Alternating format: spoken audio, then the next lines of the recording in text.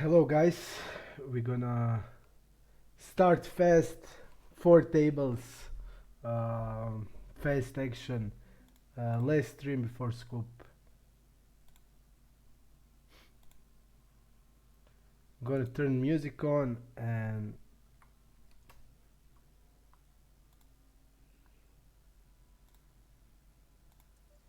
queen 8. We're gonna call. Wow, sorry about that. Oppa.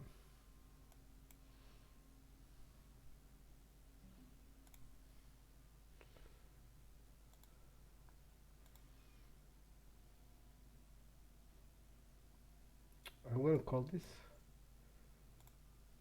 because he's tributing me 24%. That indicates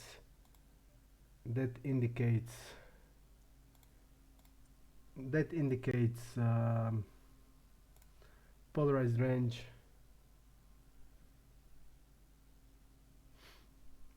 So I think we can easily call on the flop.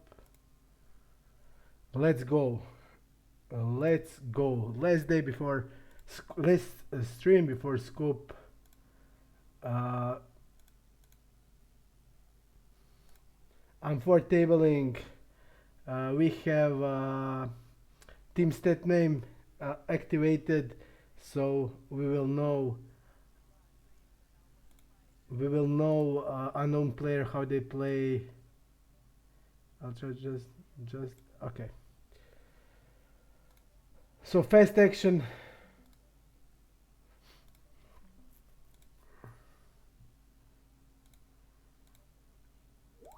Okay.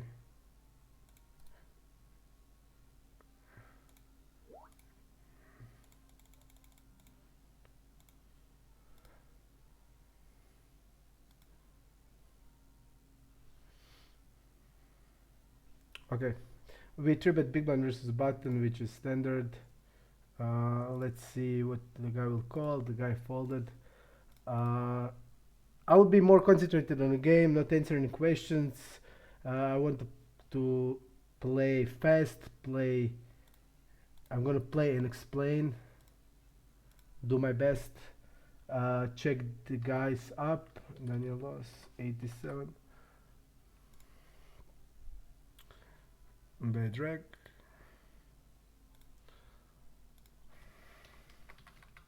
I free. Fish.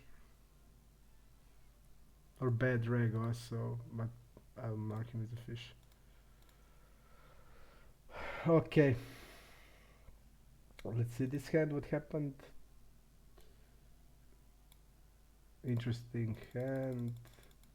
Tribute pot. The guy shoved. Okay. Fold. This guy's probably fish. Let's see this EB guy. EE, just by the nickname, probably fish. Fish. Okay.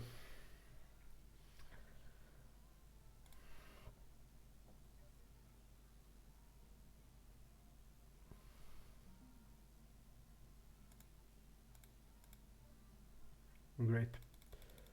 Okay, we're gonna tribute.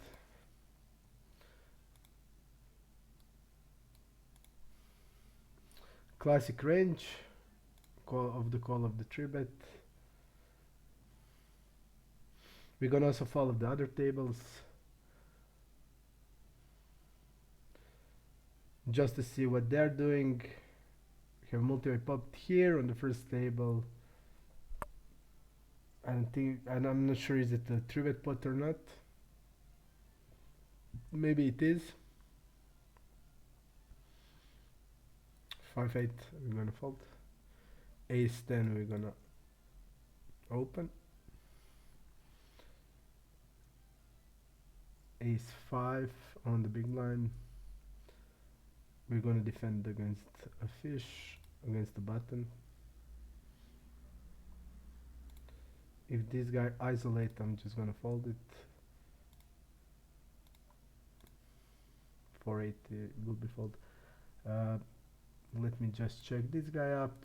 It's big punish, 666. I think fish probably, based on the nickname. 4630. Aggressive fish.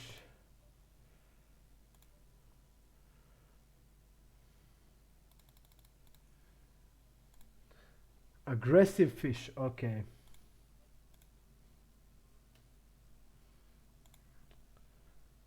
9 jack we're gonna fold. Deuce 8 also.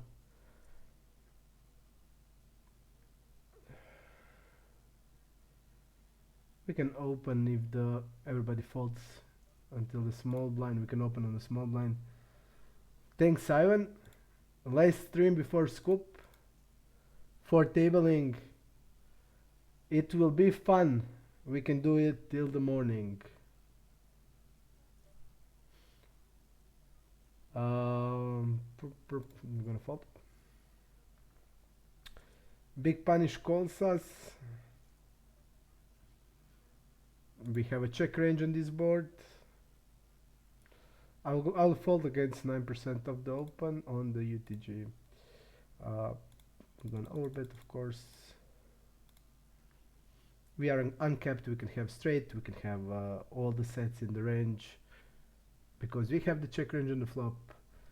I will do my best. I will do my best like every time. But we have the 4 tables, so it will be faster action.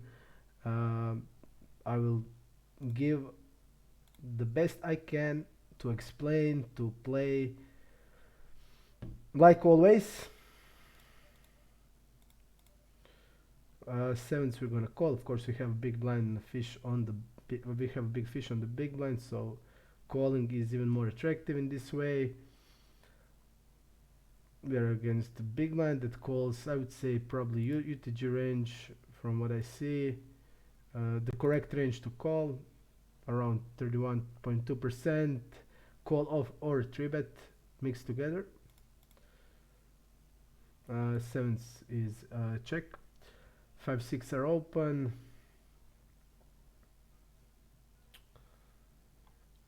Let's see in the multi-way pop-up delay c-bet from this guy. He didn't ever delay c-bet multi-way, so we're gonna check again.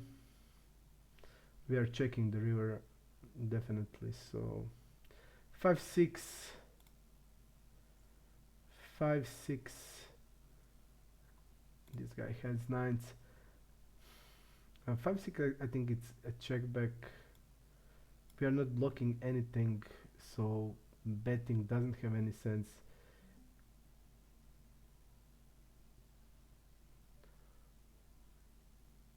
We want to bet hands like ace-10, stuff like that.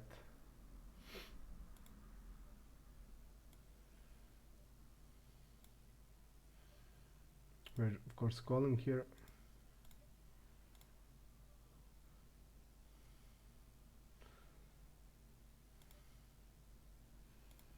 I'm thinking about the size we want to use.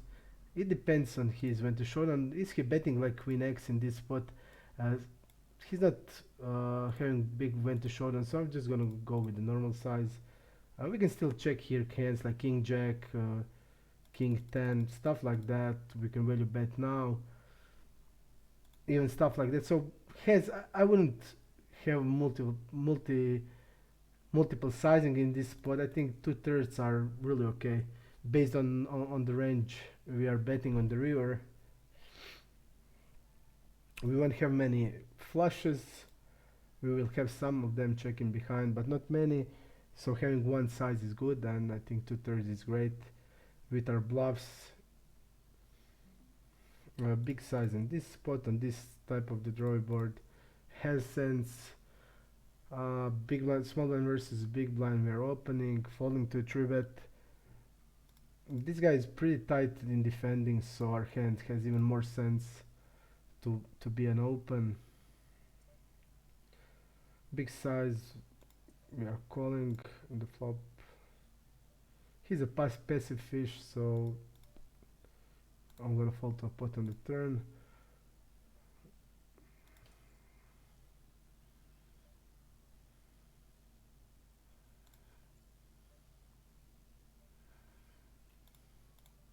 One third. We are going to the showdown with the sevens.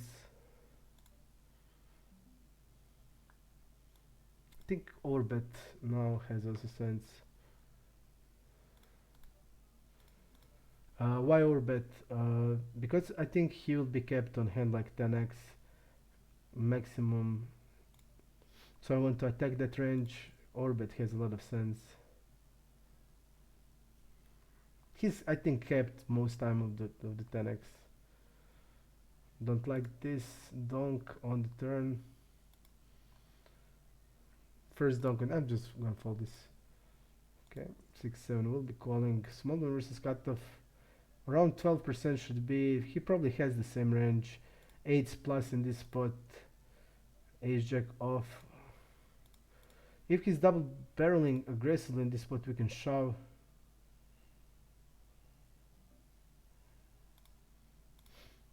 He's not tripling up very often. I think our hand is clear call on the turn. I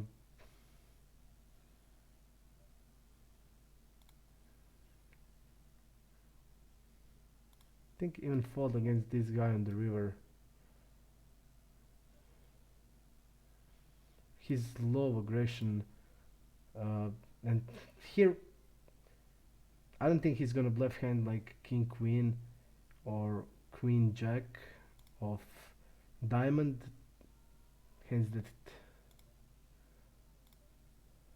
he's pretty tight. I don't think he's gonna ever triple barrel bluff, so against him I'm just gonna fold to river. Dino, hey Dino, hey, stay with us. Bring us luck.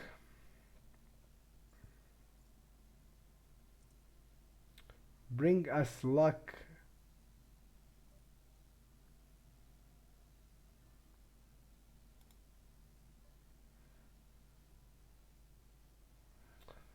He did overbet one of the 3 times and 2 of the 7 times, but we didn't see any showdowns, so basically don't know anything about him. So I will not bluff catch him until I don't know how he plays. 8-9, we're gonna call. We can check raise here. This is his c-bet and fold to a check raise. Call check raise fold turn. Basically, he doesn't fold to a check raise. That means he's c-betting stronger range because he's not folding even on the turn. Magic, man. Again,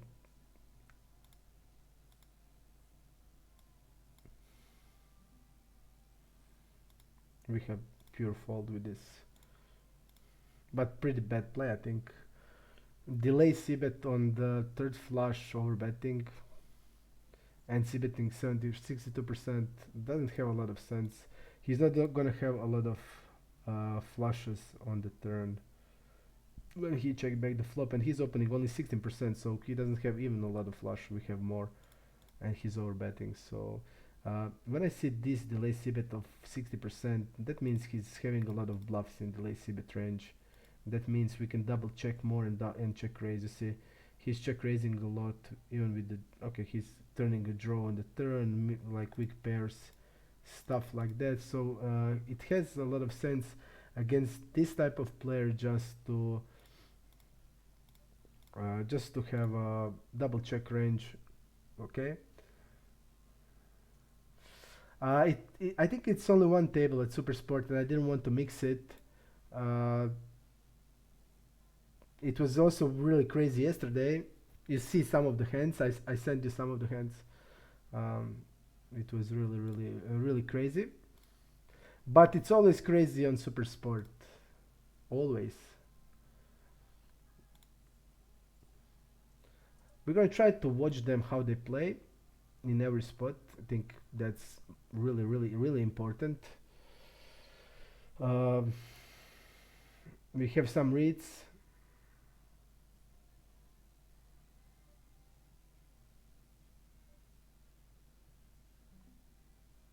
Okay, I'm gonna open this, three bet this, king 5. I think king 5 is okay. UTG open. All day winner. It is our last stream before scoop, last cash stream, so we need to be good to get the momentum, to get the uh, good feeling for the scoop. We're gonna bet 1/3. He doesn't have king 9, queen 9, and jack 9 off. That means he doesn't have a lot of 9x. He shouldn't be even having ace 9 in these positions. If we watch that it's against middle position, then he can have some, but not a lot.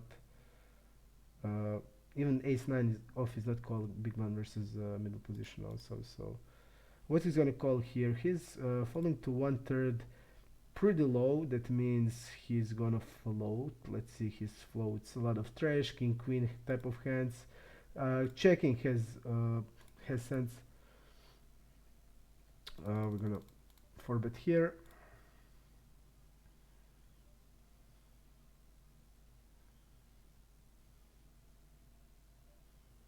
We are checking the river. Like I said, a lot of king queens will be floats. 1/3 here.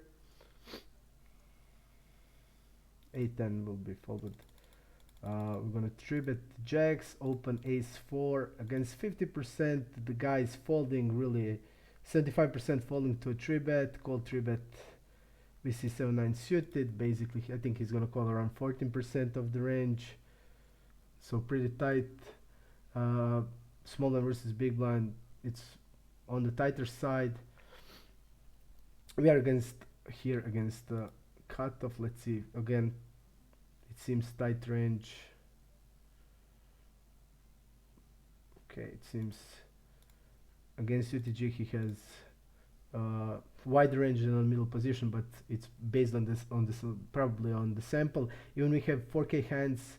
The HUD is showing that he's calling big blind versus UTG a lot wider than big blind versus middle position, so it doesn't have sense.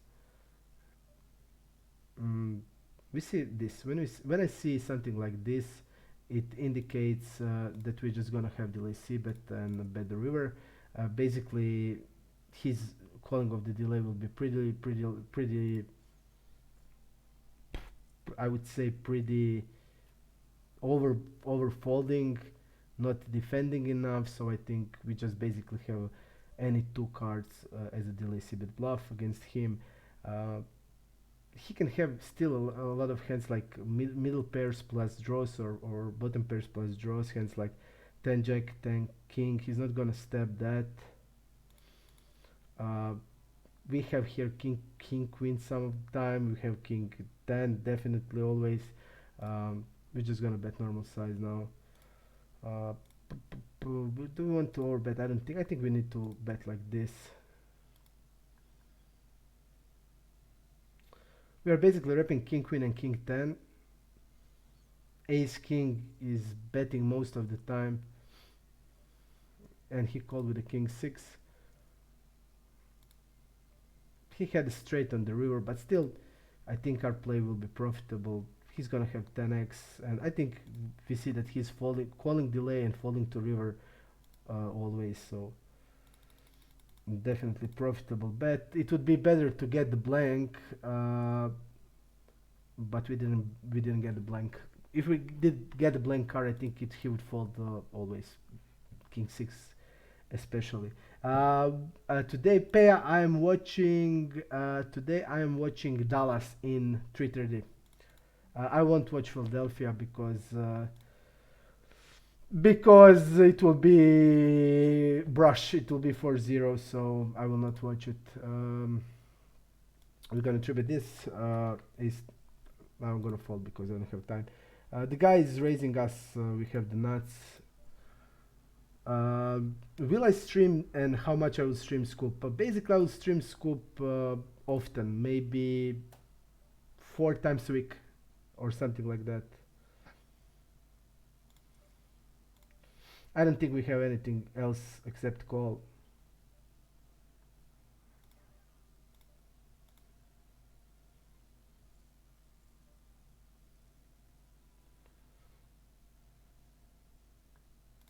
I will fold against 21 aggression factor. I will just fold the hand. 4-5.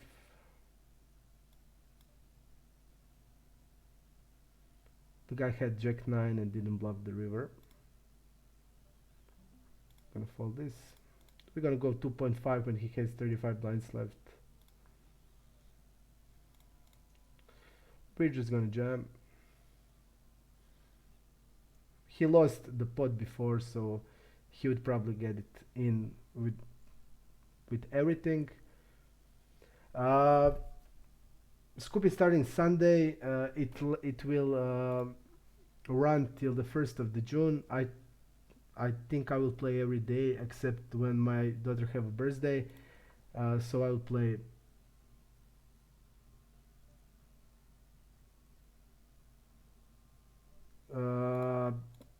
Basically, I think I will play every day except that one day. So I will stream most of the times. I will not stream if I have like 10 tables, because when I stream I can only play 4 tables on this screen and 2 on the right monitor. So when is mostly I won't stream Sunday, but every other day except Sunday I will just stream, and I think it will be a lot of fun. Really a lot of fun, a lot of good tournaments, a lot of good guarantees, and we are playing even high stakes, so it will be fun for you, fun for me. I will make giveaways. Last time I was giving 10-15% of my winnings to most active guys. We'll do something like that also now, so it will be fun for you to follow, and you're losing your time, you can just earn some money by this way. So I think if you stick with me, if you are rooting for me, then I want to give something back. I'll check. We just can get 3 street in this spot, and when we don't have a 3 street, pretty bad size.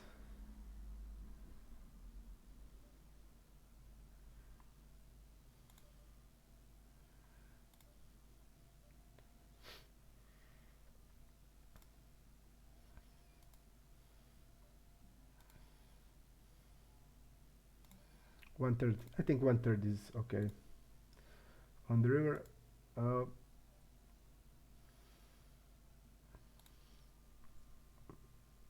think 1/3 is good on the river. Okay, I would just try to get one more table. We're gonna fold against this big of the size. Betting the turn for sure. We can do bigger size also. Really a lot of tables on Poker Stars. It's like 20 tables running, so pretty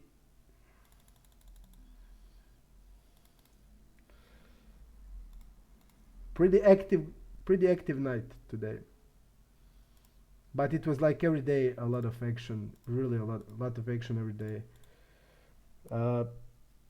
Checking this board, checking it. There's no bad tables, basically everything is good. Delaying 1/3, he falls 99% to delay. Can go 1/3 in this spot. This net is playing full, that's really good. I'm gonna check a7.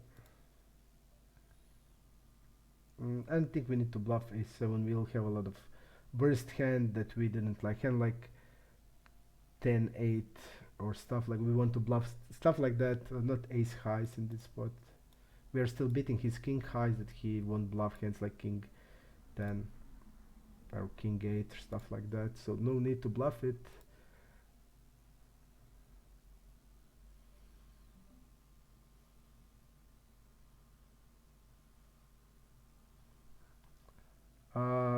I agree with Pea. Unfortunately, uh, I'll fold against this guy. Small versus UTG.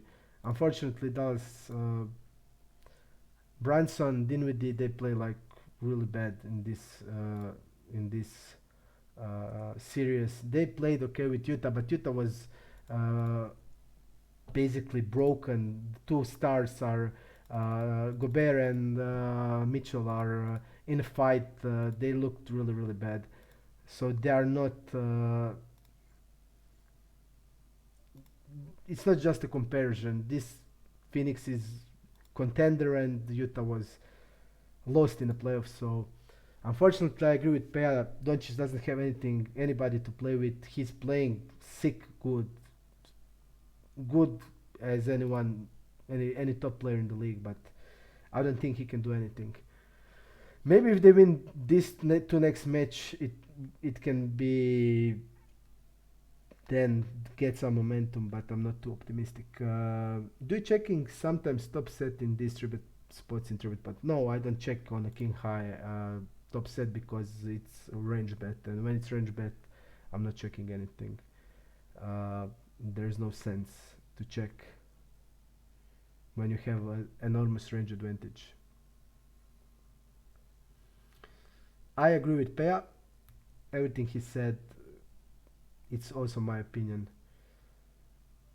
And I just can't believe how Harden lost everything. Harden looks like, I don't know, different player than before.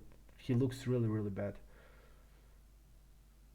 And I don't think Phila will even win one game. I think it will be 4-0, which is sick. I was Philadelphia. I was my first team ever was Philadelphia with Allen Iverson. So it is my team. I cheer for Phila from the beginning since I was a kid. But there is no way they can even get one win without Embiid. So and Harden looks like, I don't know. He looks like Andre Miller, not James Harden. Uh,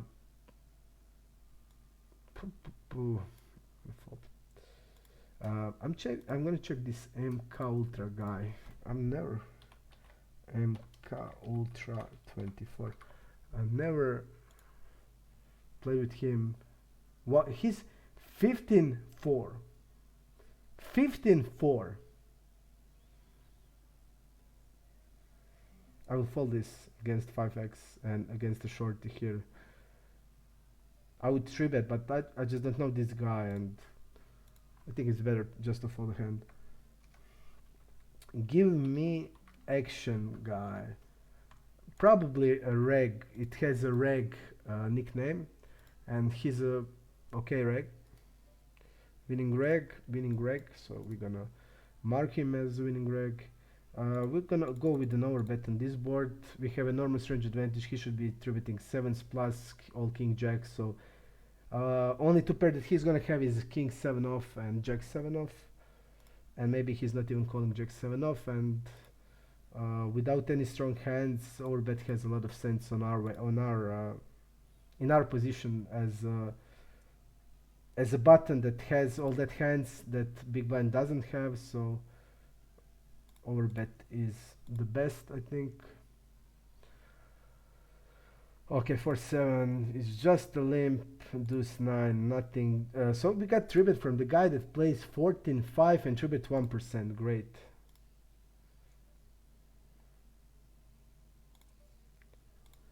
Really good.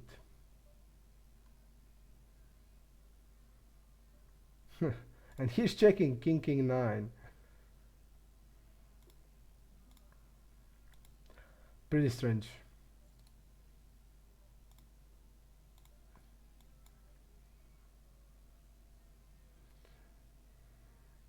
I'm just gonna check ace queen. I'm gonna check ace queen. Deuces we're gonna open. Let's see if we can get one more table, because when it's 4 tables, I think it's better just to play full. It's okay table, I mean, but if we get one more people, I will He won't be a short stack, I think.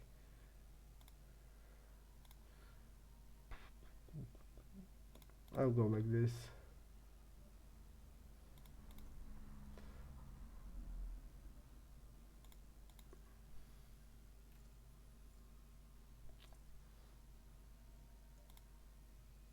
I think we have a better table without short stacker.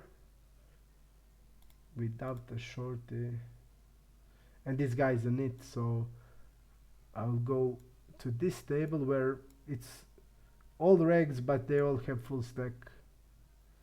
They all have full stack. Influx is reg. Saw him in multi-tabling, so probably reg. Okay. And we need to just see this guy, selector 2012. Don't like to play with this guy. Is a fish. Don't like to play when we have short stack.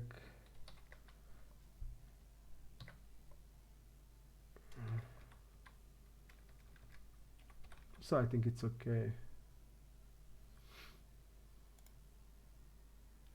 Okay, it's good. Okay.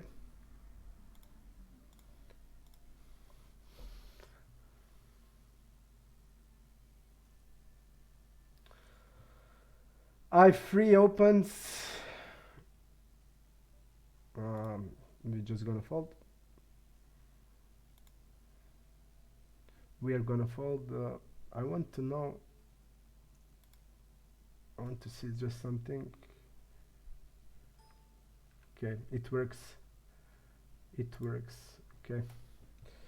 I can just zoom in into the tables if it's some interesting hand going on. I'll maybe do it. We'll see if I remember when we got into the situation. We have also short stacker here, which I don't like.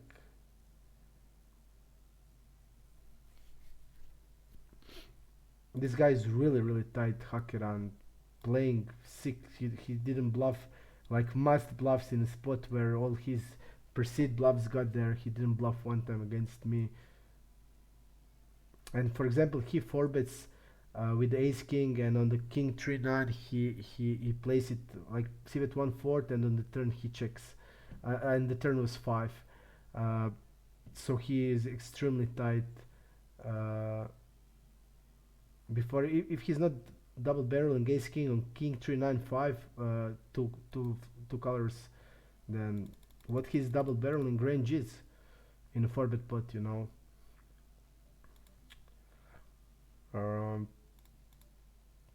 I think without any backdoor stuff, and probably against, we don't even know the range, so I want c-bet.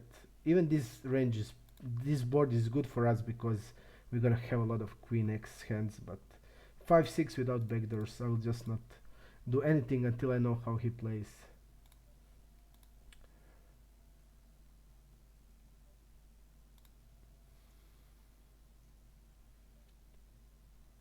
Okay, we're gonna call the 5s here. We're gonna call the 5s.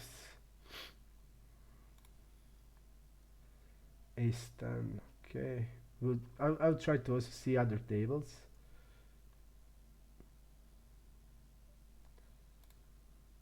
Now I don't know how much he tribets, don't have anything on him to know if we can call. If he's having here around 12%, it's a call, but the problem is we don't know that.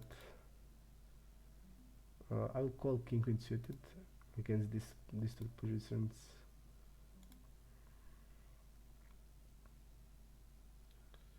We are also not sure if he's gonna call. If we know stuff like that, then it's easier to call with 5s.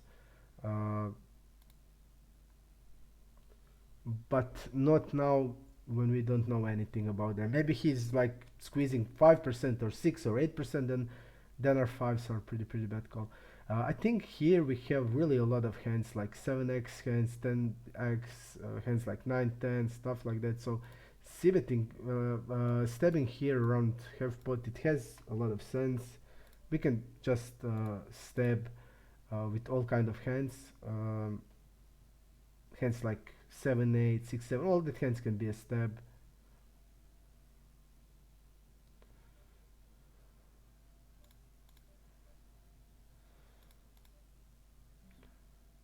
I think we can call and donk on a lot of rivers.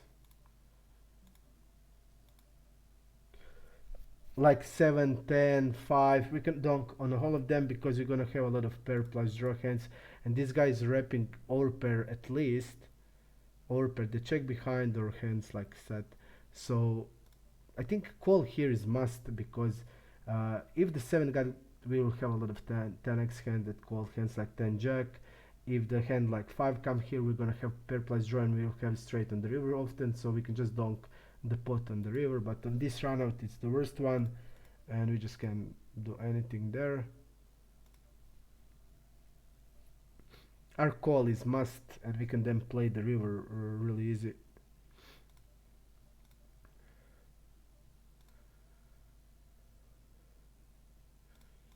I think 2/3 is good in this spot.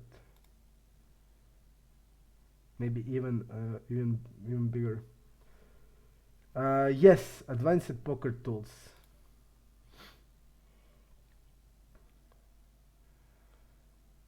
We can go 1/4 in this spot. Because we are pretty much good and playing as a defensive bet has a lot of sense. 1/4 in this spot I think it's doing really good. I will leave this table if this guy doesn't.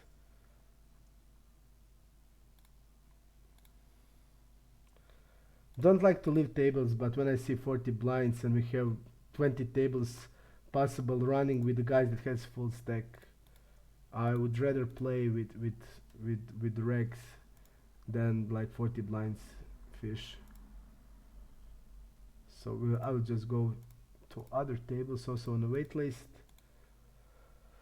I think tens are clear check.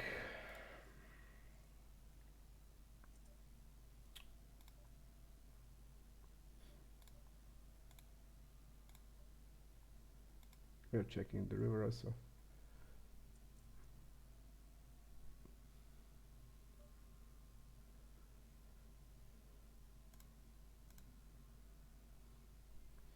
King Jack will be an open. What happened there? This guy lost a pot. Let's see what he lost. I want to see what type of the hand he lost. Oh, he lost this. He had 6-8. Let's see what happened. Call tribute with 6-8 suited. Floated 2/3 on the deuce 4-10. Pretty significant, guys. Pretty significant. Then bet 2/3 and you up on the river. Okay. We are getting informations. Float on that board with the 6-8. Call a tribute. Big tribute with the 6-8 suited. Big one versus UTG. And then call and then float with nothing. 2/3 spot. Significant stuff. Significant. When you see something like this, it changed the game a lot. Really a lot. We can check raise here. We have king queen here. Basically our value check raise is king queen plus, so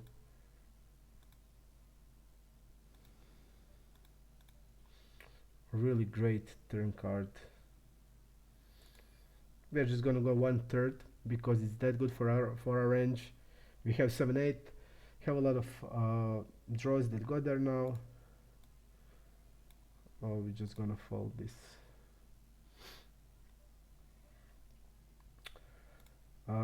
I don't need to go to an overbet. I'll just go like this. There's no need to go for overbet. Don't like this. Don't like it. We are of course calling, but I want to see his 4-bet range just to know against which type of hands we are now. 4-betting 3.4. Okay, we are getting the board we're gonna fold immediately on.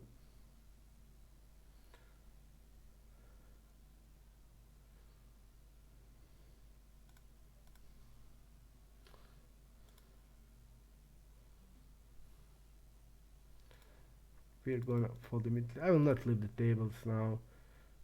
We have only 15 seconds left and we can get that error message that happens, so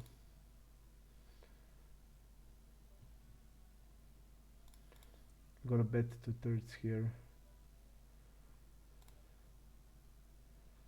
Poop.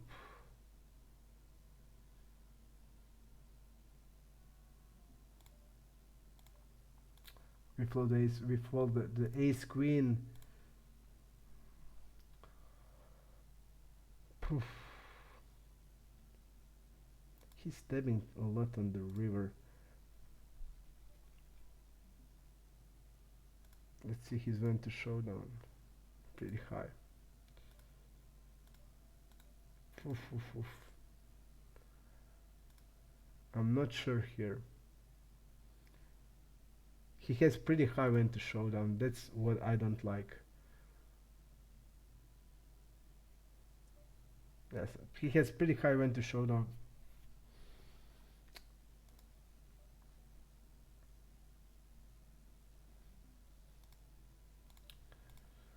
Pretty high went to showdown. That's why I didn't want to double barrel it. Even our hand is really good of the double barrel, I think. Even on fourth flush we have okay bluff.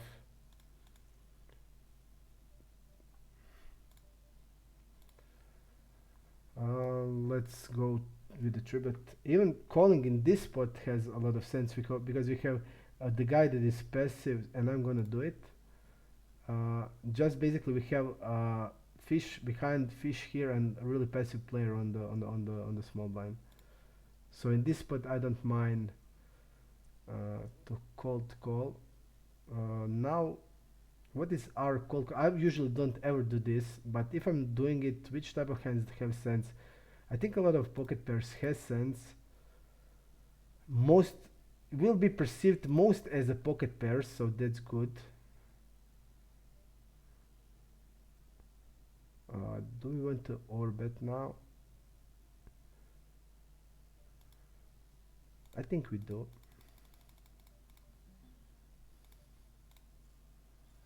Fours, I think we'll have a lot of them. I know 8A and dates when we have fish behind and fish here.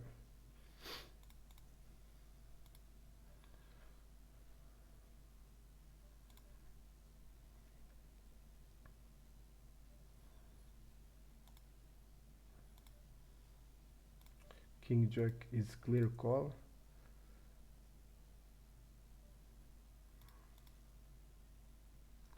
Clear call. King Jack.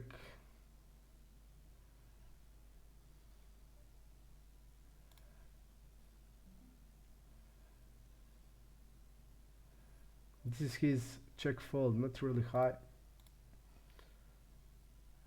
Our hand is also not bad as a step, but we need to go to the multi-way just to see his check fold. We don't have that information, but his check fold in the single red spot is pretty low.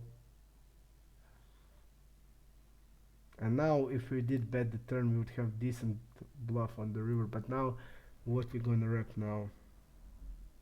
I'll just give up. I mean, I will don't not do anything. But if I did step the turn, then I can rep a lot of flush hands. But I feel like this I don't rep that much. Because basically, will I now be betting like fours with the heart? I don't think so, and then...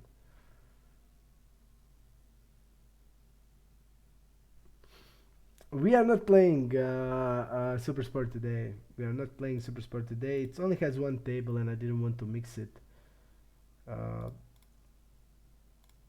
I didn't want to mix it.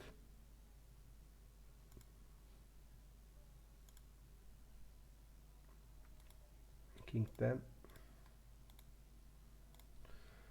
We played yesterday Super Sport, so we played 2 days in a row. Think it's enough.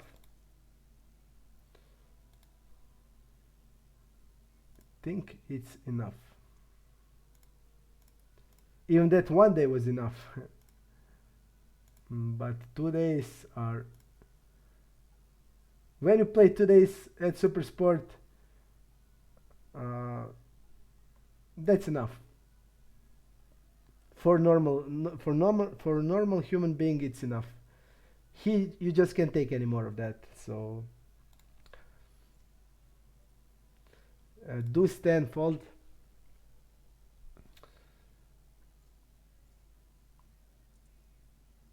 Give me action. Ace 5, not good call multi-way. You see how strategies are different between MTTs and cash games. Multi-ways, especially playing multi-way, are a lot different. And when we go to scoop, you need to then just change everything, change your mindset to play, because it's a lot. I didn't see that this like has only 18 blinds, so it's really pretty sick. Pretty sick.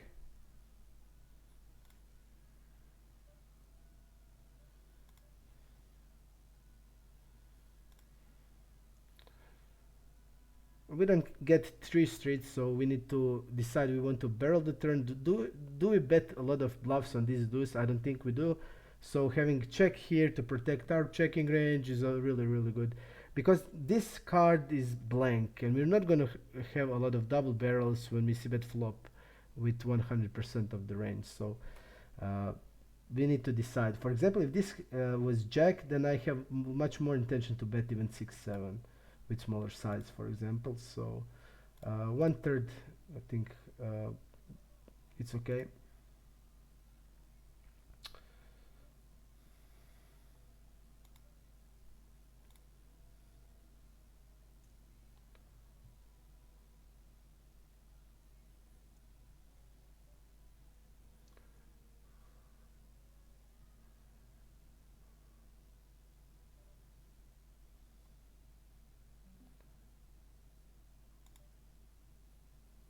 Okay. I was just thinking about, is he ever stepping with that size hand like a jack X, but I don't think. Against the pot bet, we just don't need to float ace 9.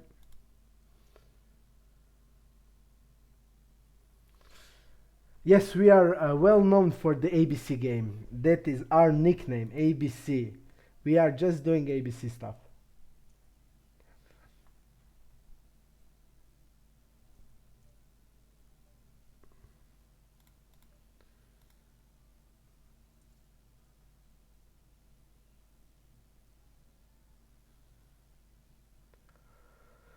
Eight, 9 doesn't hit the big blind versus middle position that good. This board hits him really bad, like 70% he doesn't have anything. A lot of hands that are also weak hands, like 3s to 7s and 8s. Let's see his 1/3. What he's gonna do here with 1/3 against hands like, what he's gonna do with hands like king queen, queen jack, all that type of hands. I want to know what he will do. He steps river frequently, uses a big size also. Let's go here. Okay, we did make it. 1/3 has sense again. We're gonna leave this table for other table where everybody is full stack. I will just go like this. I don't want to play with the 40 blinds. 15-3. And we have a table 4 regs and 1 aggro fish. So, and you see what happens now. That happens now. I just can go in. That error with poker stars, it's sick. We'll just get now another table. What happened now?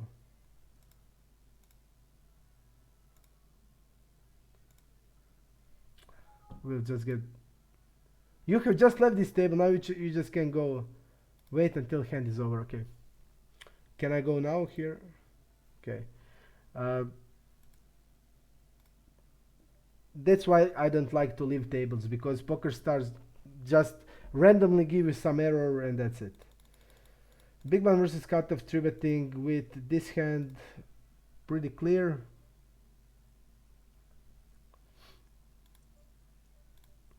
Nothing, Super Sport is great. Great site.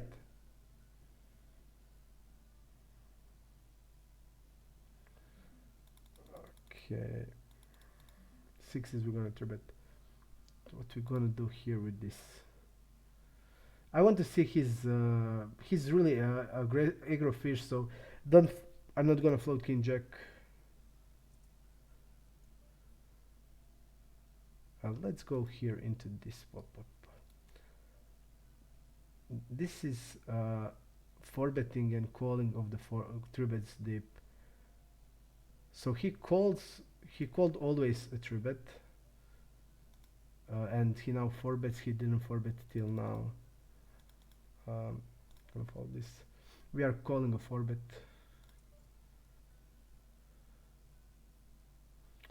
This is pretty strong board for him. We have 7s and 8s here, but he's gonna have king queen off and ace queen off as a bluffs. Let's see if he's doing that. We didn't see it. We only see kings and queens.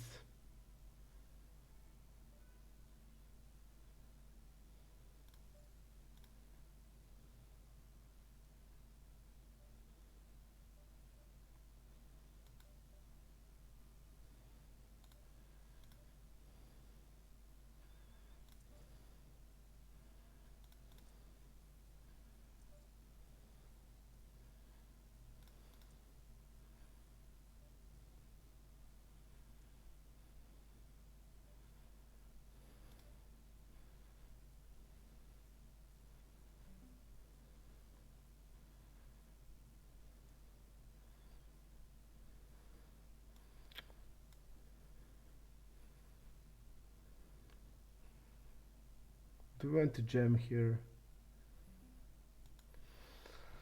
Not sure. And he gets the ace 10 on the river.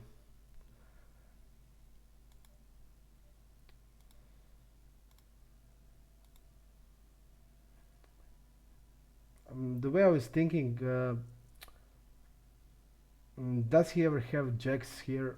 I don't think deep very often. And then I was thinking about the 9s, and I then in my head I just knew he doesn't have the 9s there, so we don't need to bluff 6s. I'm gonna fold against him with this hand.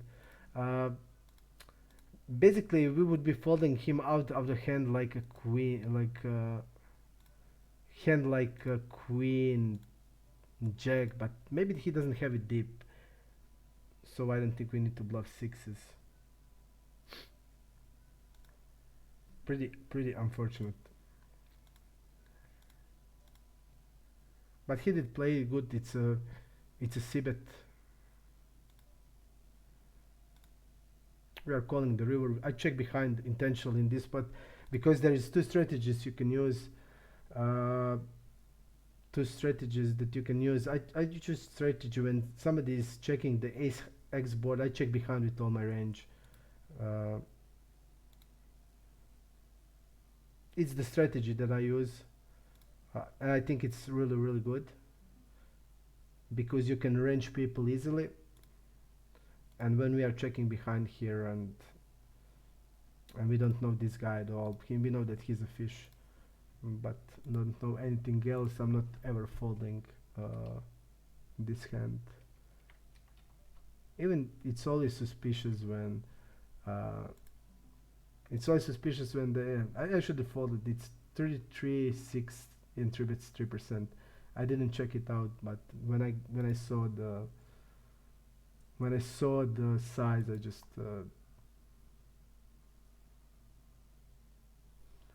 5-7 going fold. And yes, the sixes doesn't have a sense to bluff. Even it would have sense if the guy has different constitution of the range. If, for example, if he's four betting more, then he would have more hands like weak queen X, hands like queen nine suited, stuff like that, which is also GTO four bets button versus small blind. A part of queen nine, king nine, jack nine suited, part of king queen, part of ace queen also like 1/3. Uh, but he should be double barreling a lot of queens also. But if he's not having nines, then we are basically don't ever need to bluff. We're just gonna call here always.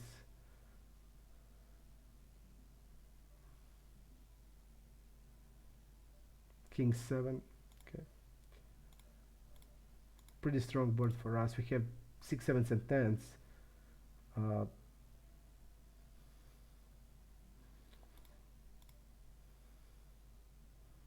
I'm just thinking, do we want to go to a check jam and be,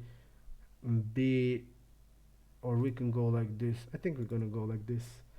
We have 8s and 9s. We're gonna always want to bet, so it just has really a lot of sense to be betting here with 8s, 9s, 10x, sets, everything.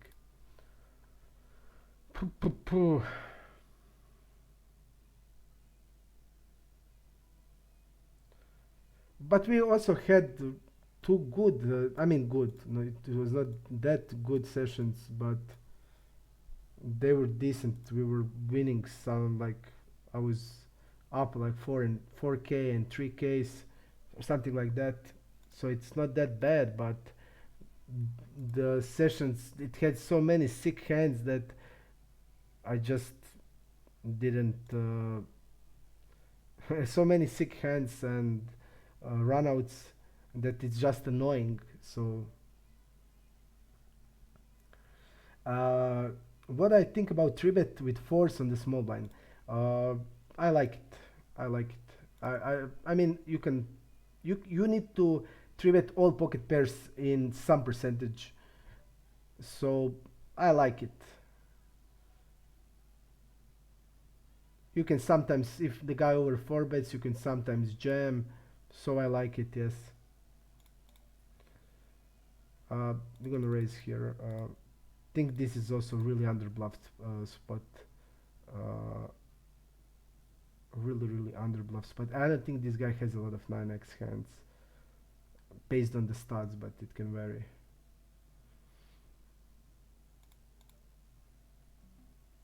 I'll fold now, because I don't know him, and but if he checked, I think we would go with an overbet or even jam.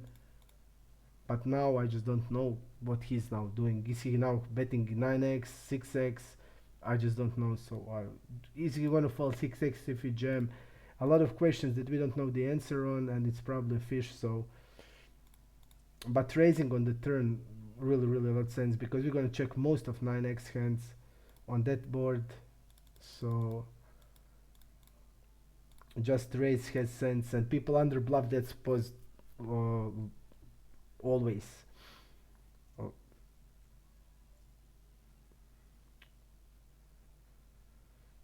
I'm just gonna check this board. We need to have check range with some of the hands. So having queens there, it's okay. It's top set.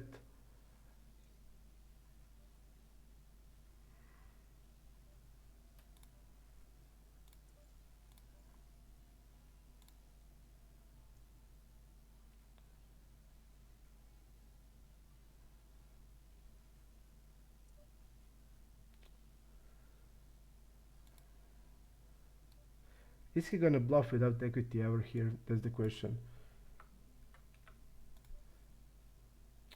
And I don't see any 10x except ace 10 suited and queen 10, which we block, so easy call.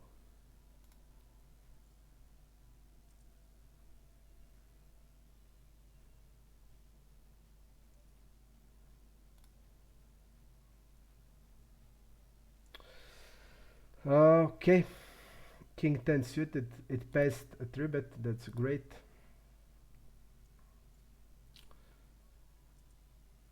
I need to just check this guy out, this right, I need to check him out. Right, this right, 25-12, but has high aggression. Poo, poo, poo. Big fish, but has so aggro fish. Uh, maybe he did bluff us on the river. Let's see his went to show. Went to show them pretty high. Okay, I think it's okay. Fold. We did. I think it's okay. But if he checked there, I think overbet has. But when I saw the stats, his stat was like 15-8. I just immediately knew he doesn't have a lot of 9x hands. We're just gonna 3-bet king 6.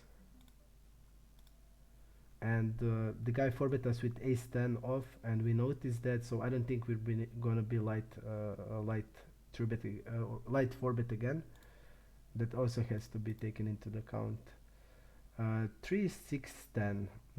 We have polarized range on the big blind, so how this board hits us?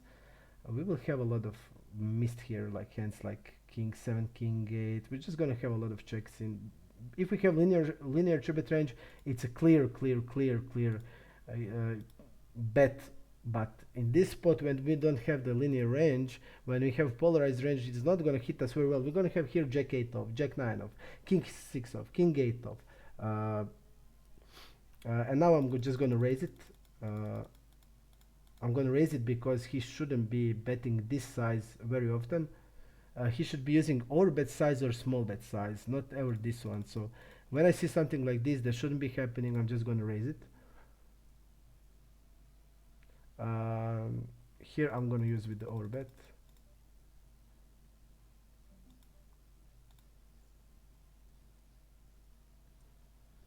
He should be using polar size, so overbet or small size, never this one. And when he's using this one, I'm just gonna go with the raise because he's not supposed to do it. I'm just gonna punish him for doing it. That's right. We are not gonna allow this. When somebody is playing the way it shouldn't be played, we're just gonna then try to try to play then exploitative against him. I don't think we need to get to other table. We have all tables in, and all tables are good. A lot of aggressive fish. It will be interesting to watch. And I feel good. I really feel good today. And I didn't feel good yesterday and the day before. I hate poker outers. I mean, I'm playing poker. I don't want to see dog or somebody put his child on. I don't know. I see them as my opponents, and I want to crash them all, and I don't want any sympathy for them. To see a good looking dog and to be sorry for them, I just don't want to do it. Or when I see somebody puts a picture of his child, I just can't do it, and I just I see them as my opponents, and numbers, the people I need to win against. It's a game, and I don't want to see any avatars. I don't want to know anything about them. I don't care. We are playing against each other. We are playing to win. There's no room for just Mamba mentality. We are opponents. Poker is like a war. We are making battles, and I want to win. It's not just that I want to get the money. I just want to be better. I want to crush them. Uh, that's what it's all about. I mean, we are playing against each other. I want to be better. You want to be better. Then see. We want to see who is better, and that's it. So no distractions, no avatars, no stuff like that. Yuhu, I didn't see his avatar. But I know Yuhu, we are okay, so I don't have any sympathy for him. So we are playing against each other. He's good player. I want to play better than him, and that's it. No friendship in poker. I don't tell when I play live. There is no friendship. The people who tries to be nice to me, speak about me, I just go harder on them. Uh, like Savage in the boxing. You know who is the Allen the Babbage Savage. Like Savage, there is no room for friends. When we are in the ring, we are in the ring. Uh, no distractions, no anything.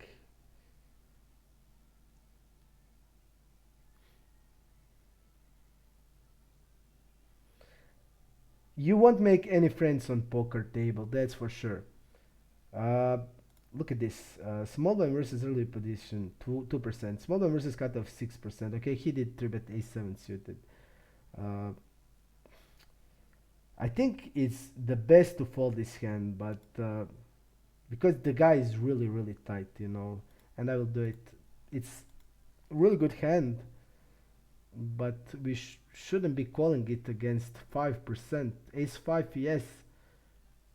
We're gonna 4-bet some ace 5 also, but ace 4 is not a 4-bet in this position, so it's not even a call in these positions. Even you can call it sometimes, but I mean we can call it now. When I see he's check folding, 99%, not c-betting a lot. He's probably c-betting polarized, so I think we should go. I didn't go in c3. I just saw his percentage and has a strong range, but we can overplay his range, I think, a lot, and ace 4 is really good candidate for it. 6-9 suited, we're gonna open. If he 3-bets, we're gonna call. No, we're gonna fold because against us is a lot less, and against 14% or 16% is not a call. Against 20% is zero EV call. But I would call against, if he's 3-betting us 24%, then easy call. I mean, because against 20% is a break-even call, against 24 is winning call, and if we are better than him, and we definitely are, then we can call.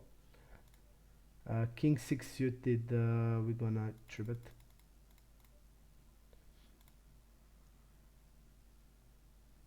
We are polarized on the big blind. This guy folds really a lot, so really a lot. I mean, we should be tributing him only linear, only polarized against the big blind, and even more polarized than GTO. Because if he's folding like that, then you don't need to tribet hand like king queen, because he will just fold the hands that you dominate. You want to tribet hand like king 7, king 5 suited, king 9 off, stuff like that. You don't want to tribet king queen against him.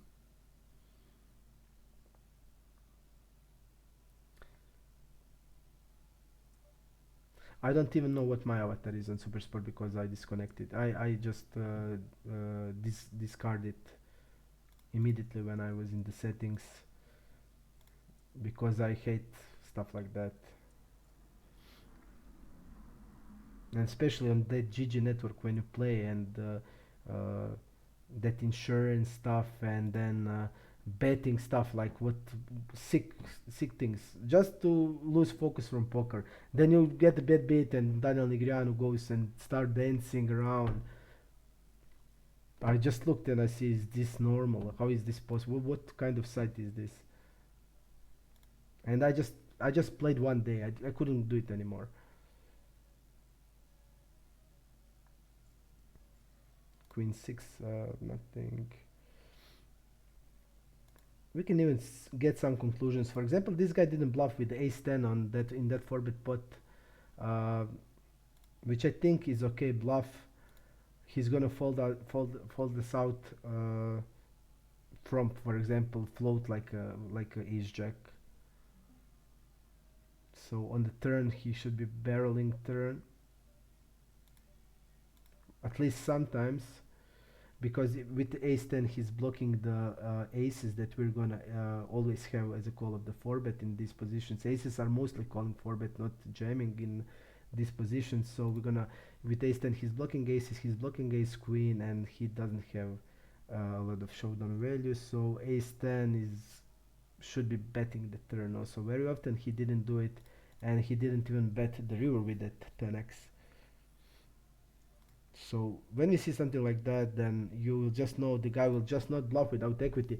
And when the people don't have equity bluffs, then the all bluff catching stuff are changing, because if they are not, then you just don't need to defend that much.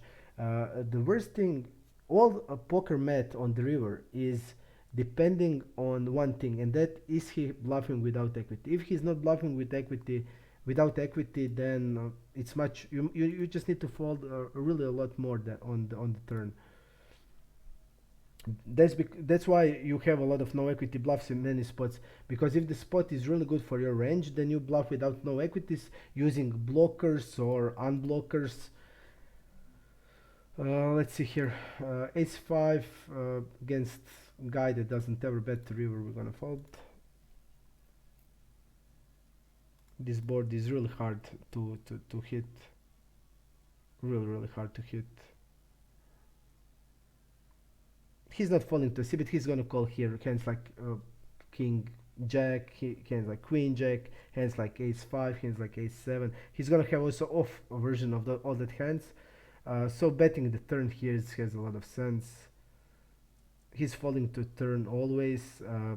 That this 10x is not that good for his floats. It's his one to show down.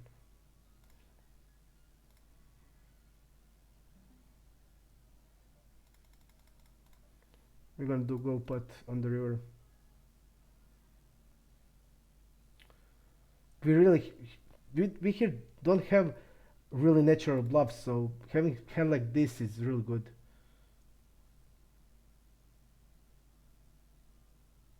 You see, and if somebody is not doing that thing we did right now, then you just don't need to bluff catch a lot, you know.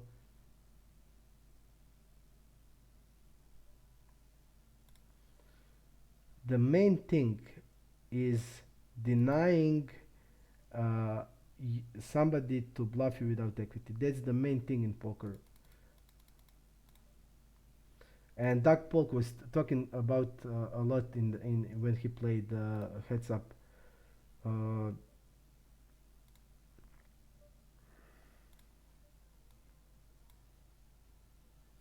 We're just calling the river, of course. We go 1/3.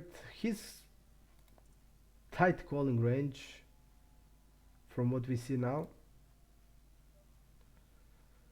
Okay, I think this hand is a check on the turn. I will tell you why. Because our hand is basically unwonderable, and here we're gonna have also a lot of checks. Hands like, it's hard. It's not often bluff here. Hands like ace jack and ace queen.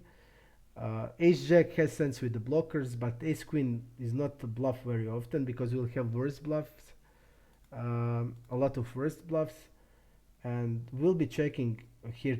For example, we're going to check some queens in this spot.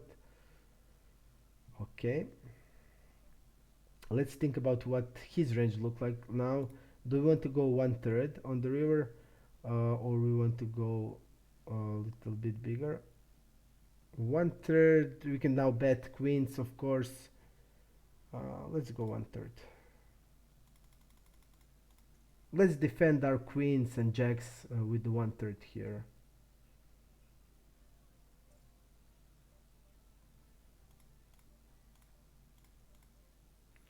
Great, that's exactly what we want to do.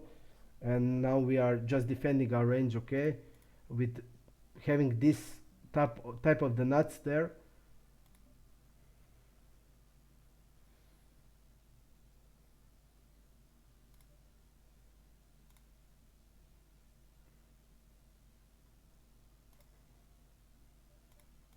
One fourth on the river. We can go one third also.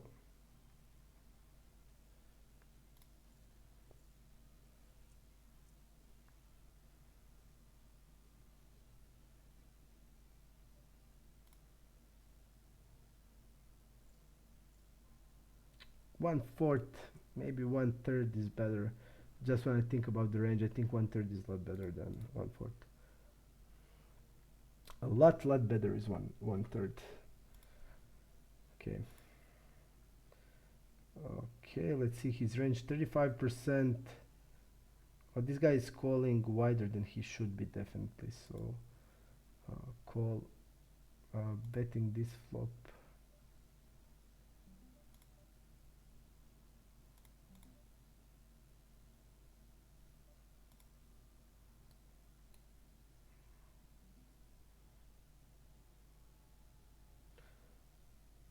Mostly for value he's over betting in this spot, mostly for value. And this 8x is connected. I'm just gonna fold against him now. I'm gonna just this right. I think this right can easily float us here. So I'm just gonna call his queen. He bluffs with the ace queen. So what he's gonna do with the king queen king jack? He's gonna bluff everything. Our GG is horrible with that gifts. Yes, that gifts are sick.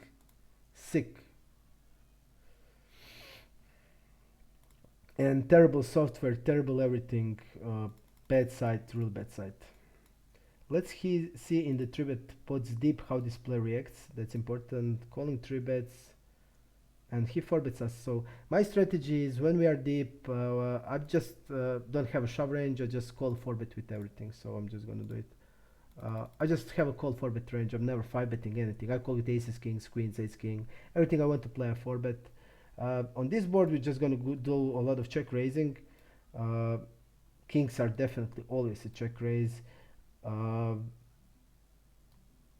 Because it's near the top of our range, so having sense of a check raise, we can sometimes also call it. I think 2.5x has a lot of sense.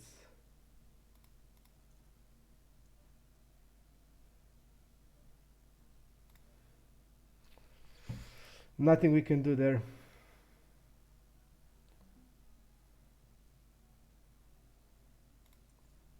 Nothing we can do, but our hand is clearly check raise. We are mixing it also with the calls, so calling here. I don't know his range, how his range looks like here.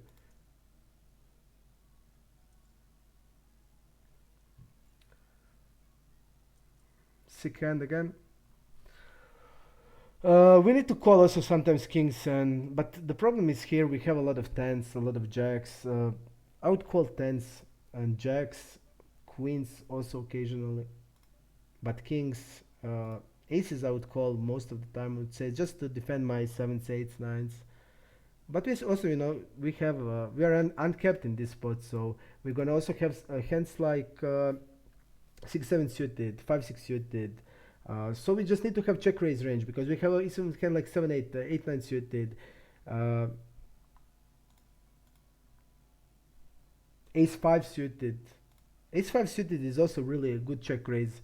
So I need to mix check raises here. Having kings is really good, and he plays it terribly. He shoves over our with the aces there. Terrible play. Just basically, I'm just going to write it up because if he's shoving it there, aces, what he's going to do with the worst overpair? He's going to shove everything, and then what he's going to do with the ace king there? He's going to call ace king, and we're just going to know. Okay, he called the check raise here. He doesn't have an overpair because he would shove the overpair. If he's shoving aces, he's shoving every overpair. So pretty bad play. But this guy is weak reg, bad reg, and he doesn't even think about that. He sees aces. Okay, I'm just going to stack him with tens. But guy, I have kings here. You're gonna stack my kings, okay? You're gonna stack my kings always because that's the game it is. But how you play your range, what you gonna do when I check raise here with the 10 jack or queen jack with the backdoor flush draw, and I see you calling and I know, okay, you don't have an overpair, then I will just go bad jam and everything. So if you don't hit that king or ace on the turn or river, I'm just gonna jam everything. And when you try to bluff catch, I will have tens there. So um, bad played, but he just had aces. We just get kings, and the 4-bet pot was 5-5-6 or 6-6-5. So nothing we can do there, guy. But he doesn't think about his range, and the aces are what he's afraid of. He wants to fold me out of 10 jack. Okay, good for you. We're just gonna write it up.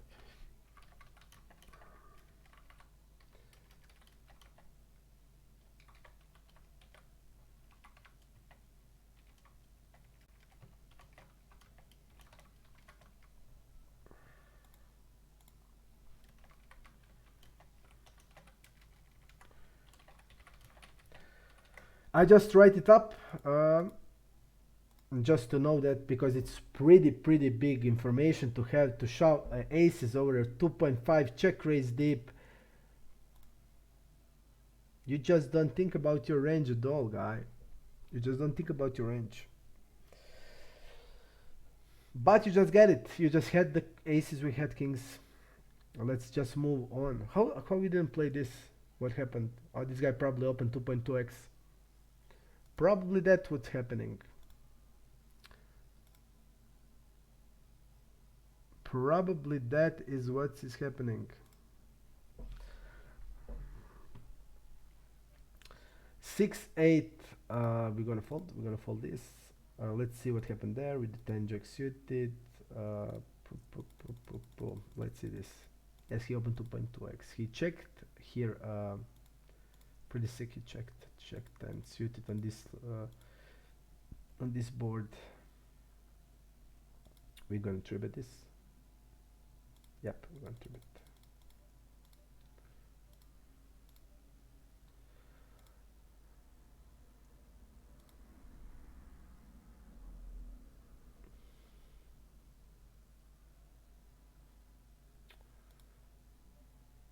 I'm thinking about my range now.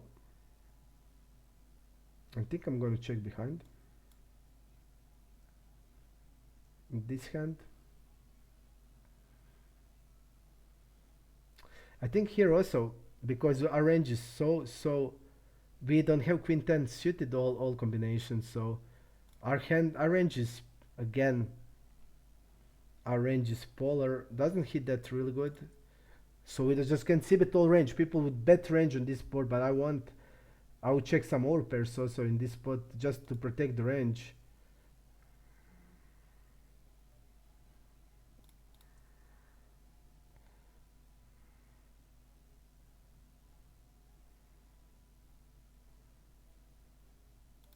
We'll be bluffing a lot of this fourth of the flush, so betting thing with the 8x is pretty much okay.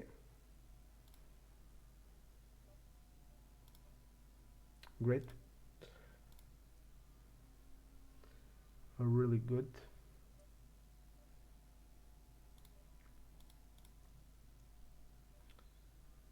Three betting here. 7.75.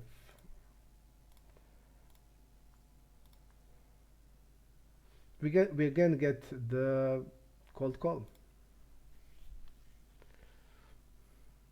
And I don't know the range. Cold call of the 3-bet. I mean, we can bet 1/3 and better turn, but I want to have blockers. Do we want to go 1/3 or have the pot? I would say have. How we go 1/3? Let's go like this.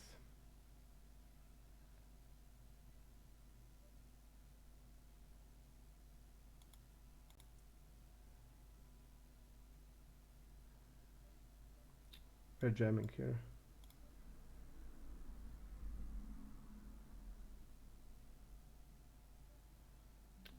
Even a lot of our range wants to call. What we want to do here? Do you want to jam sometimes ace nine of spade?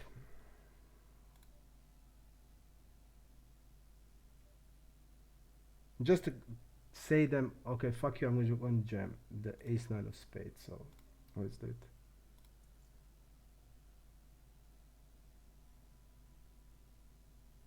Let's play like that.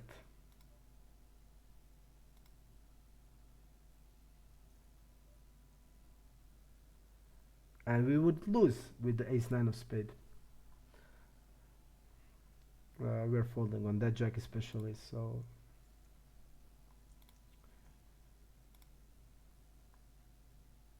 again, did you see a size of the check raise that needs to be taken note? His check raise with the nuts 2x, check the turn, so when he steps his range will be significantly weaker, because you know that king doesn't, it's not the greatest hand. We're gonna bet a lot of ace king, so it's not like he's gonna frequently get the bet to be able to check raise. So I think it has sense for the out of position uh, to have a step range also. But he had the nuts and decided to check. We had also the nuts. But stuff like that you need to just write, because or just remember, because what that do to, he had nuts and check raised multi-way to x. What's gonna happen now when he steps to third, so the pot in similar spot? We're just gonna know. The tendencies are hard to change, and his tendency in this spot will be always in that spot. He will always do something like that with that type of the hands. And when you know that information, it's really important. Okay, he's betting 80%, checking here. Do we want to go with the overbet here? We want to go one third. No, we have a lot of 9x, so we want to go with an overbet. I just can't say we have more 9x than he does, because he's opening 23 from UTG. So basically, I think he can open whatever he likes. Generally, against UTG, we have more 9x, but against him, I'm not sure. We see here 65% of the range is calling or 3 betting, and he 3 bets. He has 10-6 off in the range. Definitely we're betting whole range on this board. The ace xx small versus big blind betting whole range. It's going to be a lot of success. Okay. One third here on this board. 9-10 calling out against UTG. Okay. That means he's gonna have wider range, and he's gonna have more off hands. Okay, we just need to know, get another table. Okay, let's go like this here. We're gonna go try to find the other table. I see I'm on wait list on 2 of them. What we're gonna do here, against 2 fishes, I'm just gonna have bet range, but I'll go with the check. I'll go with the check because we are multi-way, and even on this board we are not like equity favorite against 2 ranges. We can go with a small bet, one third, and that should be how it's played. But against 2 fishes that are not folding, that bet will not be a success. So I'm better having a check.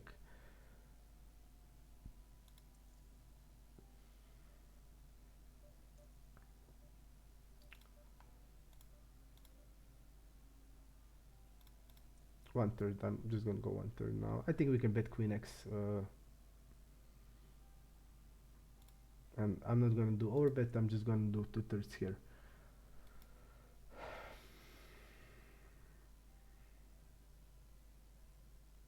This guy shouldn't having a lot of anything.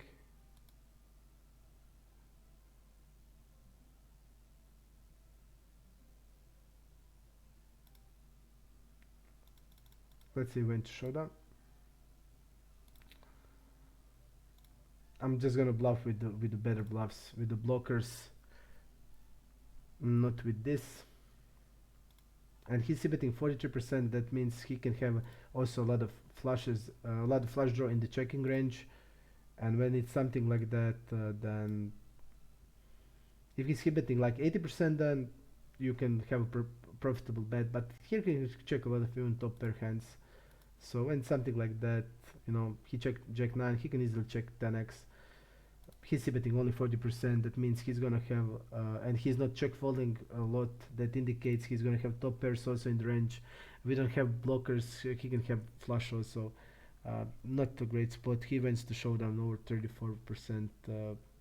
That indicates our bluff is not profitable. We need to bluff with the orbit, I think, most of the time. But he's even calling the orbits with queen 6 with the low pair. I think giving up seems reasonable. I would say that's even the best play. I think that's the best play in this spot.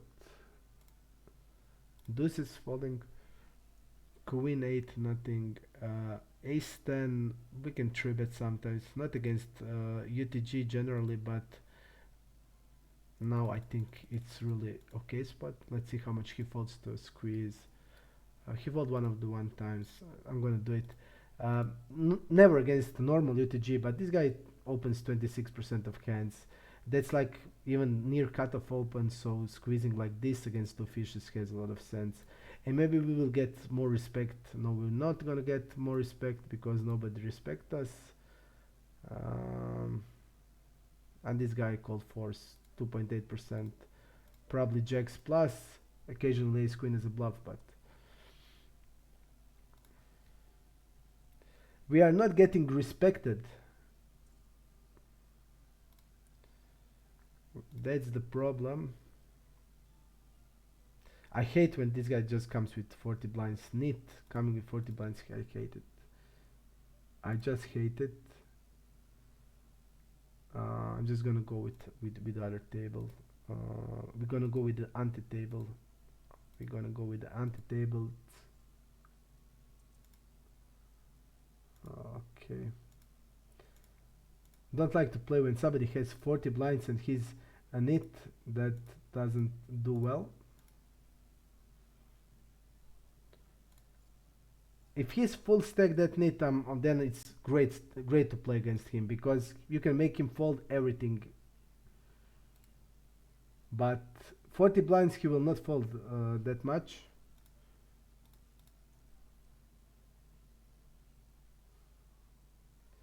That's the problem. Basically I would allow that there are like full tables only. That would be great.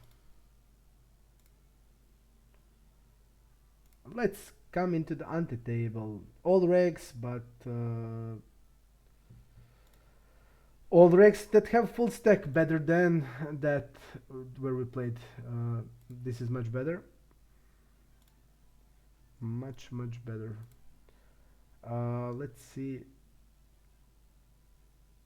I think they're all regs, and that's okay.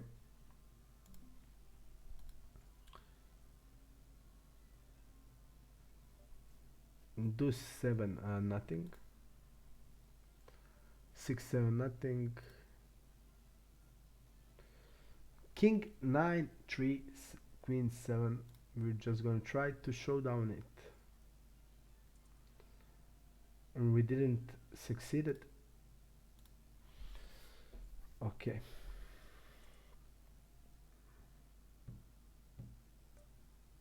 Queen 5. Nothing. We want to see what happened in this oh wow, the guy had jacks.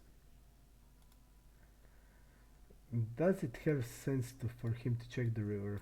I want to know.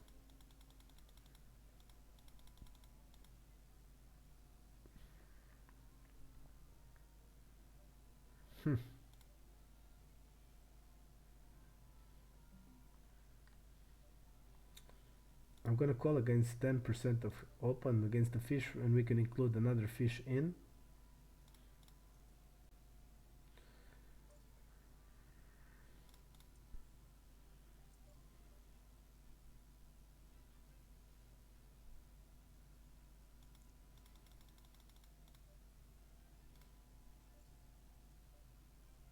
Normal size on the river.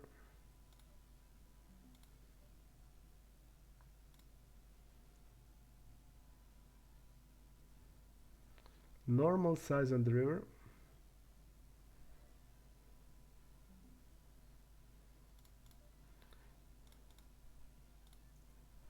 Normal size. Just to we're gonna have ace king, ace queen here, ace jack, and I want to include some top two pairs in it, because if he's jamming we can easily call them, just to protect our ace king and ace queens with that 8, because 8 is connected and he can get that two pair. Can go here with this size. Pretty good board for us. I'm gonna bet the turn here. He quickly called. That indicate he would think about with jack 10. Do I want to call? Do no or bet? He would think about it. He would think about it with the king 10, king jack. So that kings hits us real good, because we'll have now all ace kings there, and having 3-9 is also good. I mean, it's not even important what we have, because our range is so strong that we can bluff without equity, and that's why I'm always saying. And Doug Polk explained it greatest. Uh, he was defending river even with the hands that he knew he will never good on the showdown, just based because people can change their play, and then they can just get better, and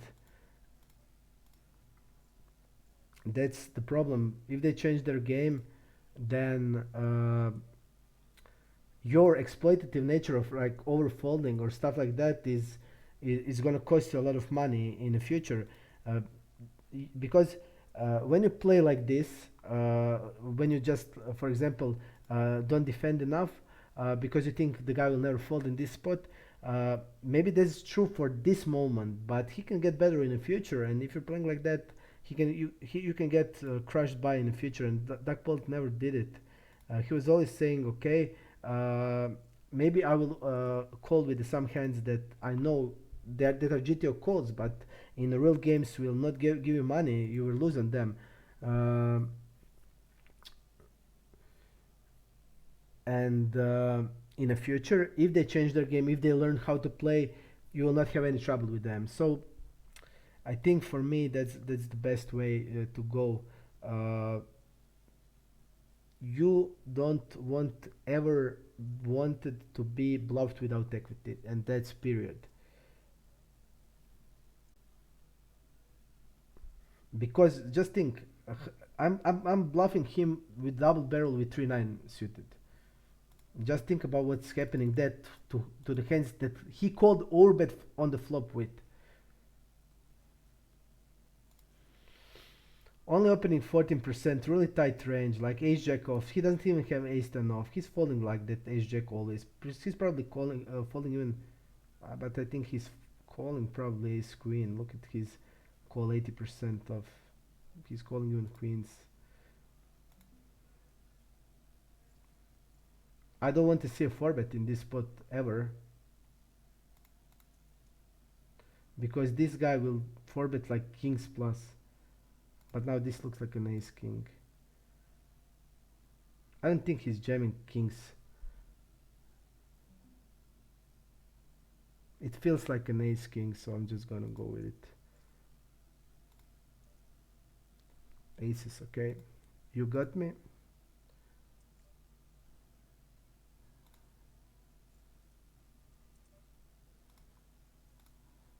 I don't see any sense that he's using that aces as a shove. And I saw that he's calling queens, so he's having a 16 combination of ace king that has sense to be played like this, and if he's calling queens, then kings and aces are only 12 combinations. So, and this guy called call, he can easily have hands like an ace x that gets his outs. That's why I decided to go with the hand. And I always see in this matter of hands, I always see ace king. Uh, we're just gonna call. I wanted to 4-bet, but we just don't need to 4-bet. He's 3-betting us 28% of hands, so queen 9 is pretty good.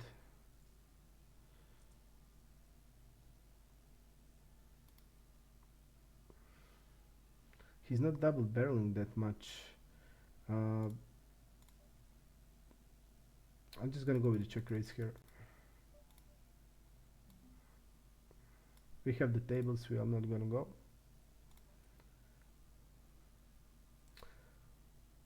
Let's see how much he falls to check raise. Call check raise flutter. I think here I'm just gonna go with the bet on the turn and give up on the river. Basically, I feel he's gonna call a lot on the flop, but he'll be honest here now on the turn.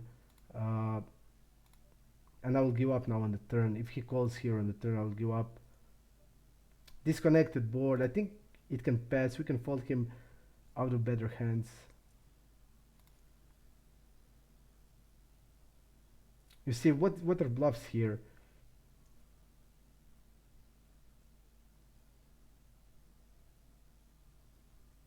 And he's gonna have polar range.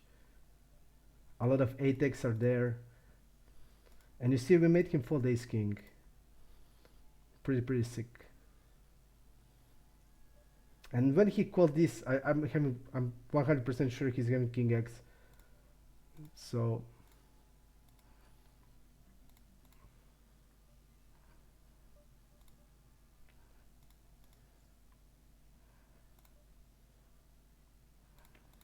and you see this information here. I think that's what is crucial. He folds to check raise not that much, and he also 3-bets to a check raise. He 3-bet with the kings here, and then he folds on the turn 99% of the time. That's the reason I decided to play like this.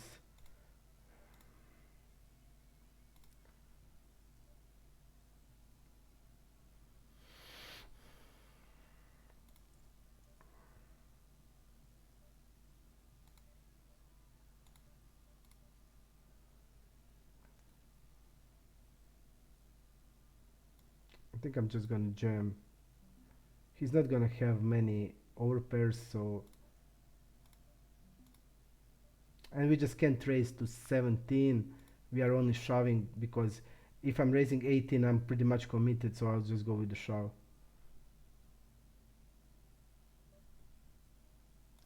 Now let's see the chat. I didn't see it.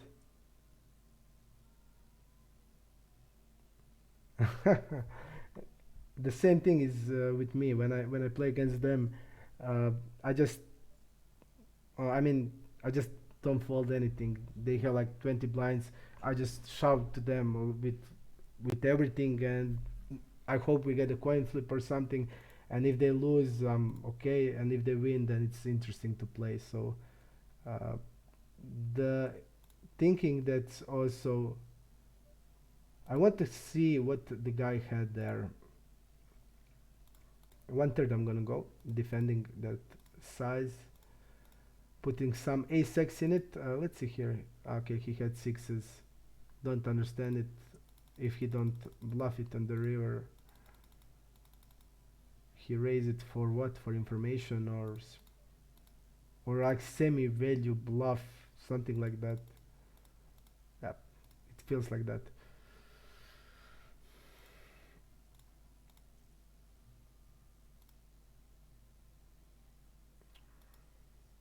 These are the best players you can play, like medium to good regs and bad regs. You can always range them. You can always know. For example, this was the spot I bluffed in was hardly under bluffed spot. You know, we check raised the guy on the queen deuce 8. I did it because he's having a polarized range on the 3-bet. I think I'm just gonna go with an overbet here. He'll have a lot of pair plus hands like Jack Queen, 10 Queen, King Queen that can bluff catch. So I think it has a lot of sense to go with an overbet on the river. And he had King 10, which is 2 pair, but he's gonna have a lot of pair plus hand, pair plus, and he will then bluff catch a lot. And he's also went to showdown 38. You know, this is really under bluffed spot. We're check raising him on King Deuce 8, okay? What range usually guys do it? There are no draws savable, so you need to use some blocker hands. And then we are betting on the turn, basically nothing happened. We are not check raising 6-7 ever, so nothing happened there. And he will be pretty much in the bluff catch mode. Probably a lot of the times he's gonna face a jam on the river, and it is under bluff spot. So I understand why the guy just folded on the turn. He would need to play the. Yep. So Rexon, I agree. That's what my thought process was in that hand. And also, there is not a lot of natural bluffs. What type of bluffs you can have? You should like check raise ace queen there. You know, as a bluff, people don't do it very often. You need to check raise hand like queen jack with the backdoor draw. But when on the turn, a lot of people will just okay. I didn't hit any equity. I will just go and basically we are continuing a lot on the rivers, and he played with us decent amount of the time, and he will probably knows he's going to face a lot of times overbet jam on the river. I wouldn't do it this time, but I understand why he folded.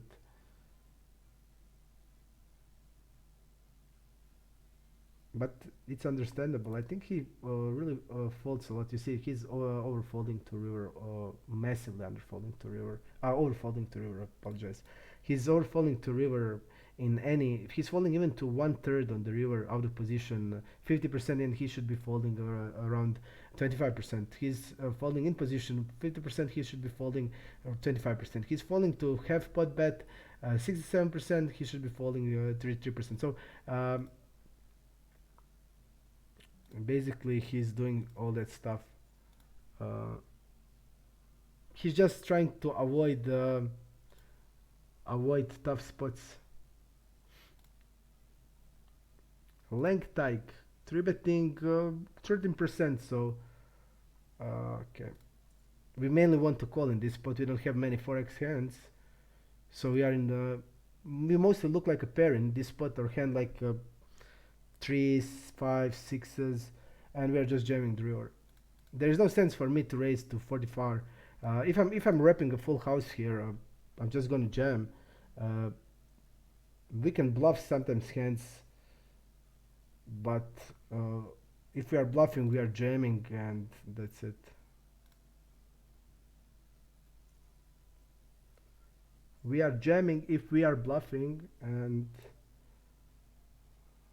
that's it. You see what he did? He checked the aces in 3-bet pot. You know, he will bet every bluff on deuce 4 queen, and he should be betting this board 80% of the time. But he checked the aces here, and we just check behind, and then he get fucked up because now he looks weak because he checked the flop, and he's thinking, how can I fold aces now? I just can't fold it. And we are just gonna jam. So Rexon, I played till NL 400 on iPoker. Cash, and I play high stakes entities. So I mix cash and cash and entities.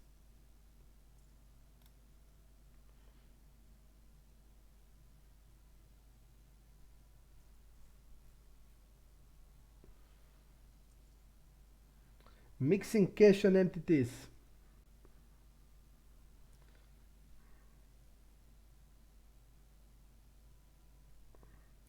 Before a month we did get that 10 BBs on NL200 on stars, so I can say on 200k hands I did get till 10 BBs plus. So uh, I'm happy with that. I'm happy with that, but now I want to get even better. After the scoop, and this year I want to make a breakthrough. Like my program, I want to break through. I want to go to the high stakes, and I want to crush the MTT field. Uh, I'm pumped up for scoop. I'm gonna play every day. I want to win. You will be also on the stream with me. I will also give, like I said, 10 to 15% to the guys on the stream that are active, that are asking questions, that are rooting for me, that are cheering, that wants to get wins, that I get the wins, and I will get them back. Because if I'm winning, you're gonna win with me. That's the main thought.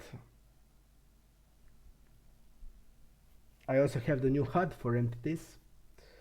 New HUD for Hand2Note. I will show it in the first day of scoop when I will be streaming with it. It's a really great HUD, and I now think I played with my really old HUD for Hold the Manager 2 that is 10 years old, and I didn't have any information, and we crushed them. So with the new HUD, we'll just kill them. That's the main top. This is mixing with tributing and calling. Uh, I want to have information how to play in the tribute pods to tribute it. Until I have it, I will not do it. 1/3 here has a lot of sense. We are defending 70% big blind versus small blind, tributing or calling. So we have 5-7 off in the range against like 45% plus opening. Go 1/3. We have 6-8 off here. We have 5-7 off. So having a warbet range, it's just what we need to do because he doesn't have any of that hands. And let's go to the small blind versus big blind pop-up. He c-bets really a lot. It's okay. Frequency 40 to 50% is really okay. But generally he's out of position when in other position when he's out of position he's only 25%. So we will go with an overbet. We have the range advantage here, massively range advantage, and I'm just going to jam the river frequently based on my range advantage. Okay. You see here is fold to c-bet against hero 75%, fold to c-bet 64%. Okay.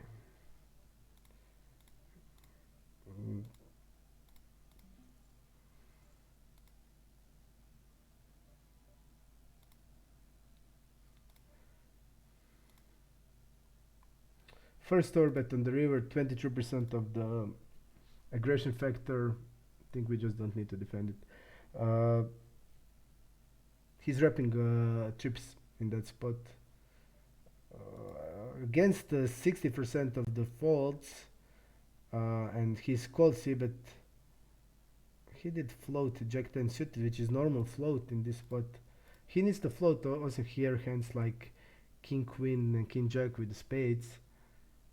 We are not gonna bluff sevens. Thanks, Sir Exxon. Stick with us on the stream and you will see how we play. He didn't really bet a7, which is crazy. Okay. Let's see here. We can go with step. This guy doesn't have a c-bet range. Basically, he checks range out of position, so his range will be stronger a lot. But I think also from what I remember, he check raises really a lot, and he will always check raise the overpair. Even aces that are clearly check call on this board, so we can easily play against him on the turn and the river. We can mix overbets. He's not defending overbets from what I remember. Okay, he folds. He seems to defend it decently. Even let's see his river calls with an overbet.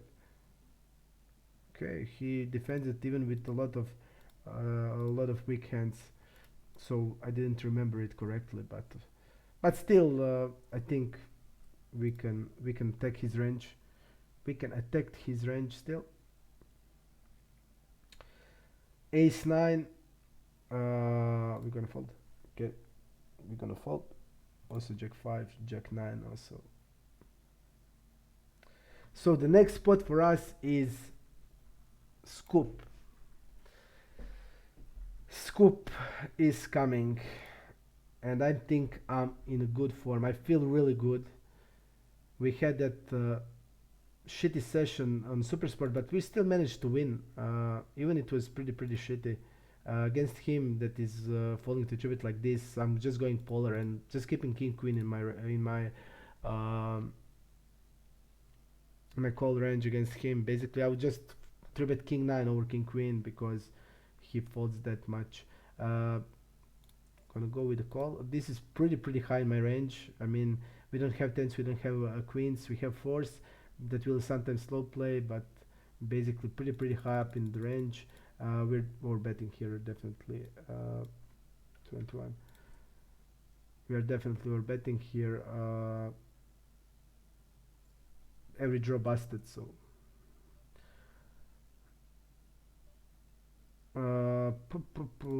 let's go like this. Let's see what he calls generally against this. He calls with or pair. Okay, that's he called with the aces. He called with the so basically he had all equity hands. Ace 9, I think it's clear bet. Ace Jack, we're gonna call Queen 3 also. Gonna fold it. Let's see this. You see this check call turn. He doesn't raise this spot, and he has mainly. I'm just gonna go with the no bet here. He mainly has weak hands in it. He's gonna have sevens always. He's gonna have sixes always, but he's not gonna have a lot of. I see fives. I see sixes. I think we will be bluff catched a lot in this spot.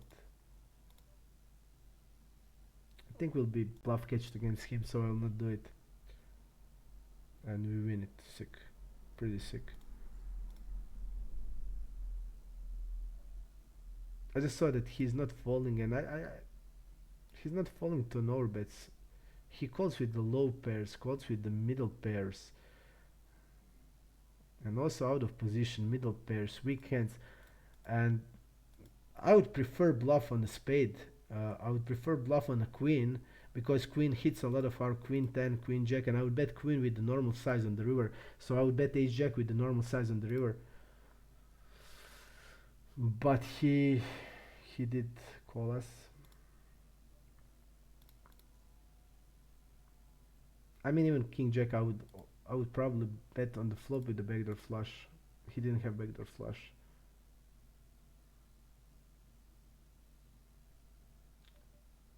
Poof, I don't know. He's still beating some queen tens and 10x of spade hands, jack x of spade.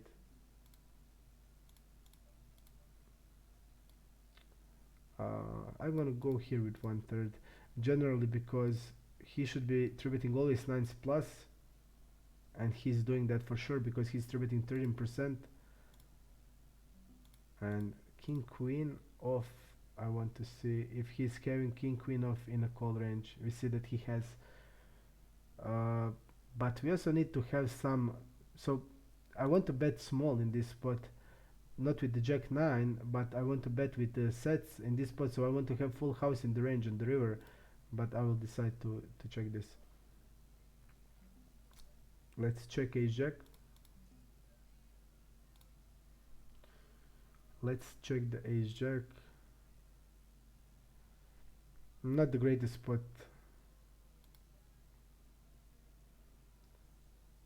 We are pretty high up in the range also. We are not gonna have a lot of two pairs, and we're gonna bet on the turn a lot of sets, so we're gonna bet also a lot of ace queens on the turn. But this guy is not that bluffy. I'm gonna call it nines. After check turn of the position, I want to see if he's bluffing ever. This was for value, this was top pair, this was ace highs turning into bluff, but not a lot of Ace high is calling this. I'm just okay. I think fold is okay. Uh,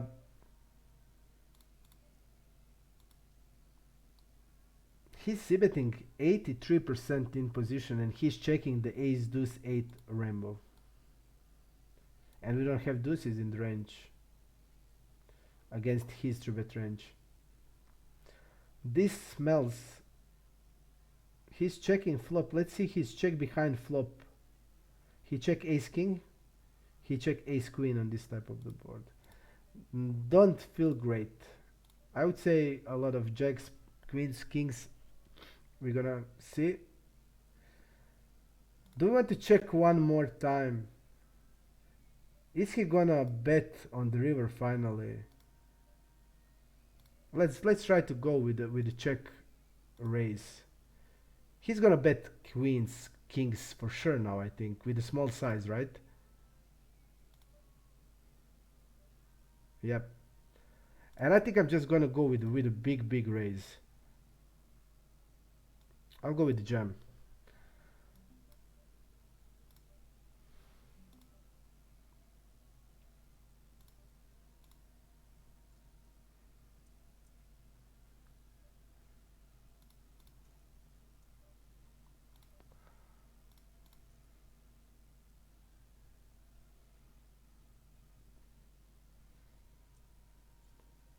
Triple check. We triple checked. I see that we want to put maximum pressure. Fours and fives looks good.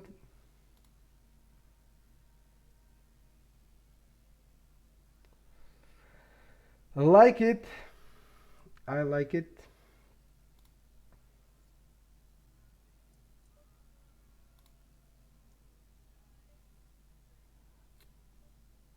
Against him, I would 3-bet king 5, king 4, not king 8. He folds a lot, so let's go 1/3. And I will put this hand in a 1/3 size on the river also, on the most runouts.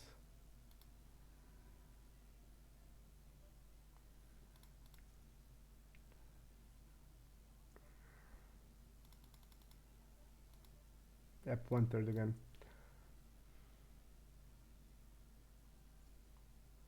We'll have a lot of queen x that hit at the river. We can go in other sides, but I like 1/3 because I think he's overfolding. And okay, I'm gonna check ace king just to have strong draws in the range with the 2 cards. Has sense. Cutter versus early around 12% against us. Mixing a 4-bet has sense. I'm just gonna call against this type of the size. Okay.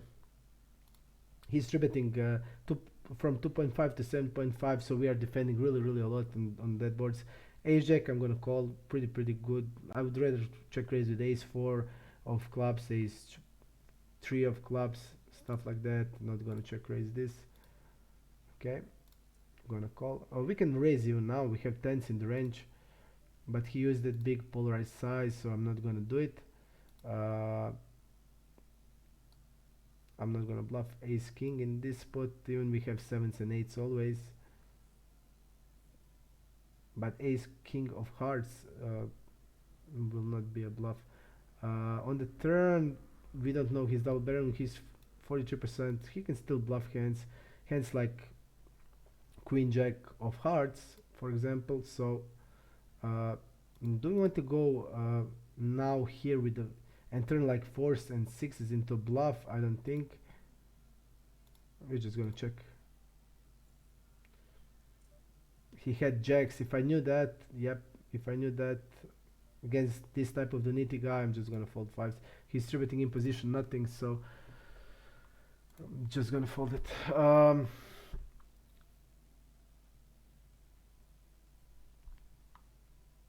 Yep, I was thinking in my head that queen is the problem because his bluffs are queen x, and I think we have 4s and 6s we can turn into bluff easily.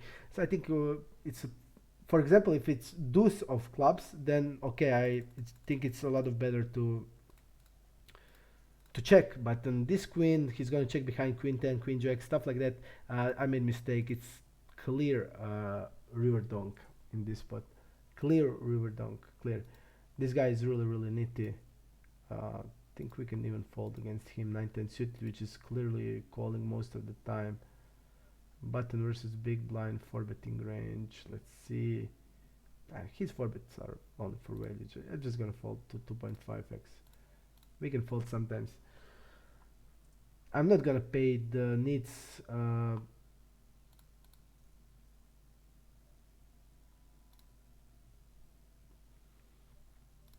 not gonna do it. Let's see if we can find a table that is full of players. There's one good table.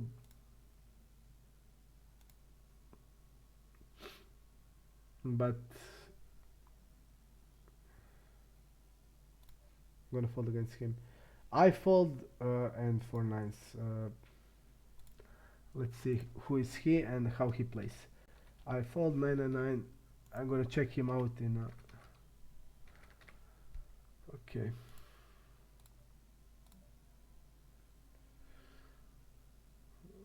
Guy 3-bets 6%, not the greatest spot.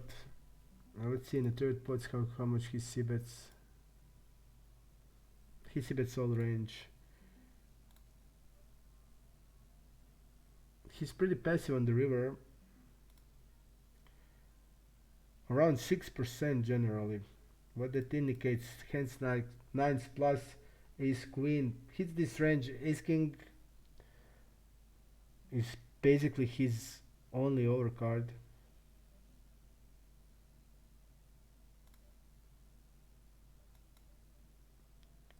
He's gonna have jacks and tens always. He's not gonna bet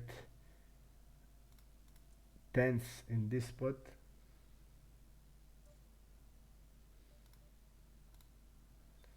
Ace 4, and the guy that plays 3-bet of the 6 suddenly goes with the ace 4 off.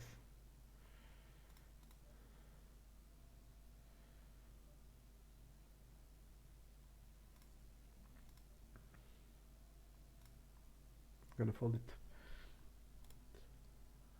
Pop, just to see. You didn't see the hand, I will show you. When I was searching in the stat name, I lost it, but I will show it to you. I will show it.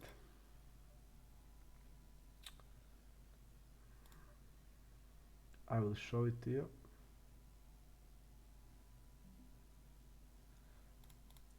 Okay. So basically what happened, the guy 3-bet us with ace 4 off. He c-bets the flop with a big size, we called, and he then just didn't do anything else.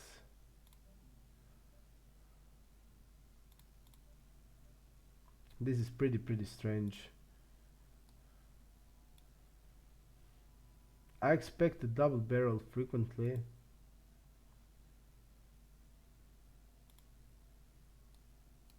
Should have seen this.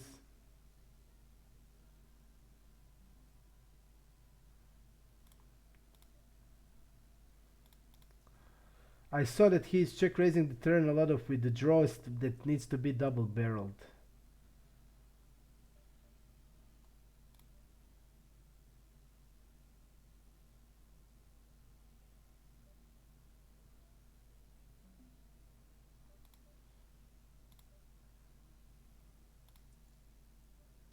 Okay. This is clear double barrel.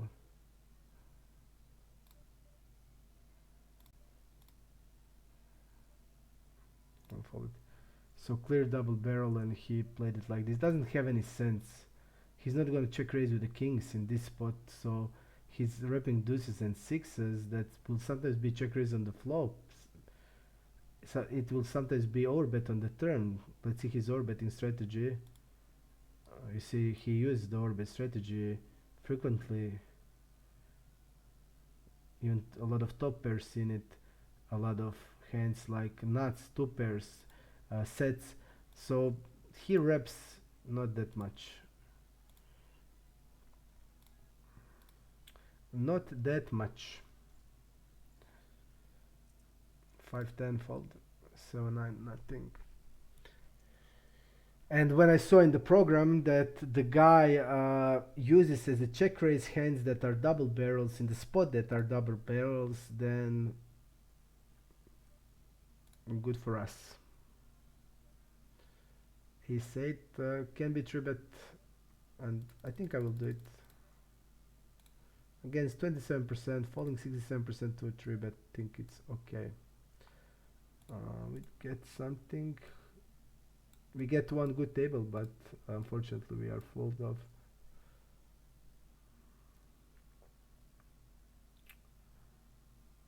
Okay. This guy overfolds massively.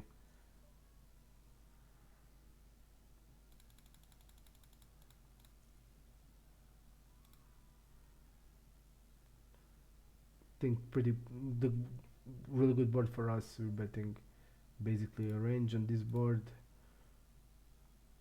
and he's really overfolding on the flop also. And let's see his calling range. So basically he doesn't have even deuces to fives. So sevens we are blocking eights, but still we can have a lot of nines, tens, and jacks. Maybe even ace king he'll be in his range. He wouldn't think this long, I think, with ace king. Maybe he's thinking if he's gonna float hand like ace queen. I don't think he would, based on the stats. Let's see his call c-bet. What he's calling c-bet with. Gut shot. Okay, great for us.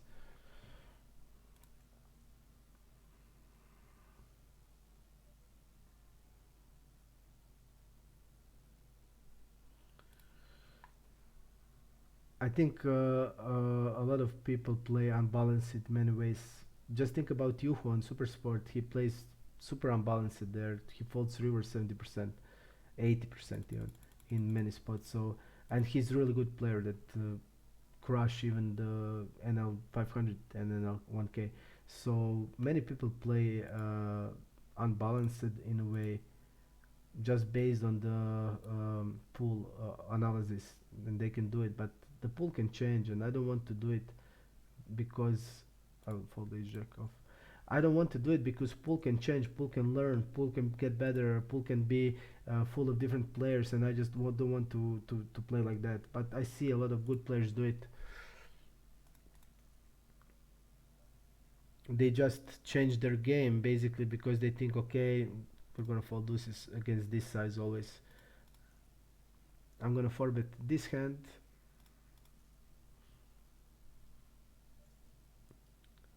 Okay, we're gonna do like this. We are going 20.5. 20.5. We're gonna check this.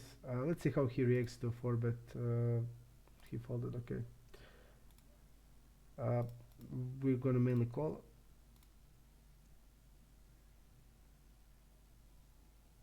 I'm gonna call against this size. 8s plus we see.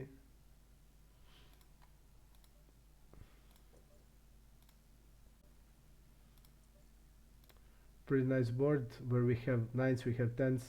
We're gonna check raise aggressively on this board. Ace 7 he double barreled. Stabbed and bet the turn. I think we overfold on this board. We're gonna even fold sometimes 7s in here. We're gonna fold always 6s, 5s, 4s. We're just gonna overbet in this spot. So we think what we want to bluff here. You know, we can always find some bluffs.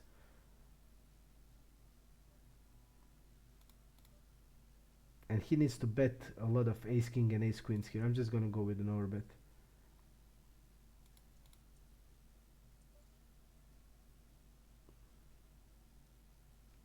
Okay. Ace 10 will be folded. King jack also. This guy, we can mark him as a fish now. We saw a couple of non-standard plays. If this guy is ragged and double barreling, he has a lot of sense. Against him doesn't, but now against suddenly we are probably against weak range. Let's see his fold versus river bet. A lot on the river against an overbet. I'm just gonna go like this. We don't have any showdown. He's gonna have, as most people bet check behind turn range. I'm just gonna overbet and that's it. And okay.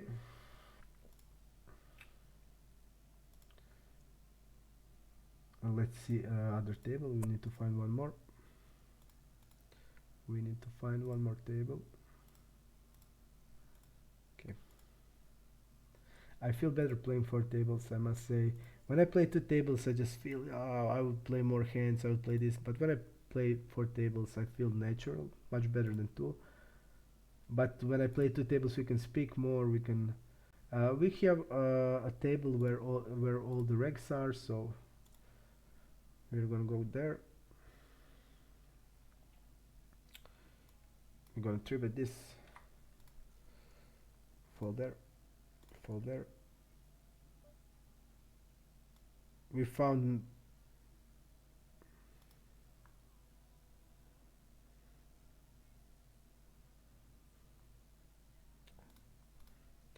Monacha. We got it to Monacha also.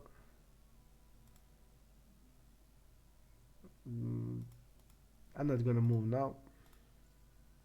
I want to see this Freixa guy. This Freixa guy is interesting because I think he looks to me like a pure. Let's see his cutoff versus button. You see, call tribute range. So he calls basically like 7s, 8s, 9s. I need to check this guy up.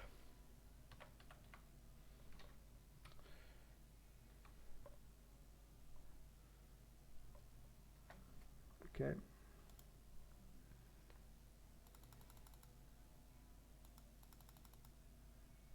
I want to see his. Okay, he's doing it. He's doing it okay. First squeeze, but he's having like 3-bet in these positions. Small versus cut of 8%. We here just have to stab because we have a lot of. When we call but versus cut off, we mostly look like a pocket pair. So I'm just gonna stab.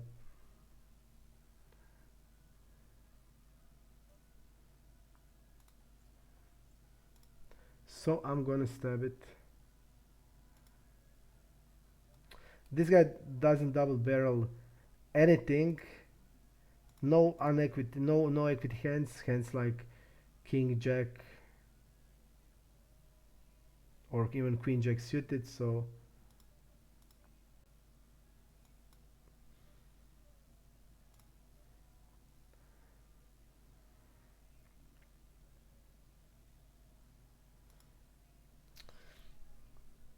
I think calling against him with ace king is the play always.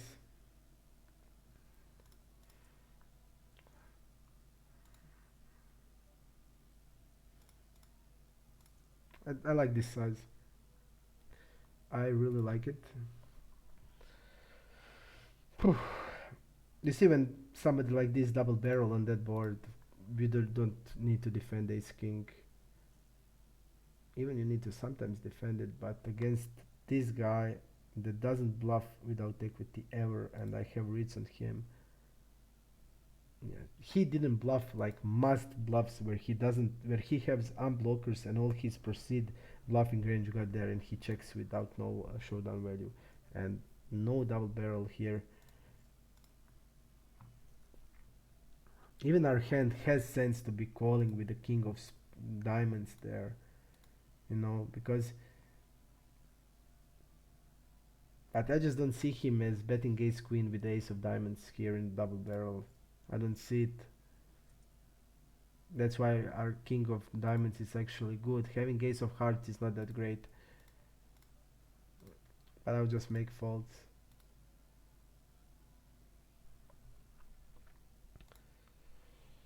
I just played with him 8k hands. I know how he plays, so I can just make a fold.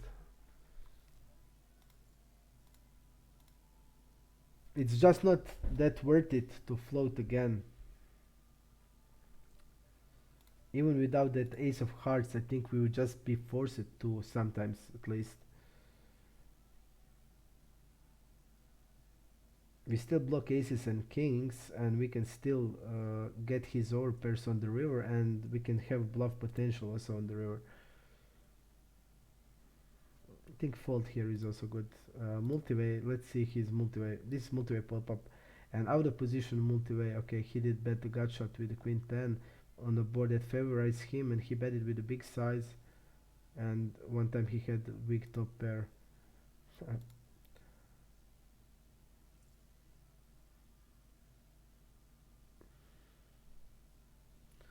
I think we should be having a raising range against him on most boards, because we see Cbet hand multi-way that are never bets. Ace 8 is never bet multi-way. Even on the ace king 9 it's never a bet.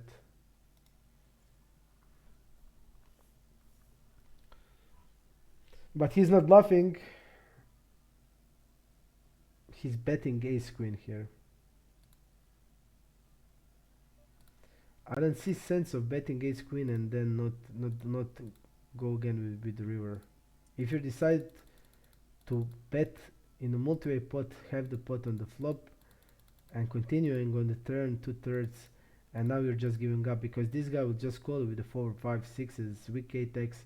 It doesn't have any sense. Or you're just against him value betting ace queen and he's falling to CBet 60%.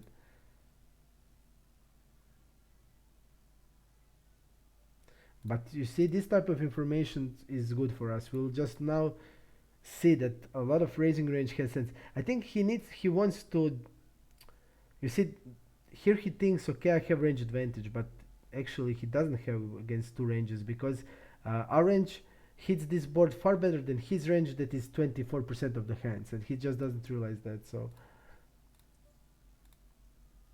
he shouldn't be ever c-betting this hand against two ranges, because he's not equity favorite and his range is wider than both of our ranges, especially my range. He should be even check against my range that hand, but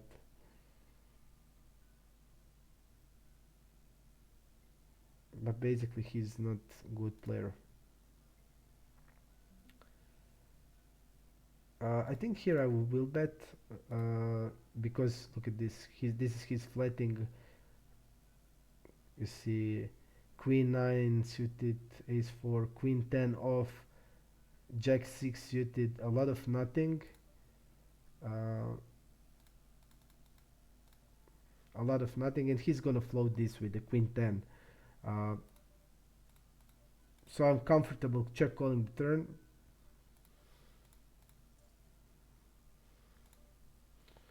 Quite comfortable to check call.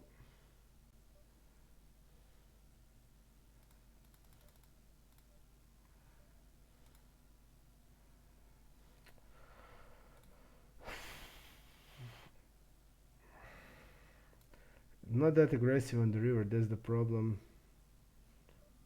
He was always betting for value here. And he's now reps really, I mean, I didn't know that, I don't have time, but he doesn't rep anything. Now, he's not betting hand like, he's repping 9x, and I don't see the hand of the ace x that is calling the flop and now bluffing. Maybe he's gonna do it with like ace 7, I don't know. Maybe he will, but I think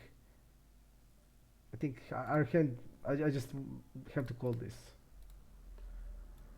Doesn't have sense to check all the turn and then fold the river with this, especially on that ace on the river. That shouldn't be having, but basically you see his step is 33%. I don't see floating with a6 and then bluffing that a6, but it's possible, but I don't see it. I don't see it, but it's possible. It is possible. I think I would call if I had more time. I just want to go to the team stat name just to see is that for real. His river aggression and stuff. one third here. We have also range advantage. He's three betting really a lot. One third also I think is okay, but he folds a lot. Even on the one third he folds really a lot. Mm, do you want to go like this? Just the way we can bet tens, jacks, queens, nines, all of that. I think it's good, and we still have the range advantage.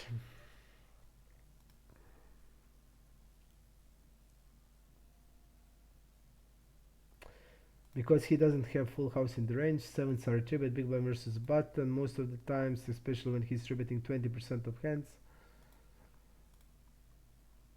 He has a7 in the range, so he has full house, but it is only six combination, and we still have a lot of ace queen, ace king, ace jack that he doesn't have. So, and I think even in the flush department, I open more of the flush hands that he's gonna call on the big blind versus button. I'm gonna open more of the button. Basically, I open most of the flush combination cards, so most of the suited cards. Kings we're gonna open. We have kings also here, but he's really tight against us. That's the.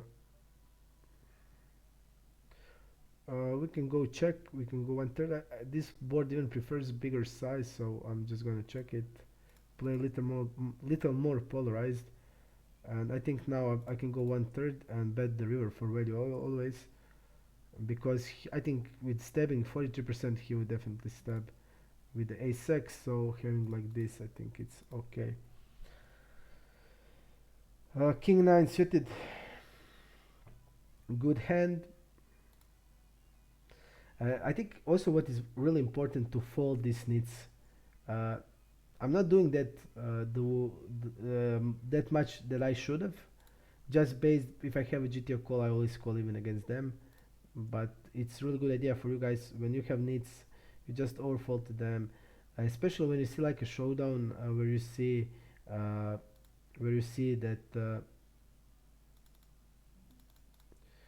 that he's not bluffing the obvious bluffs, the 100% bluffs that are always should be in a bluff. And if they are not doing that, then you just know in the normal spots they will definitely not fold. If they will not bluff, if they are not bluffing on the spots where it's good for their range, and you can just don't even need to think about some spots against them. You just fold, because it will always be a good idea to fold against them. You see, like somebody has 38 aggression, and you go into the river pop-up and you just see, okay, the guy is not after betting turn. And I really like this line to see, because this indicates he bet the turn and what he's gonna do on the river. Let's see in position, nuts, small size nuts. He had bluff with the ace high here, when on the forward the flush he tried to bluff. Okay, let's see more. Big bet here. He's not using that much. Overpair, trash. Okay, I'll fold this. Let's see more. I want to see even this deuce 4. I think is, let's see the turn, how he plays the turn with bigger size. He goes to the polarized game. Okay, think we should call that. I want to see more in the river pop-up. So small size, never bluff. He bluffed one time and he had two times 2 pair plus, and bigger size he had one bluff and two times nuts. And I folded ace king because I wanted to see this. Even it seems that he has some bluffs, but we need to see against which type of players these bluffs were, and we need to see context of the hand, because he did bluff with that ace high, where I found it with ace high. He bluffed on the fourth of the straight, which is good at least for his perceived bluffing range. You see,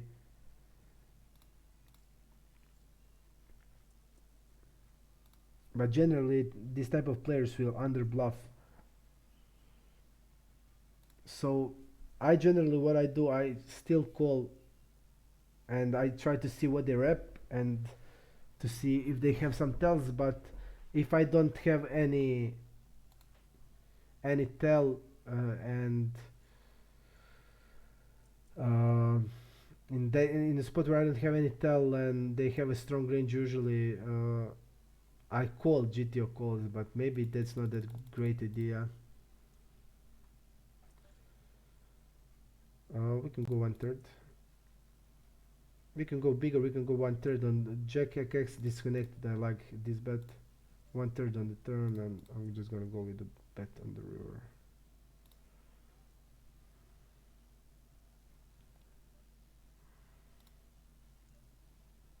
I think it's a clear bet. We can go one third on the river, but I don't like it. We go with one third on the turn. We basically go one third on the flop. He called. We go one third on the turn, where I think a lot of fish will just raise with the sets. And when he calls here, he can, and still he's not folding anything to three, but he's still gonna have weaker hands than ours, especially when we use this one third.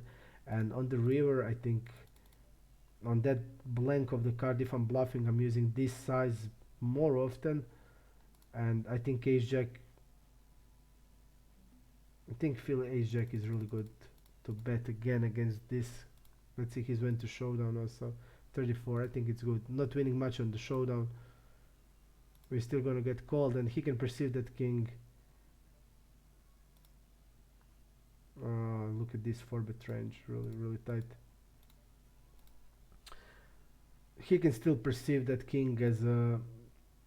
It shouldn't get. He shouldn't be having a lot of king queen. He will float. He's gonna have king queen off also in the range with the one third size. He's gonna always call it, but still he's gonna have a lot of different hands. He's gonna have, for example, all ace 10 of stuff like that. Even one third on the river has sense. But then we need to defend that one third against the raise pretty often, and when you bet like this polarized, you don't need to defend that much, and people will not try to bluff in this spot when you use that polarized size. And still I can get value for the guy that has went to showdown that big and not winning much on the showdown. That can tell us that he's not gonna believe very often. This is his general fold versus river. He did fold two times on the overbet out of position and in position 2 out of 3 times. But against smaller size, he's calling around 50%, so I think it's okay spot.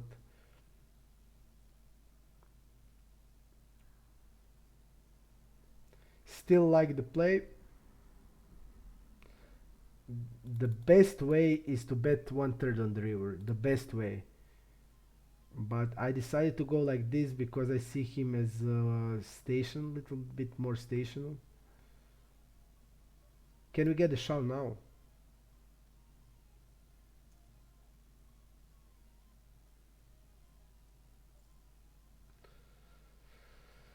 I'm just gonna check.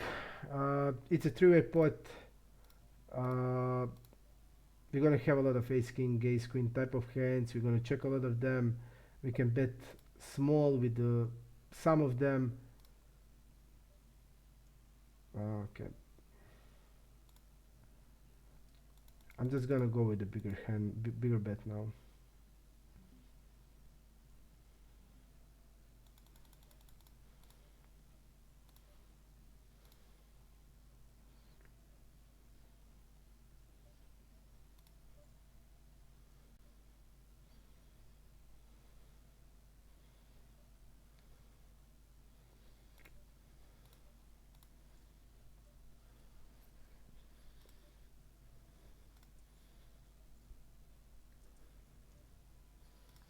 He can still have a lot of king queens. We have ace of spade. It's not that great, but this guy is really big fish. And against this have the size of the on the river. He bet have the size on the river. Have pot. I think our over bet is the play here. Definitely after checking there. He's not gonna check jacks.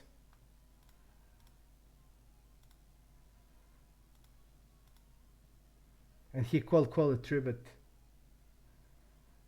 He can even have hands like 8s and 9s a lot in this spot. And I don't have diamond blocker. If I had it, I would bet like 1/3. And he can have all king queen off in this spot. And he's betting half pot. I mean, he needs to jam in this spot, right? And on the team stat name, he's really aggressive fish. Selector 2.0. He has river aggression about 50, if I remember. Yeah, I really like it still. His went to showdown is 30 actually on 12k hands, but his river aggression is lower. Maybe fold on the river if I seen this. You know what is the best play? To go 1/4 on the river, because he will never jam as a bluff. He will never jam as a bluff. And you still get the value from the 10x or 8s and 9s. And he will never turn king queen into bluff because he's not now looked on his aggression frequency. I'm not sure about the hand, but quite interesting hand. Our orbit on the turn, I think it has sense when the hand is being checked through, because you see that we check the aces in this spot, so we're going to check a lot. Three-way, multi-way. Let's see the joke. Let's see him. Let's see his 3-bet range. Oh, 10%. Big blind versus middle position. I think I'm just gonna call with the queens. He's gonna squeeze there. I think even ace jack off. Really. I don't see the squeeze. Okay, I see the squeeze. Squeeze is 9% here, so pretty okay.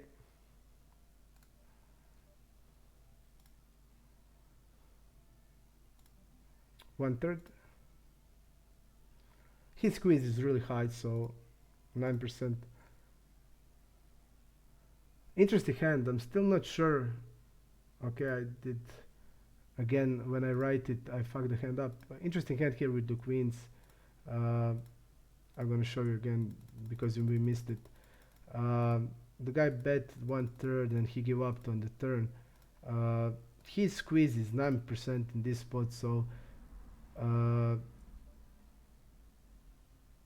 but still he needs to bet a lot on the turn. I would bet a lot with 1/3 size, because he's gonna have ace jack off. We're not gonna call ace jack off, so he's gonna have more jack x than we don't have, and he's gonna have all the queens, kings, and aces, and ace queen, ace king. So I would bet really frequently in his. If I were him, I would bet really frequently on the turn with 1/3 size, because then you can bet all the overpairs without any problems, even like aces that don't need that much of the protection, because you have many jack x hand, and your range just can't take it. This board favors polarized size, so I'm not going to use smaller size. A really interesting hand, a really interesting hand with the aces that we had. When he bet the half pot on the turn, I just don't see me folding, especially when he's like this. Okay. Big blind versus middle position doesn't have a lot of 9x hands. He doesn't have any off 9x hand. That is, he does check raise a lot, 13%, so we're gonna definitely defend. We can, I think, even go with the, even this hand is probably too strong. Better like 10 jack of clubs to go with the with the 3-bet of the flop. He's 3-betting 13%. We see that he mixes the draws, non-equity stuff. How he plays non-equity? He did bet. Okay, he had the draw.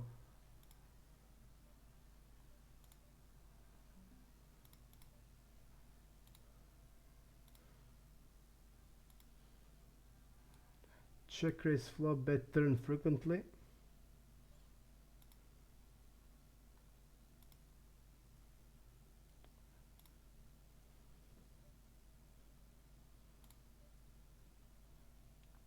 One third. One third is okay.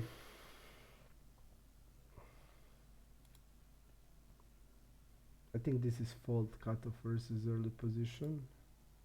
Even against 2.5 to 7.5. I think king 9 is also mixed from what I remember from the ranges. Let me see, but I think there are. King 9 is a mix. Okay, we're just gonna call it. King 9 is a mix. 50% is calling, 50% is folding in these positions.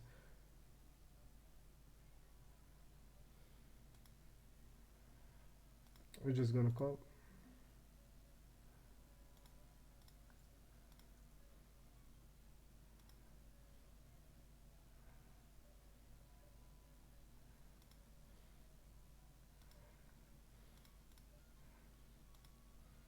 Pretty big size. And we're gonna still have a lot of 5, 6, 7s. 5s are also calling, 6s also. But he's not bluffing in this spot river. We're just gonna call.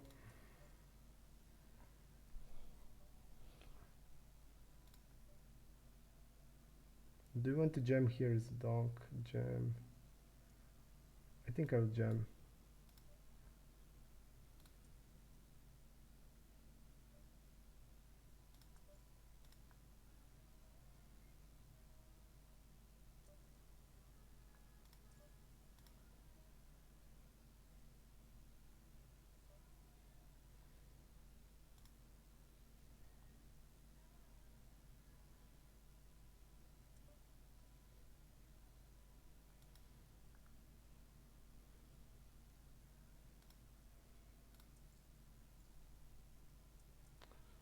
I think donk. We have 5s here. We have 6s. And I feel he's gonna bet a lot of overpairs how he plays depending on the HUD. So I'm just gonna go with the jam, and I can turn into bluff. I have also ace queen here that is calling against from 2.5 to 7.5, so I can bluff that. I can bluff 7s with the hearts if I want. So I will have bluffing range, and he did think about it a lot. So I think he probably had an overpair. He probably had an overpair. So we're gonna jam. And I really again like how he defended that range because we didn't go for a check shove that a lot of people would, and against him I think it would be even better, but I think it's also okay like this. We're just gonna go with the bigger size here. He's check folding 56% out of position.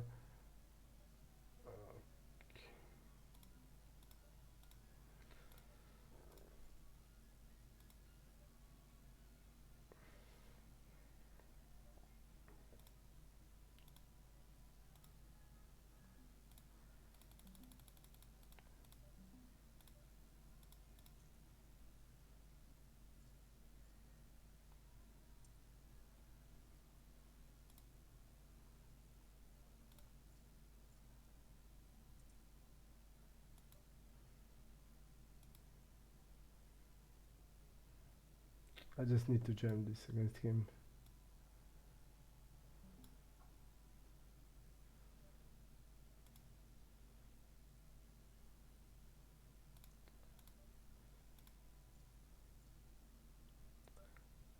He has an ace-x. That's the problem. He has it, but I think he can fold it.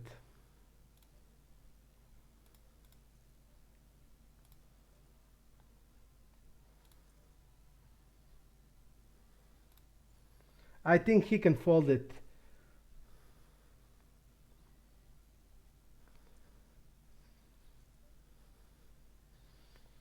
And we've been snapped by the ace-9. I really feel that he's gonna fold it.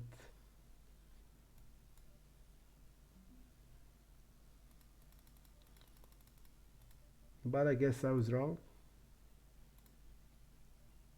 Based on his stats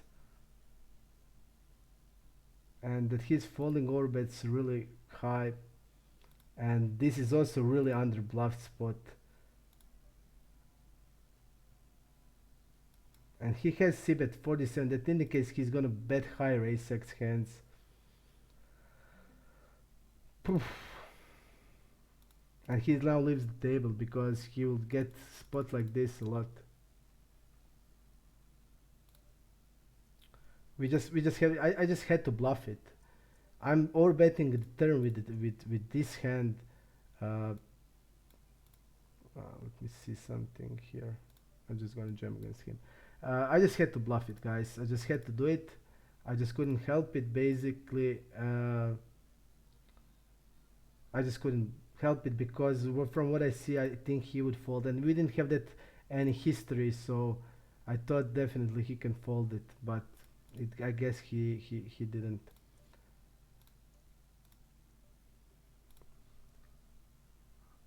But still, from what I saw, and basically he doesn't know us that good. He doesn't know what we are doing a lot. I just thought, okay, it's gonna be good spot. And it's really under bluff spot. Most of the guys will never bluff in this spot. Whew. But we're getting snapped. It was not snapped, actually. It was not snapped. It wasn't snapped. He really thought about it, but decided then to call. Okay.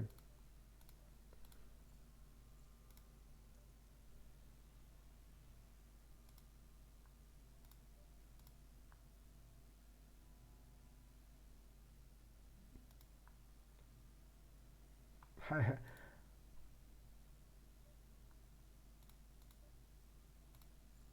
would really like to 3-bet here, but he went to showdown is 40. We would be again in the spot like we were now. 1/3.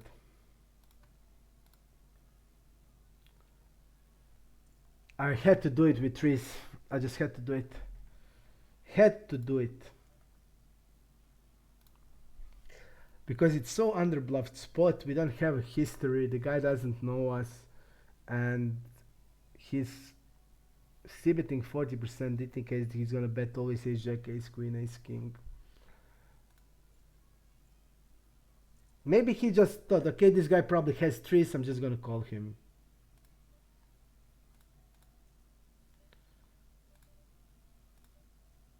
It was probably like that.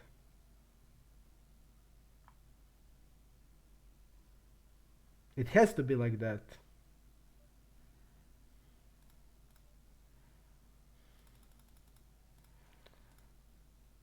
We are 4-bit.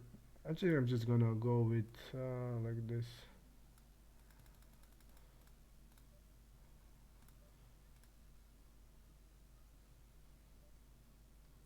Pesto, let's check him out. Usually on this board it's a lot of checking here. Pesto 1980, I think 1980. Let's check him out. Our big fish. I'm just gonna check. Against the fish, he's gonna have a lot of off hands. Fold versus 3-bet 20%, so he's gonna have ace 5 off here. I'm just gonna go with the check.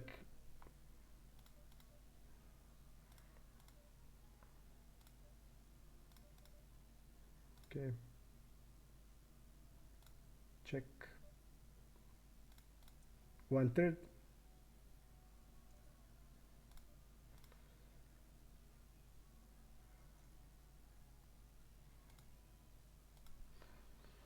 Again, this shit is happening. Okay.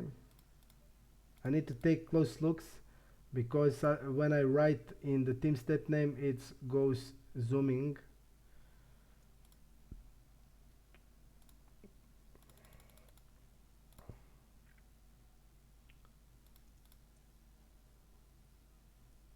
He has queen 8 off in the range. Let's see how he reacts. We don't know. Okay.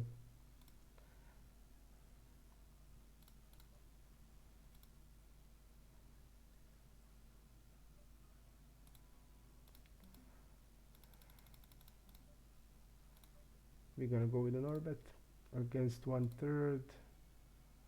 Folding a lot on the turn. Okay.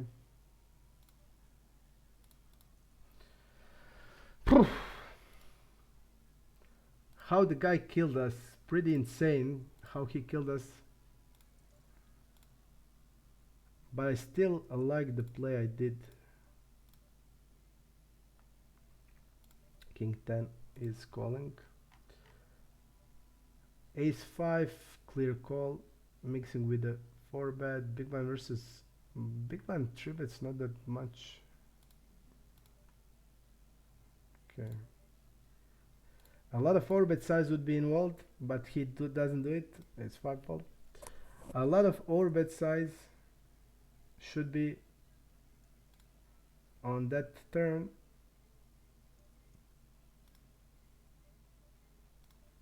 But he didn't do it. He didn't do it. Okay. 5-10 fold. Poof. I just need to write what we did against that guy, just to remember in the future.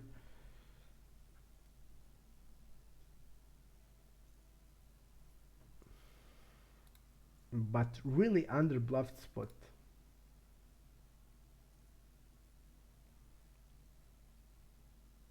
I need to check this cash money guy.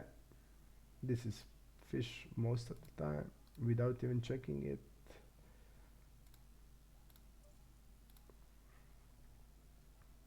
And pesto is also fish. Sevens, we're gonna open. Okay.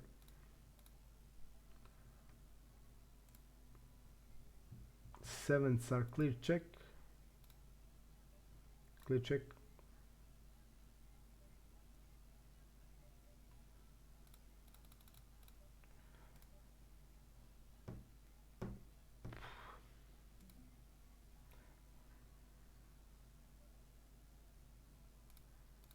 Falling on the turn. A6 also. 6-7 we're gonna trim it. We're gonna fall down. I still feel great. I feel great. I feel like in last week I get back where I were before month, and before month I played the best poker in my life. So the good news is I will be ready for the scoop. You can expect a lot of crazy shit in the scoop. You know how we play tournament also. It will be good.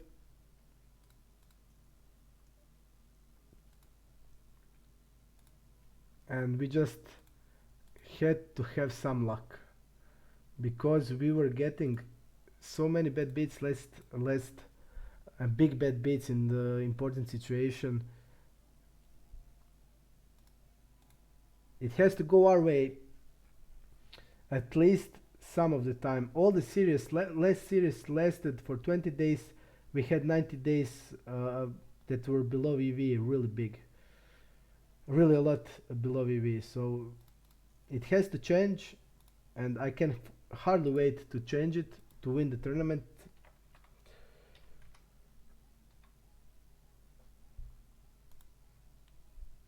This guy is weak reg, which I expected. But he saw us with the bluff, so we need to take that into account. And I need to see this cash money 87, probably reg. Regs always have nicknames like that. Yes, he's a reg, but not that good. Around break even, losing reg. Okay.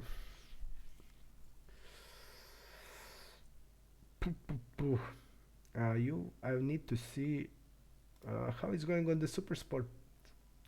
That crazy site we played yesterday. I need to see if there's an action also there. I will not play there now, but I want to see. Maybe I will play on the side. Ha! 5 tables there.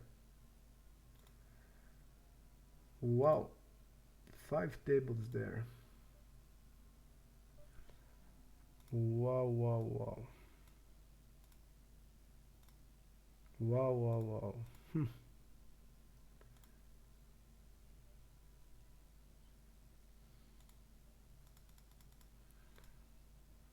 I'll call this hand. It's one of our hands that needs to mix. So now we get the tables that we had, but the old tables are good, so we don't need to do it. Phew. I'm just thinking about something really great spot on that creation site. 5 tables running with the craziest player you can imagine. Like it's calling me to play there. What to do? What we want to do? I tell you what we're gonna do. We're gonna go there and try to kill them. Okay. I just can't not I just can't not to play there after what happened the last few weeks, last even last few months. A lot of them are killing me, and I think it will be interesting for streams also. It will be a lot of unorthodox hand, unorthodox spots, so it will be really good to play, and I will do it.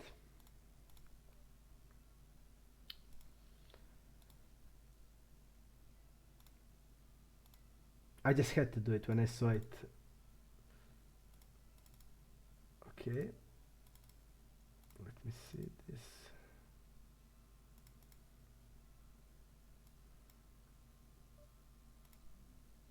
Not go there. You will see some of the craziest players ever, so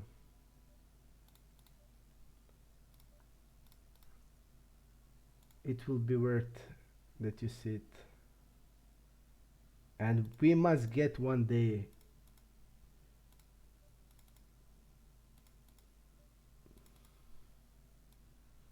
Okay.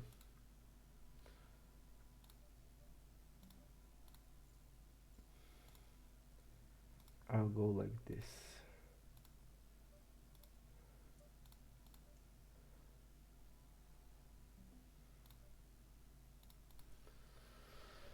You will see some really crazy players. Even the game is good here. Really good.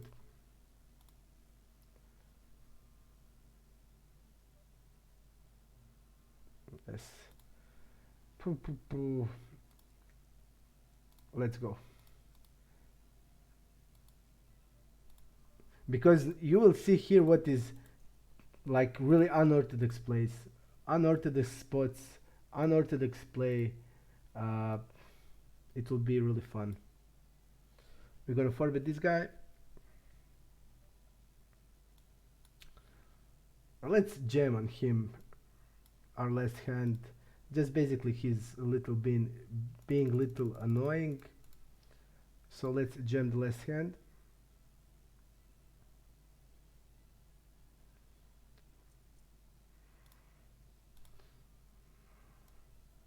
Whoop.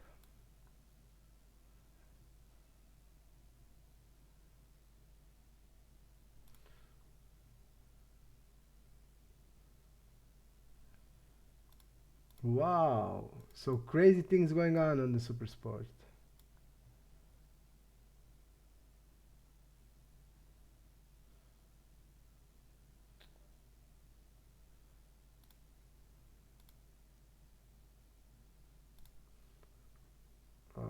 Okay. I'll leave this table until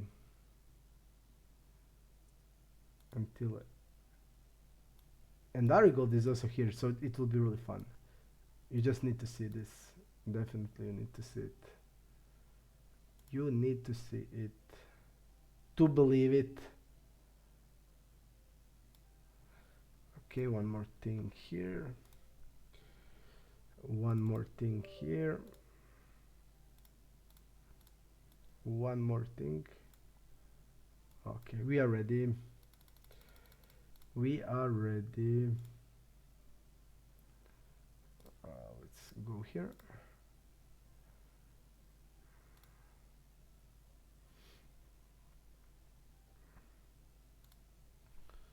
We are ready.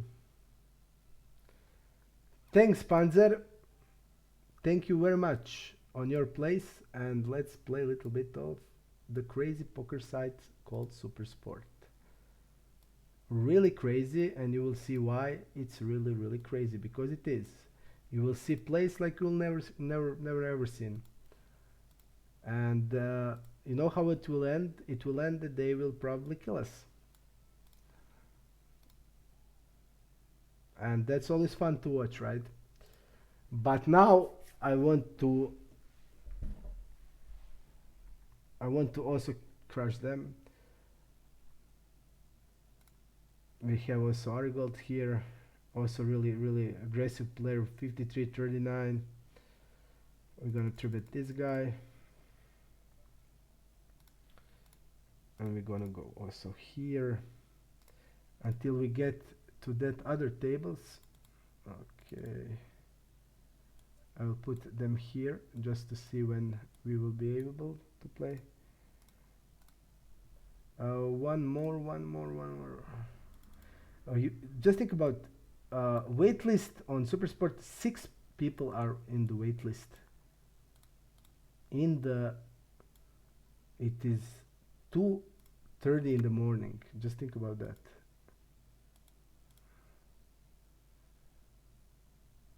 SS is the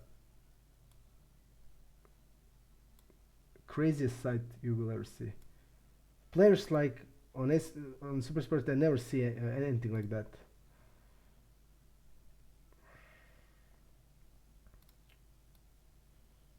You just don't see it. Yesterday and day before yesterday, it was pretty sick. It was sick.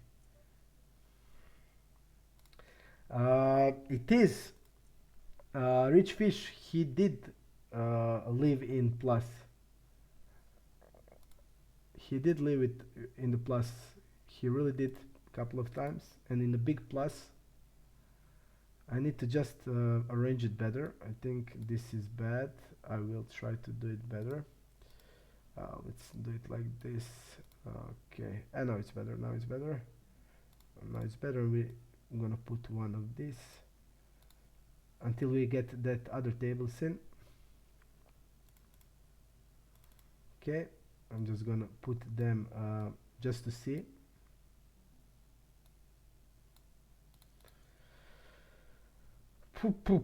Let's go, guys. I said till the morning, and I meant it. Till the morning.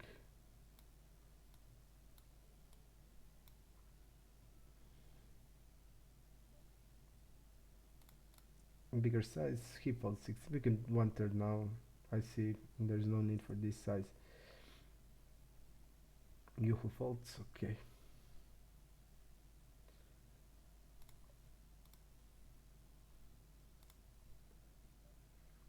This one. Knights, we're gonna 3-bet. We're gonna jam it. We are gonna jam it in.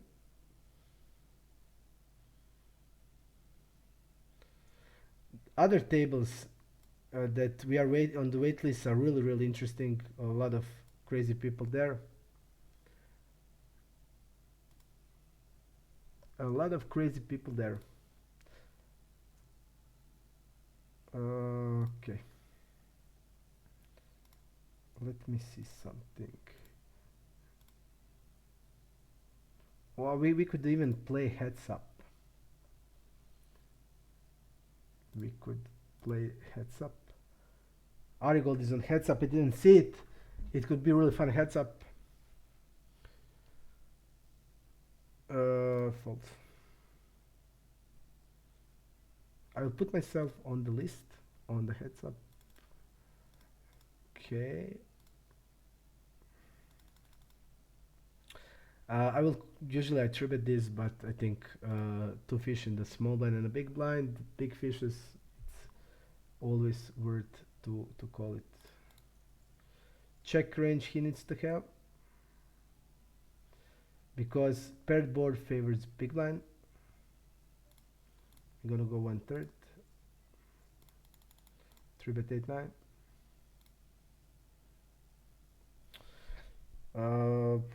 Want to do this, or we can go this. I think better, bigger size.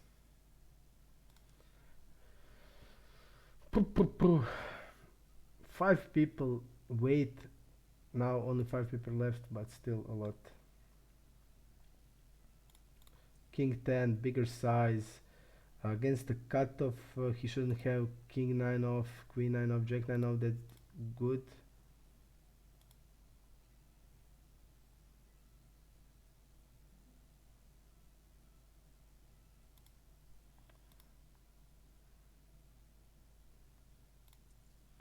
I'm gonna call with the King 10.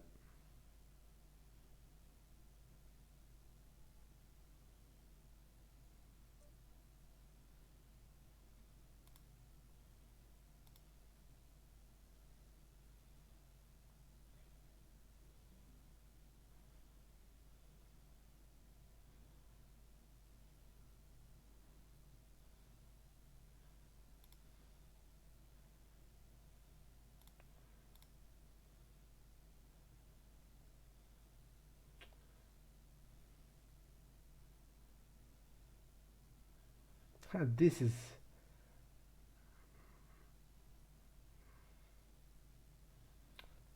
we don't have 37% equity needed, and there is only like half pot left.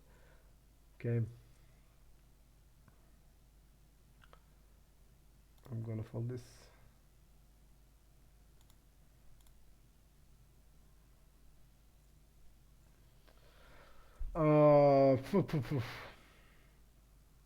We could also go for a tribute of the flop, and we could now jam the turn.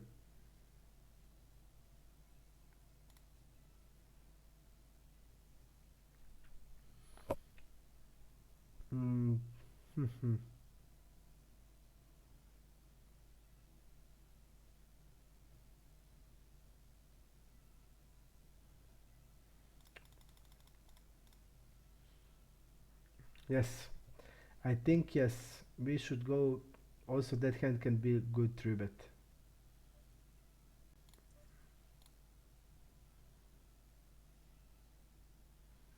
We're gonna call against Yuho 4-bet. We're gonna call a 4-bet.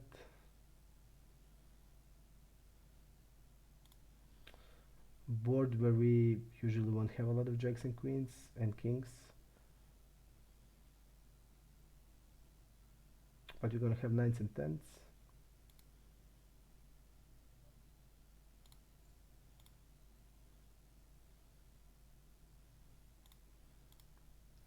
We're gonna have 9s and 10s. Let's see in the 4-bet pop-up what the Yuhu will do. Made 4-bet. Ace-10 will be in his range. And look at his double barrel in the 3-bet pots. In the 4-bet pots, it's all value.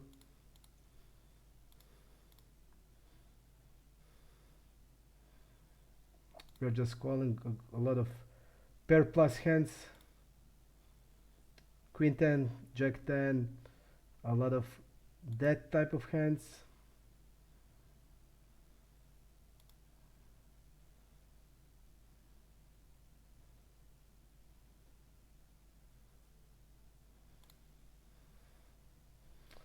And he has ace 10 off, you see? Sick. And that's what's happening on the Super Sport. And I know that he's not bluffing, but he's gonna have jacks and queens also. And that's why I didn't shove against him, because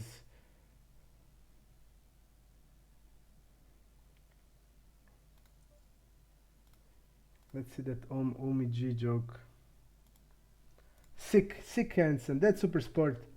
They'll just get stuff like this.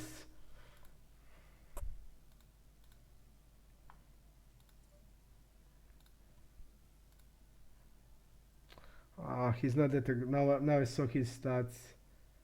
Our ace 3 is okay bluff catcher, but this guy is river river aggression frequency really low. Our hand is really good bluff catcher. That's the worst thing.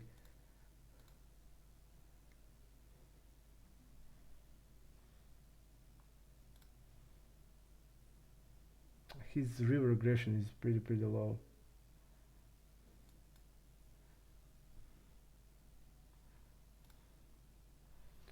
Pretty low aggression.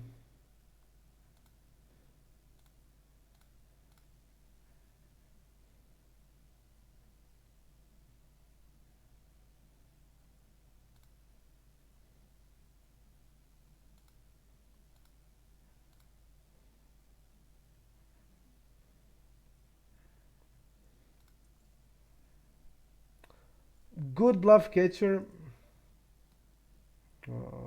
It's not heads up. Good bluff catcher, I think. Blocking aces and ace king, and I think the king high boards are all bluffed.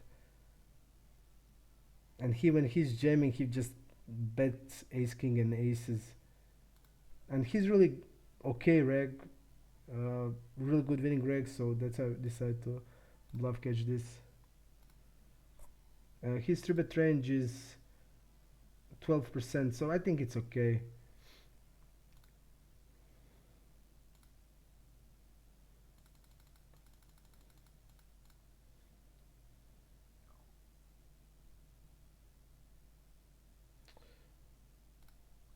That's super sport.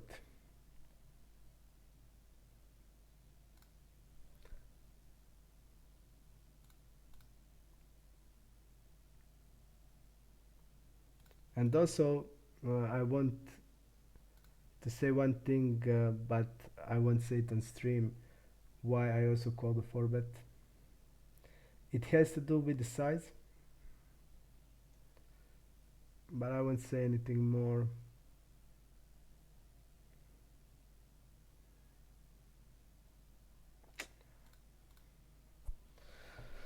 Really sick hands I'm losing here. Watch the stream before 2 days and you will see also what is sick. Sick.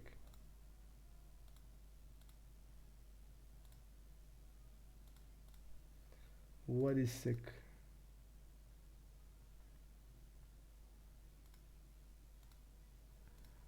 We're gonna go 1/3.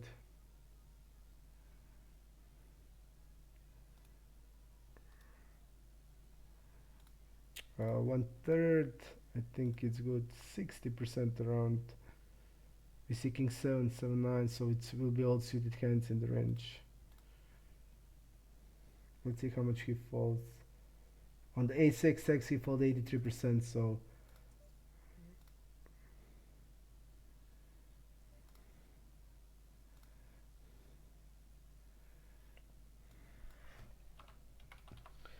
we're gonna go like this.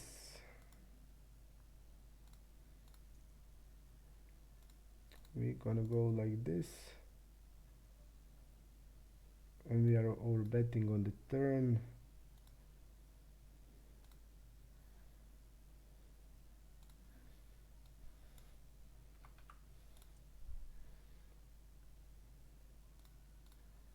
I'll go 1/3 there.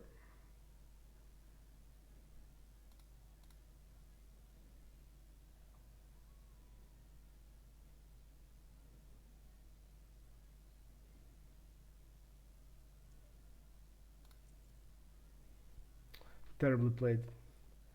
We are polarized. He needs to be in a bluff catcher mode. 1/3 is play on the turn. I'm satisfied with the result. I'm satisfied with the result.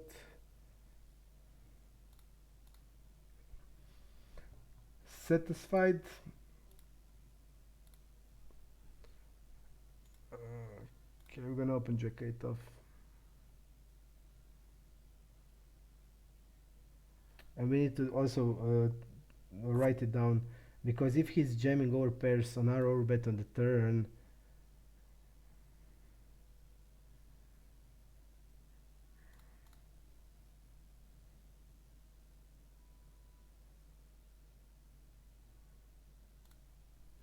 I'm gonna fold in these positions.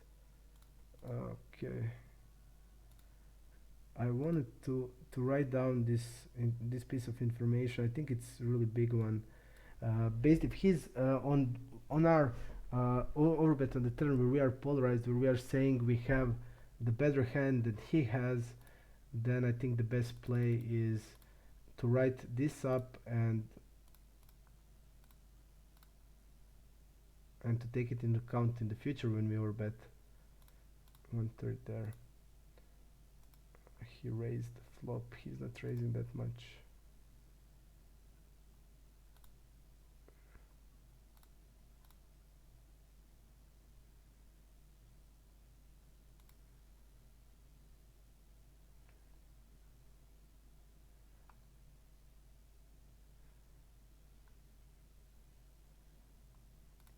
Okay, I'm gonna fold it.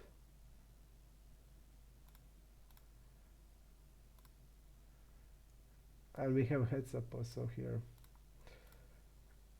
Put this here, put heads up here, and I will just write this up in the future. Okay. We have heads up also in play with the Jack, who lost 15k till now. He will probably be on tilt. This is really crazy player. You will see stuff you didn't ever see. You will see everything. Okay, we will. And I left that star stable. Sick. No, I didn't. Great. I was afraid I did, but I didn't. We will leave this. Okay. Bet against him. The bad thing, look at his fold to see bet stats. It will be crazy session. The problem is that the game will break, and we won't. Okay, we only need, we are second on the waiting list. That's great. We don't have sevens, we don't have nines, we don't have queens. We just can't raise. We don't have many value hands, so if I'm not having any real value hand, I will not be raising it. I can go with the check, I can go with 1/3. 1/3 indicates I can bet like 9x also. Let's see his check fold on the turn, 38. Not that much. I'll go with the sneaky check, just based, we can now check 9x's and then play the river. Mission accomplished, man, where are you?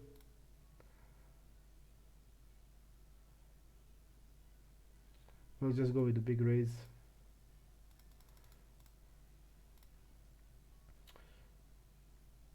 We can have bluffs in this spot without problems.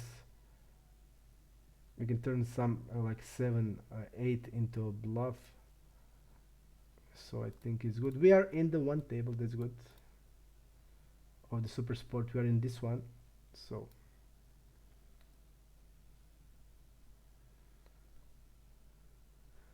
mission accomplished. Where are you today, man? Where are you? You weren't on the stream last few days.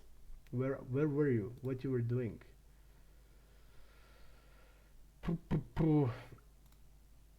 We'll go into the one more table on the super sport. Maybe we'll get some heads up action.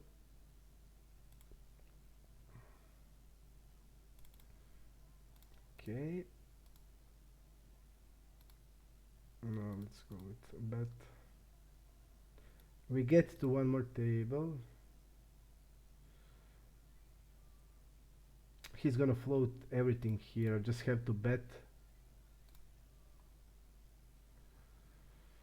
And what we need to do now? I think Jack is probably tilted.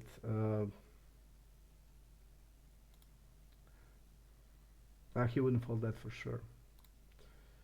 Jack is probably tilted, and when he's tilted, because he lost, people said say 15k, so no folding.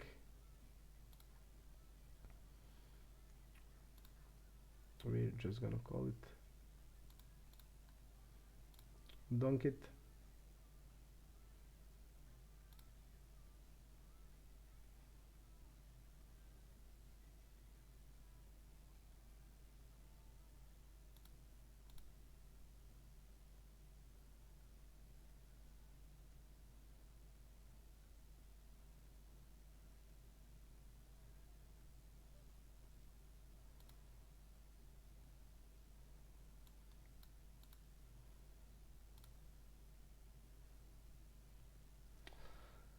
He's having it. I think I'll continue playing there. You who leaves, unfortunately. If I have a chance to select, but I just I'm donking his raising. I think he can raise also overpair here in this spot. I think I have okay blockers to that 9x. And I also thought that he maybe will be tricky with hands like top trips. But no. No.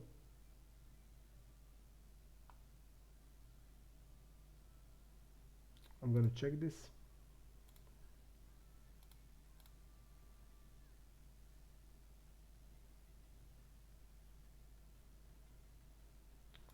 I'm gonna go with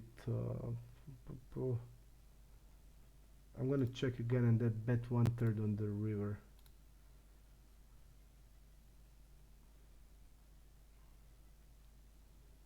We're just gonna bet 1/3 on the river.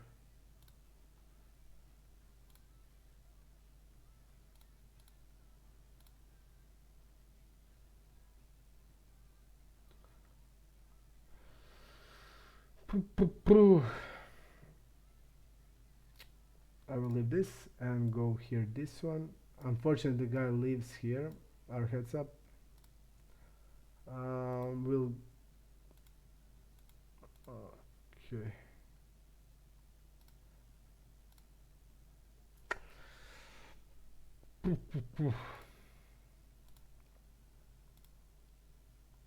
I still like the play I made. That's sick to say, but I like it still. Just let me see, is everything good? Okay. I'll go like this.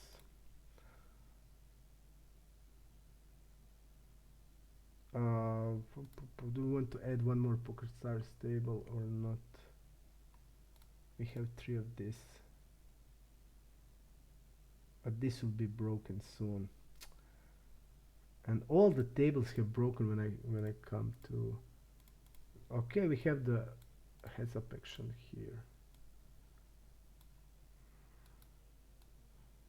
Okay.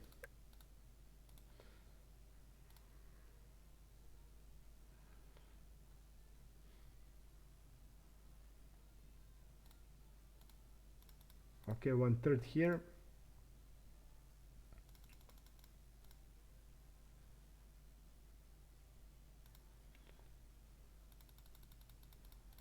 I'm gonna orbit. We gonna orbit.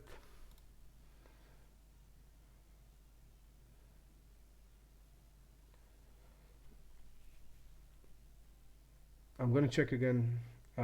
You see, again we are polarized range, and when it's polarized range, it's better. We are not hitting this board really good. Basically, that's the problem. And we are not. Kuca is from Bosnia and Herzegovina. Okay, we're gonna go 1/3. He's from Bosnia, but he's bad reg, bad reg. Uh, he's bad reg, so nothing to say about him. And all tables have been broken now when I got into the Super Sport. Insane.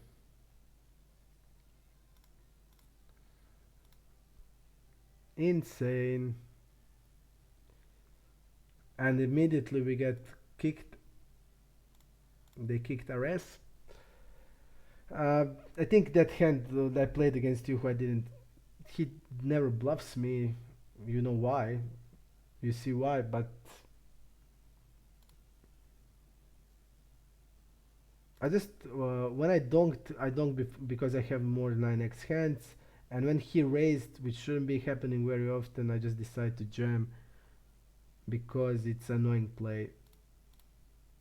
I have range advantage and he donks.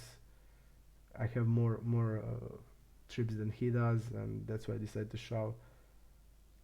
Always in that type of spots, I always play aggressive when I have the range advantage. I just don't fold or just go with the jamming and stuff like that. Maybe it's not that good against him, but it is okay. Jack is starting 4x. I think this like lowest. And against him, this is probably a fold. Small blind just calculate 12%, but look at these hands. I think it's a fold against this guy. I think it's a fold. I think we can add one more Poker Stars table. Maybe one or two.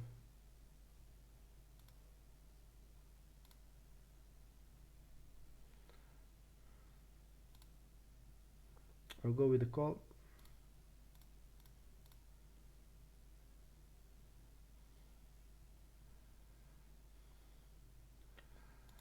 I'll go now with the raise.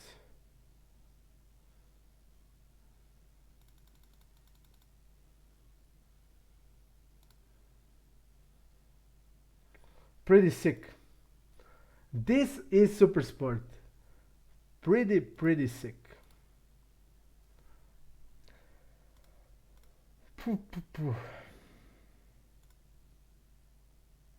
But I expected.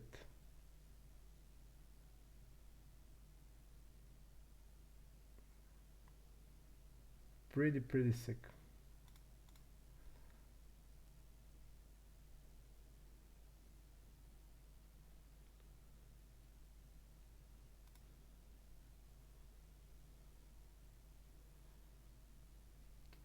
If you who is bluffing here, he will never bluff this. Never. Never.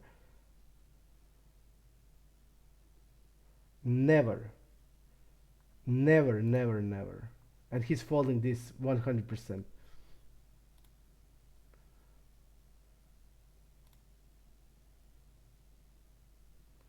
What I would give to play heads up with him.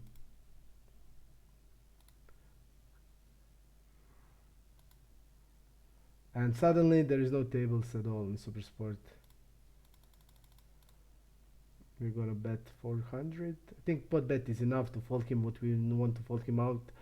So, and suddenly no tables at all in Super Sport. And it was 5 until I got here. Sick. We can go here.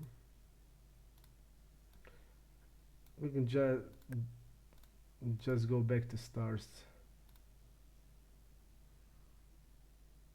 We can just go back to stars.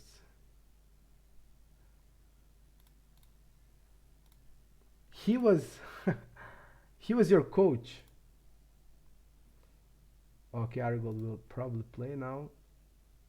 Okay.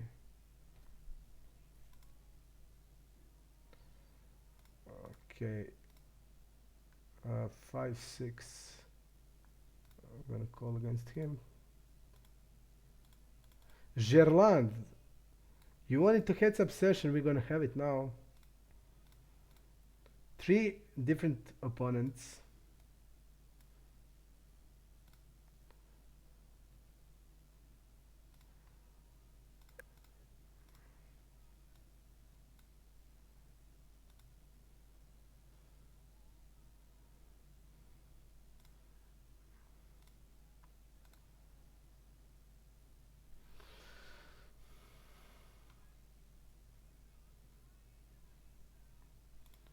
Okay, Panzer, but the guy is not good.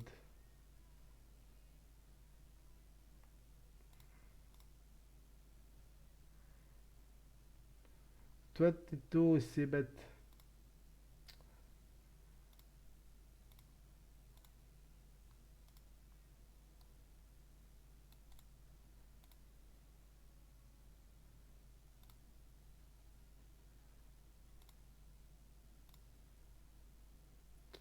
Kings.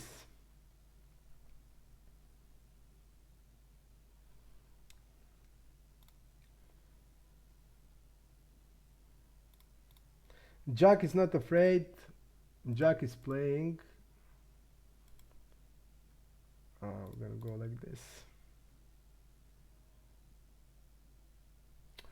I'm not liking it. I'm not liking it.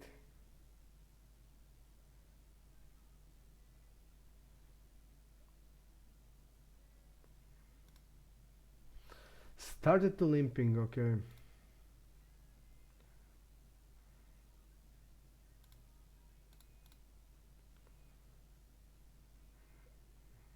Kings on kings.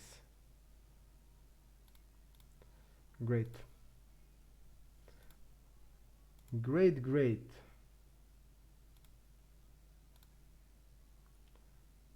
This is his stabbing range. Non-existent. He stabbed with a 6-7 one of the time, but I think 4-5 is fold.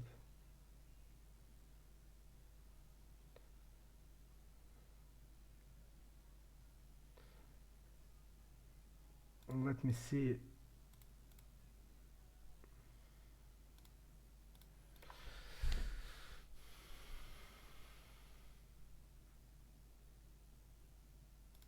On 1/3.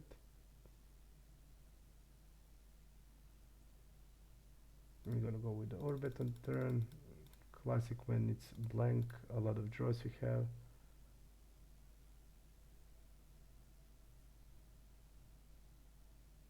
He's not folding, but now he is.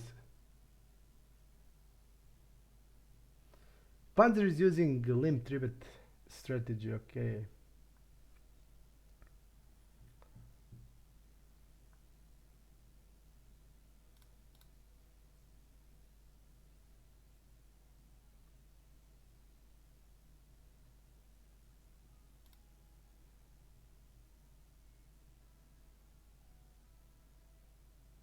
He started to stab right now.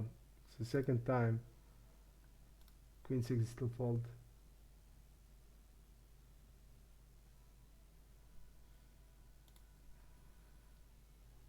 Uh, 4x. 4x. He's calling queen deuce off. He's calling everything basically.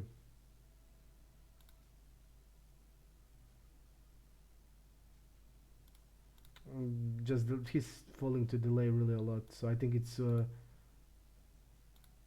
value delay.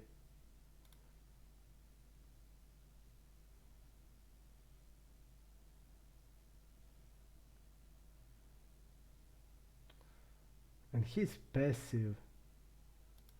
I would like to limp.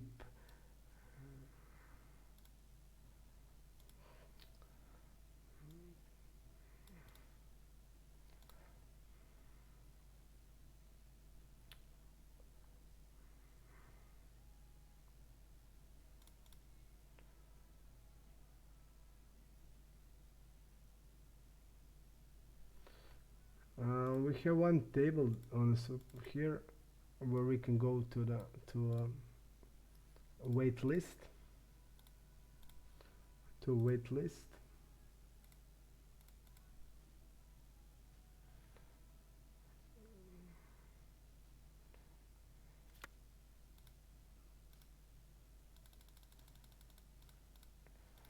we can go here.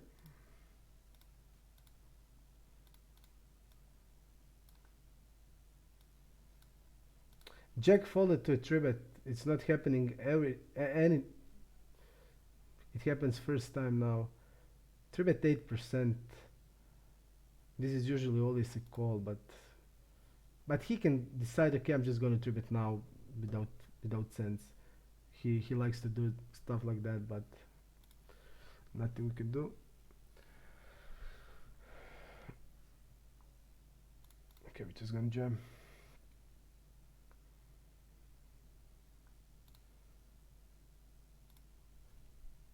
Uh, 5-9.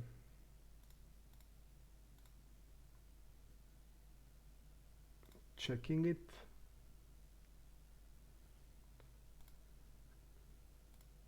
I exactly knew when I come to Super Sport what will happen. Basically, I just know it. I will not overbet here because he probably has even 7 and 8s in the call range, so it doesn't have a lot of sense.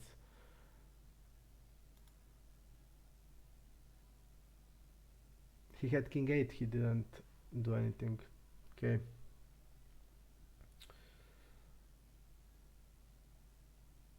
He's using this big size. I don't need to defend these borderline hands. Against 3x it is called, and he's not opening, 26% open, so I'm not gonna call it. Even he's really big fish. Station big fish. I'm gonna just bet here.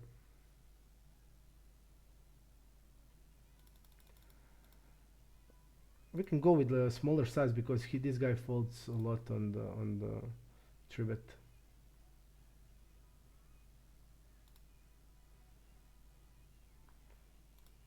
His stab on the river is pretty high. Let's see the hands that he's have. Missed draw, missed trash. Against this nit, I'm gonna fold this.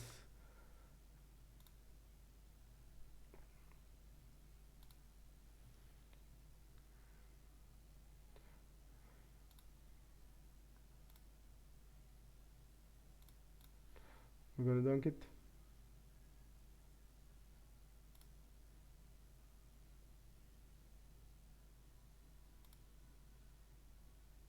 What is this hand betting? He's not betting 7x. I know that when the flush comes, he's playing pretty.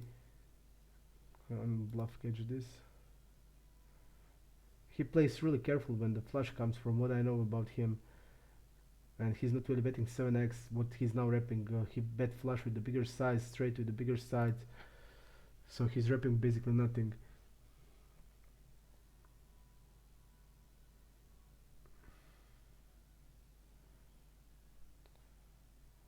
Okay, I'm gonna fold against this. Poo, poo, poo.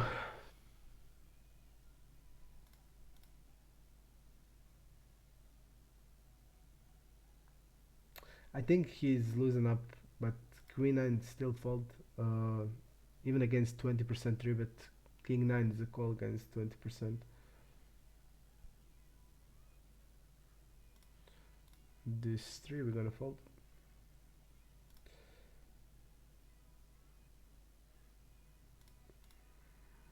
I'll 4-bet this if he 3-bets.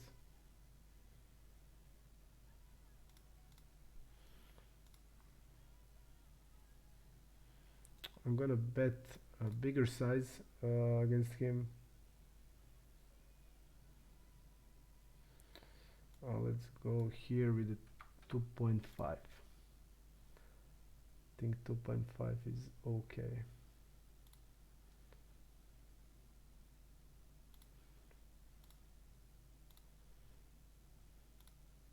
A6 is a clear float.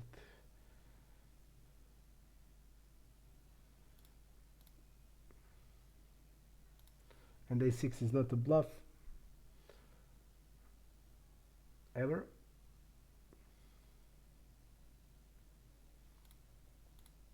But he gets the 8x.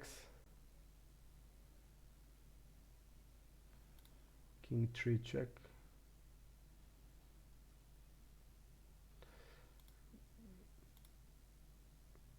Still had shows. Still had shows. Pretty strange. I don't think he plays like this. I don't think he plays like this now in this state of mindset.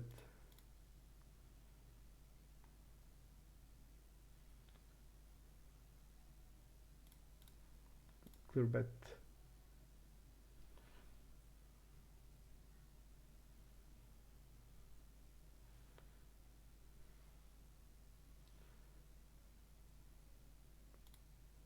He's mixing now limps. Limps 4x.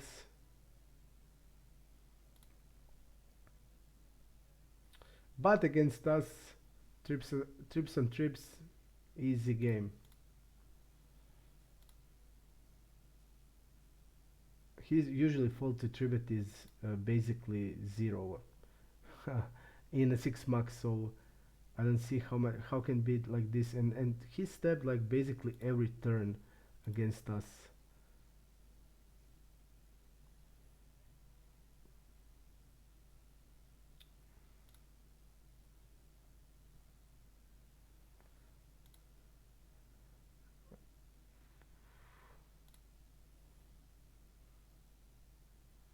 Call tribet 14%.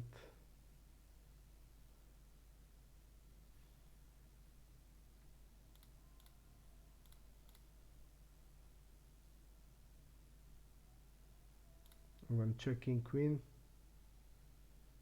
If he bets, I'm just gonna raise it up.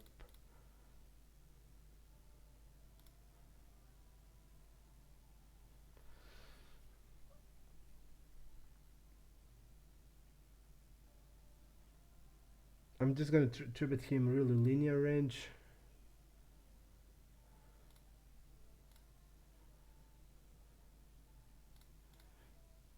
Bet check range from what I remember. And he's betting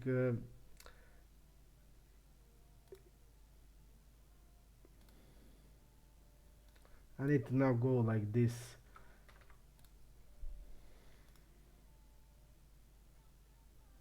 See, he's betting 80%. He's checking the board that needs to be bet always.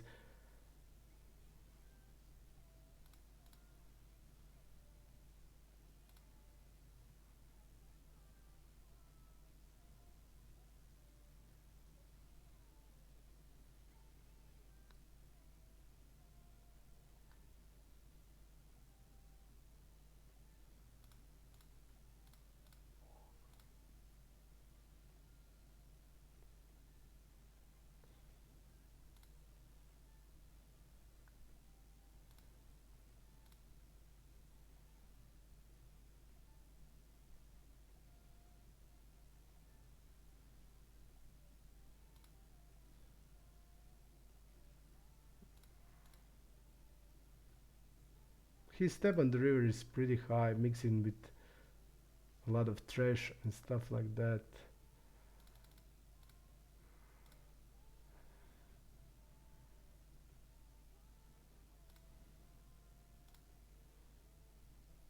Can check that.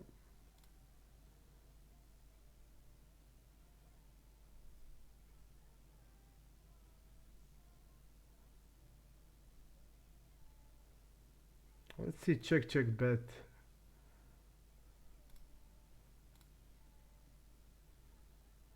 I'm just seeing what he's betting now.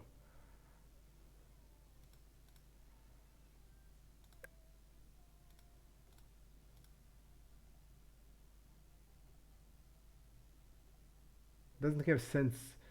Queen X probably steps, 10x probably steps. But he again gets it.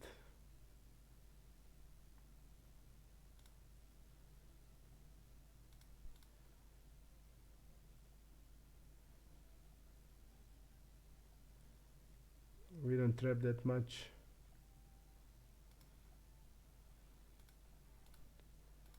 With the backdoor draw.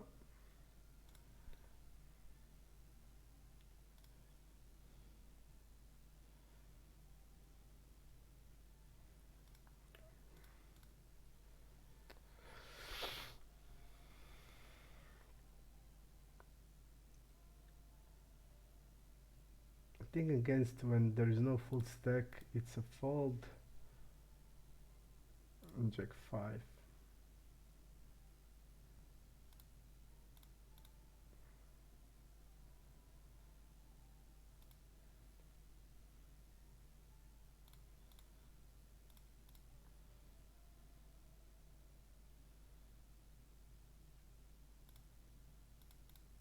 think I'm gonna bet with the pot this board, which he will mainly miss.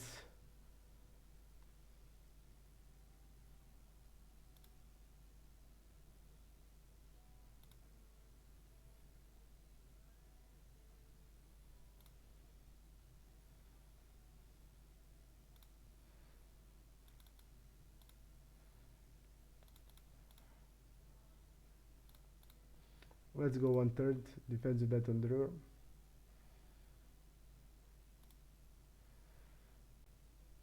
Against the half stack, we're not gonna 3-bet the normal 3-bet.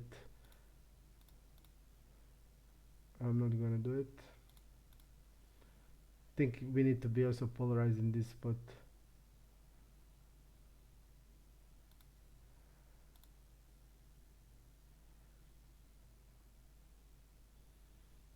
Step turn bet river.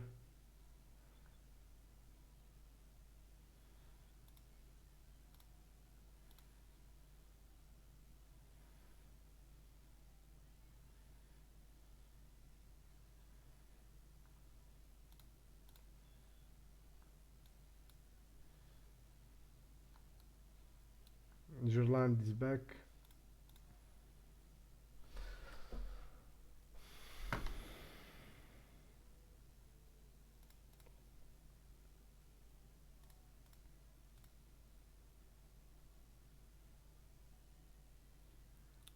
And of course we're gonna get this run out.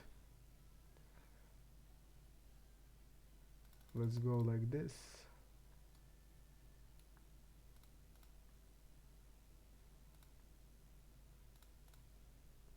We're just gonna jam. I think fours are always fold. Always a fold. 5-8 we're gonna open. Deuce 8. I'm just gonna jam also this.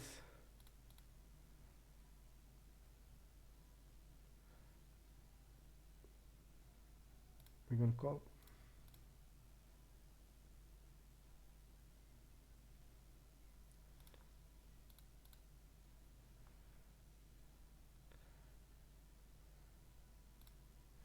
Jack is killing us.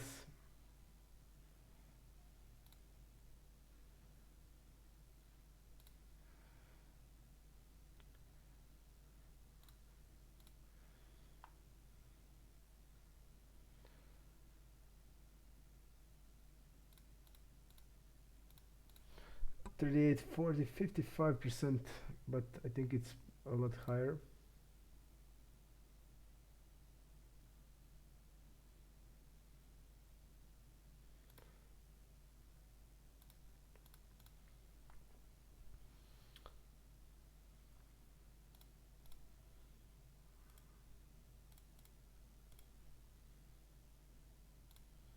Those four suited, let's check.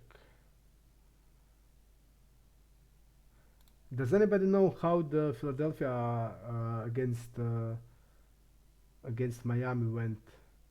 How the game finished? It should be finished till now. Checking eights.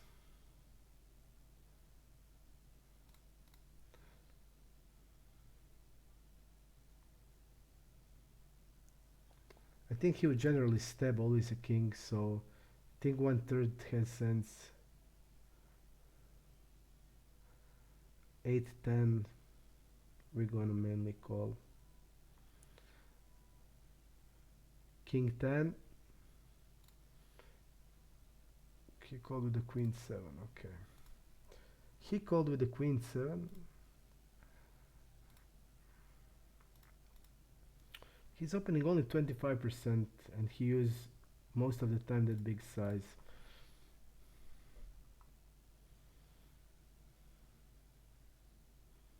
And that's interesting.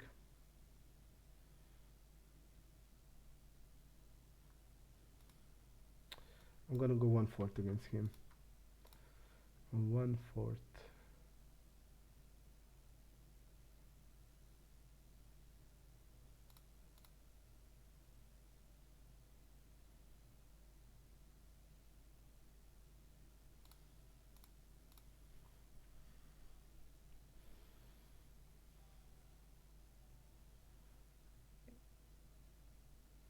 I think queen 9 is a fault here, always, especially against this range.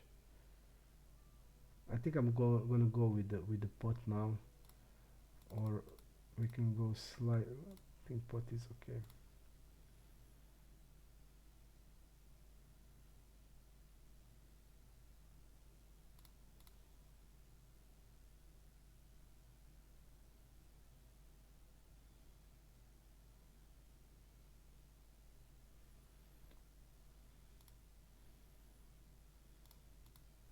I'm gonna bet this time.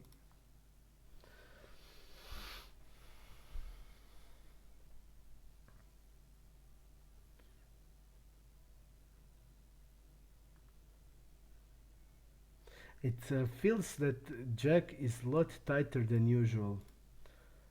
Definitely, it feels like that because usually he doesn't fold anything. He calls trivet with 3-6 off yesterday and day before.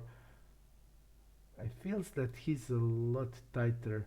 And somebody said from the chat that knows him that when he's tilting a lot, when he's losing a lot, he's tighten upping. It's counterintuitive, but I think from what we're seeing from the play that he's making, he plays really tight. That means we're just gonna need to turn on aggression, and I think that's the best way to do it. 1/3, he's gonna float everything here. I think it will be good. We're gonna go with bigger size now. Still thinks he's gonna call ace highs here.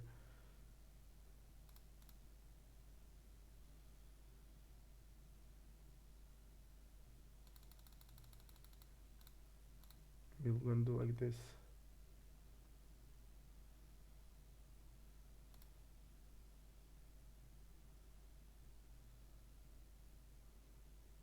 Yep, he's a lot tighter. He usually doesn't fold anything to a three bet. Basically, that's because he's. I think it's the truth when he's losing.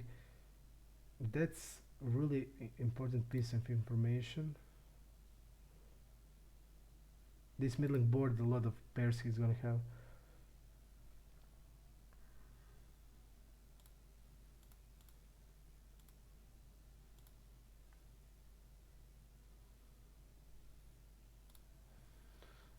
Okay, 3-5.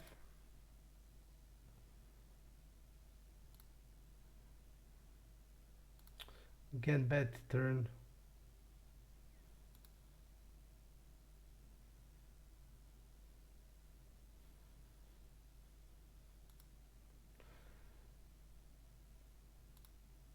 He's not bluffing, he's also in this spot. I want to see what he had. It feels like deuce 8, and he still had some equity and he didn't do it.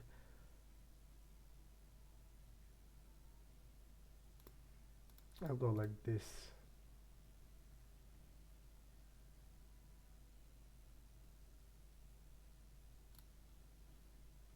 Jack 10. He c-bets 82%. He's gonna bet this board. We see that he didn't. Okay, I'm just gonna bet 1/3.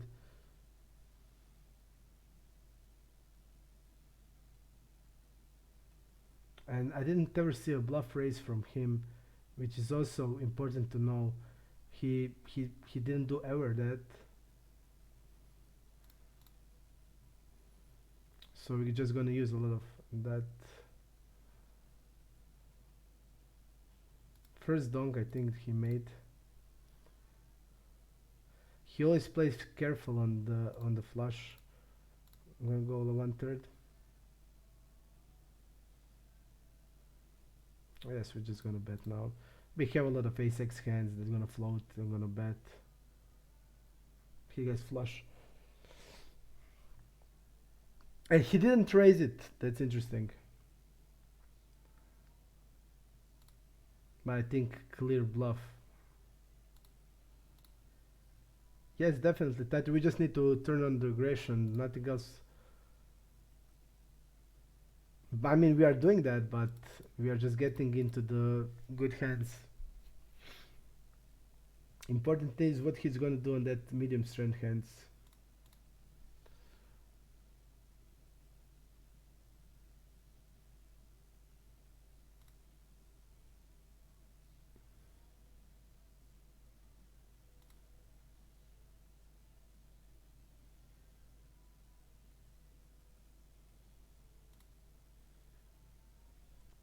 And he checked on the ace-8.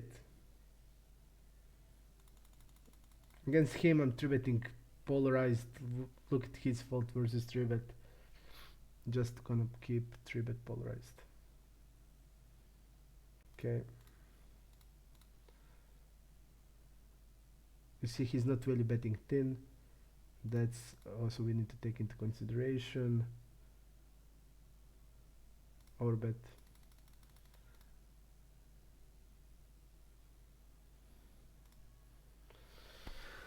Let's turn on the aggression. Turn on the aggression. That's the best thing we can do.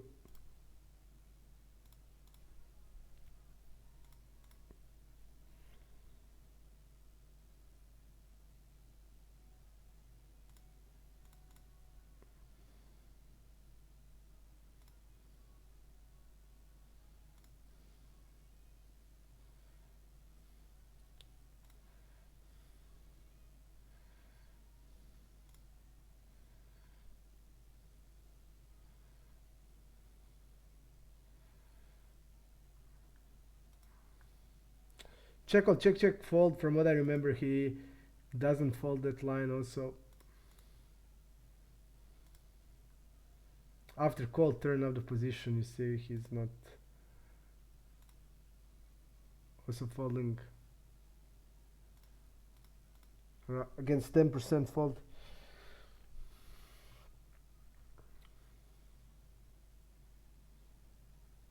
Eight, 9.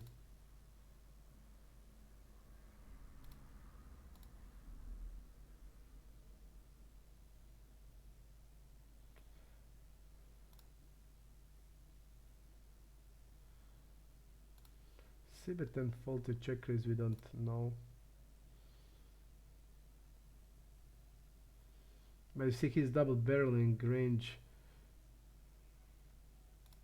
Not that, and he's falling to river when he's checked, so we can just float.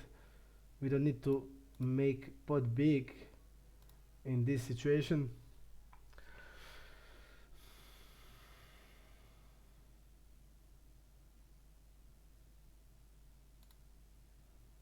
We're going to limp it.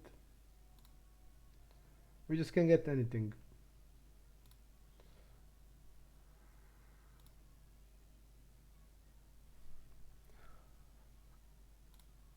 I can have 10 BBs on stars, but I can do anything to fish 75-20 that's playing randomly and insane. That's only possible in Super Sport.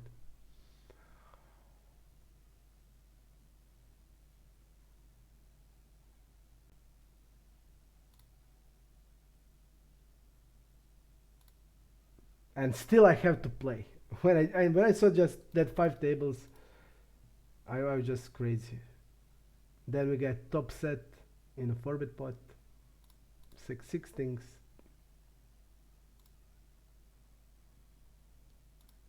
1/3. I'll show you the Jack's normal stats on the 6 max tables. It's sick. He doesn't fall to 3-bet, nothing. But here he's tightened up enormously.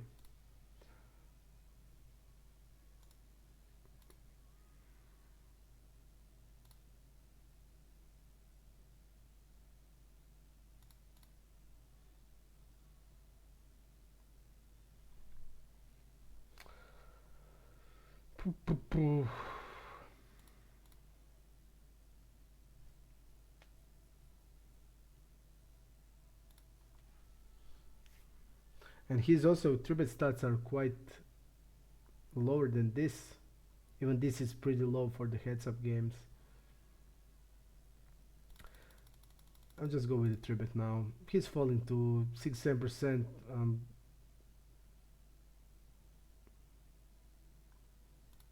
I'll go 1/3. Pretty fast call. Pretty fast call. Again, spot, we just can't bluff. A lot of Queen X, a lot of Jack X hands in the range.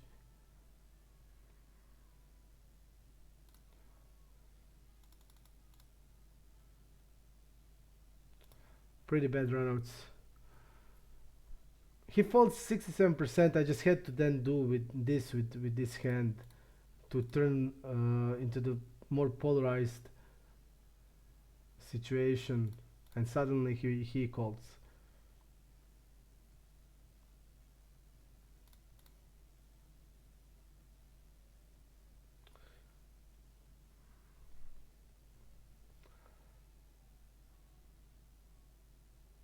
Probably he's gonna fold now to 3-bet.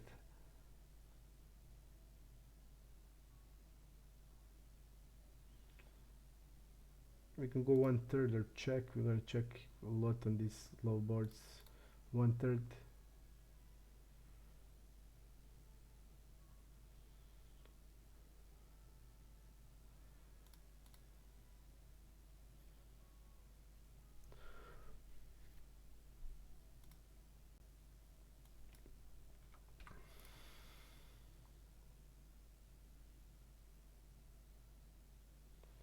Three nine off.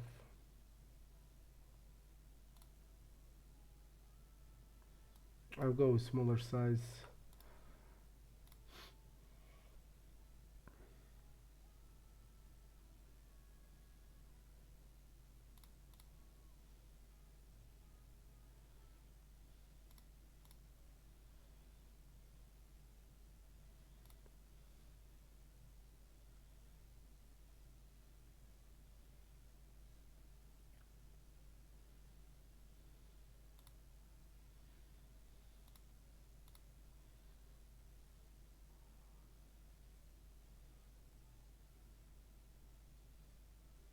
What he gonna do now?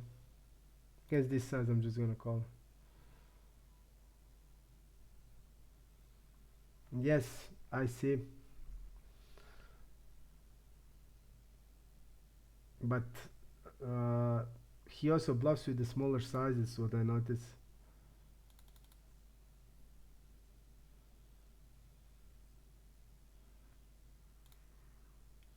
We can do it.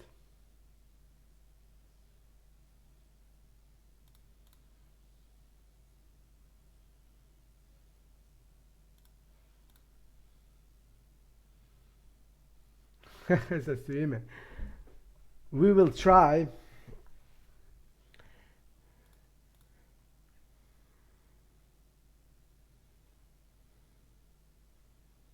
Bigger size on this board. We can even check it. I think it's not that important. Poo poo poo.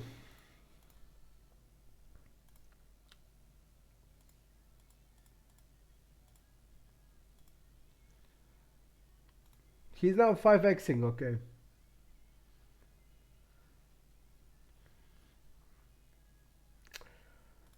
Supersport is not rigged because Croatian would never knew how to rig something, so it's not rigged for sure. but it's just 6 side with 6 players.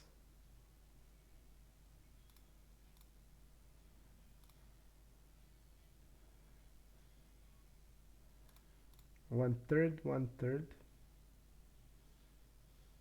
We're gonna bet turn, and it folds. 4 hours. I'm really happy how we played on stars.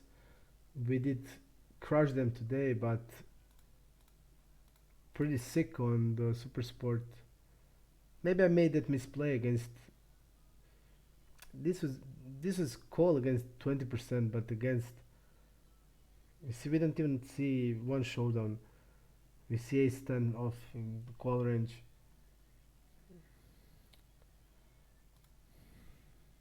I'll just call them jack 7 plus suited based on the 3-bet stats.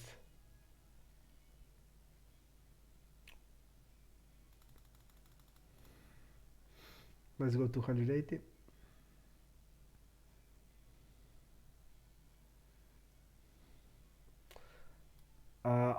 If we are 3-betting linear, we need to have like 20% c-bet in this spot, and we are check calling here. Interesting turn.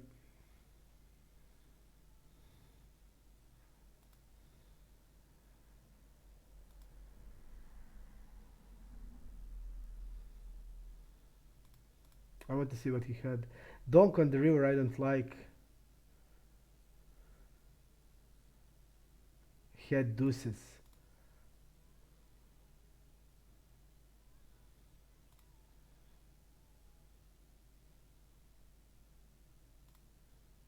He had deuces.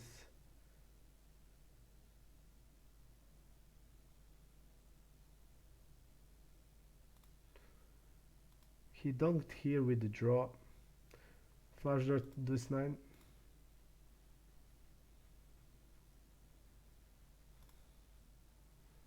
He now donked with the top pair, okay. I could donk river, but I didn't like it as a play in that time, but now when I think it has sense based, I mean, this is his river aggression. It depends what he will value bet, what type of the flush he's gonna value bet, and if he's gonna be careful with the medium hand flush, then definitely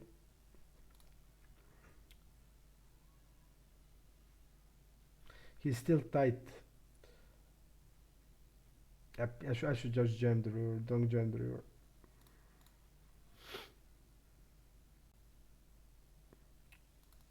I'm gonna go with a 4-bet and get it in.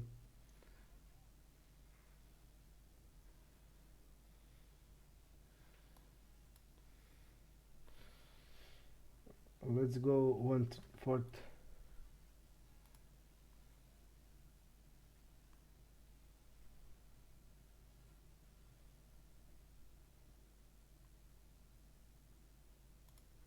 Jack 6 1/3.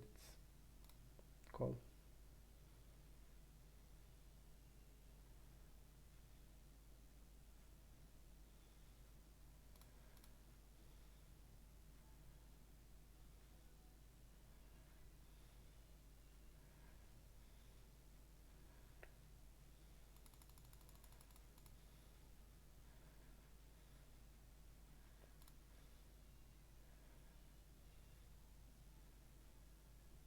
Don't barrel aggressively.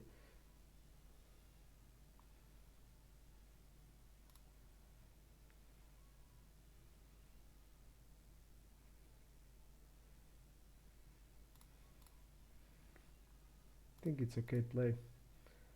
7/8 1/3 on the flop.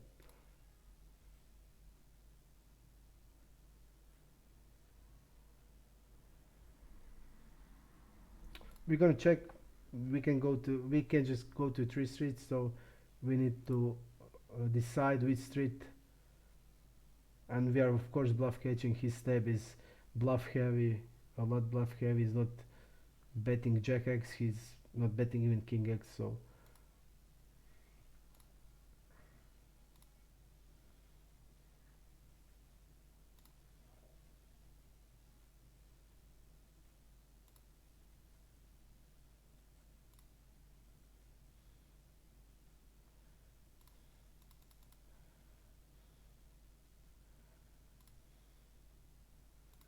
Overbet here. We're gonna overbet here. But he folds 67%. We can even go with less size. We don't need to overbet. He folds that much. We can just go with the normal size. I'm just gonna call.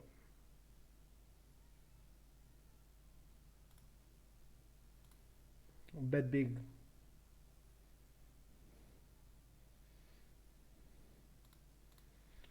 Jam.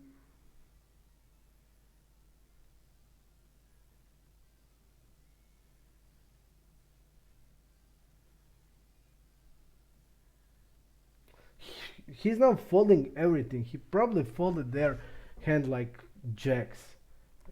How he plays suddenly.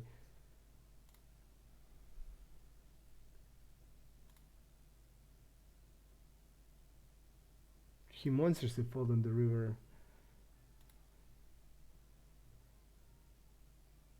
Look at his double barreling range.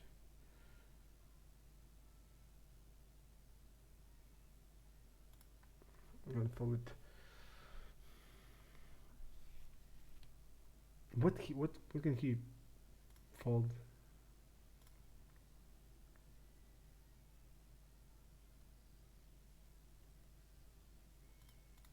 One third.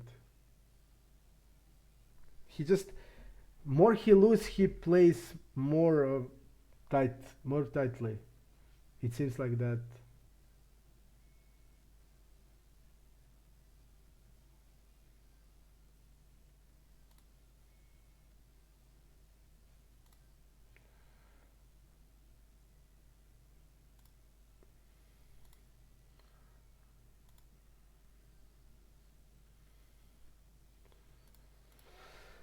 Okay.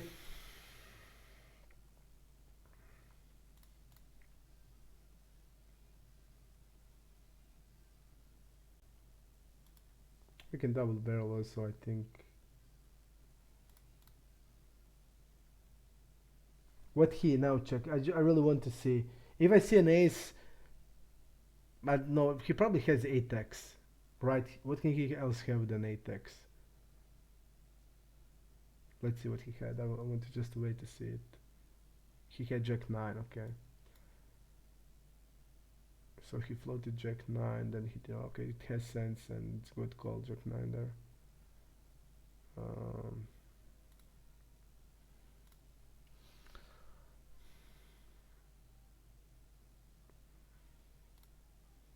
1/3.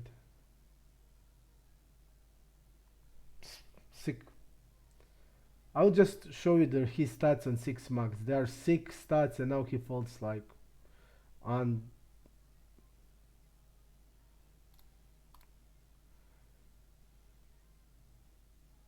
And now he calls Queen Jack off.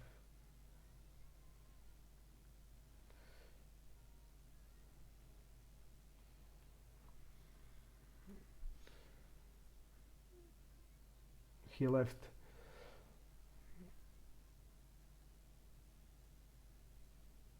I think that's it, guys. Last day before scoop of my play. We killed on Poker Stars, but on Super Sport, I just felt bad playing. I didn't play that good.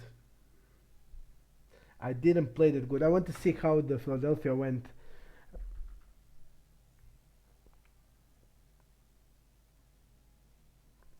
Sick. So I will not stream tomorrow.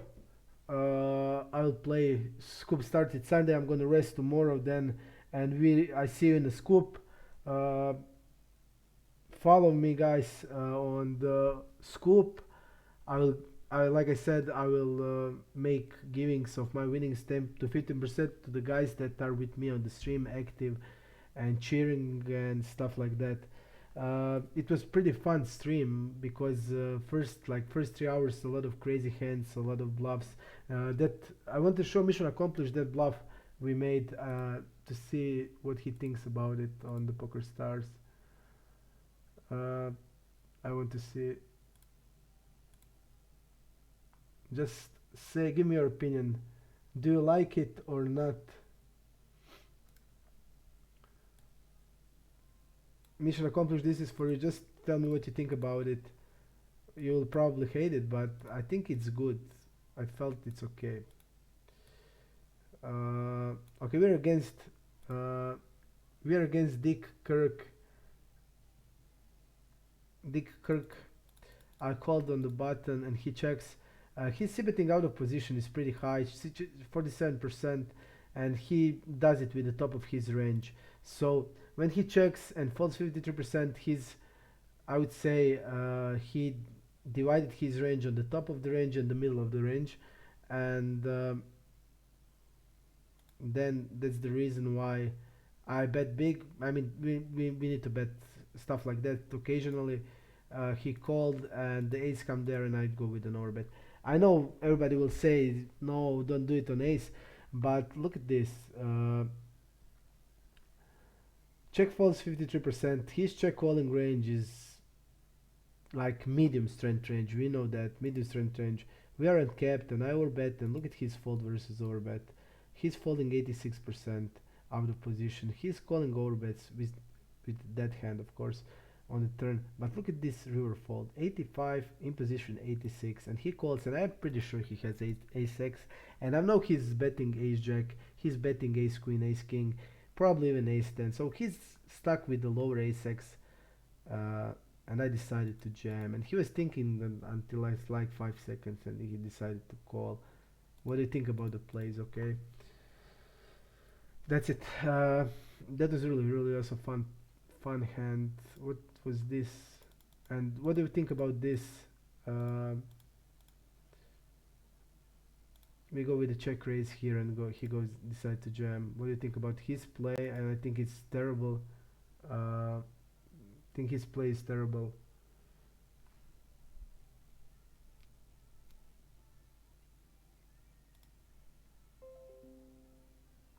And he decided to jam here.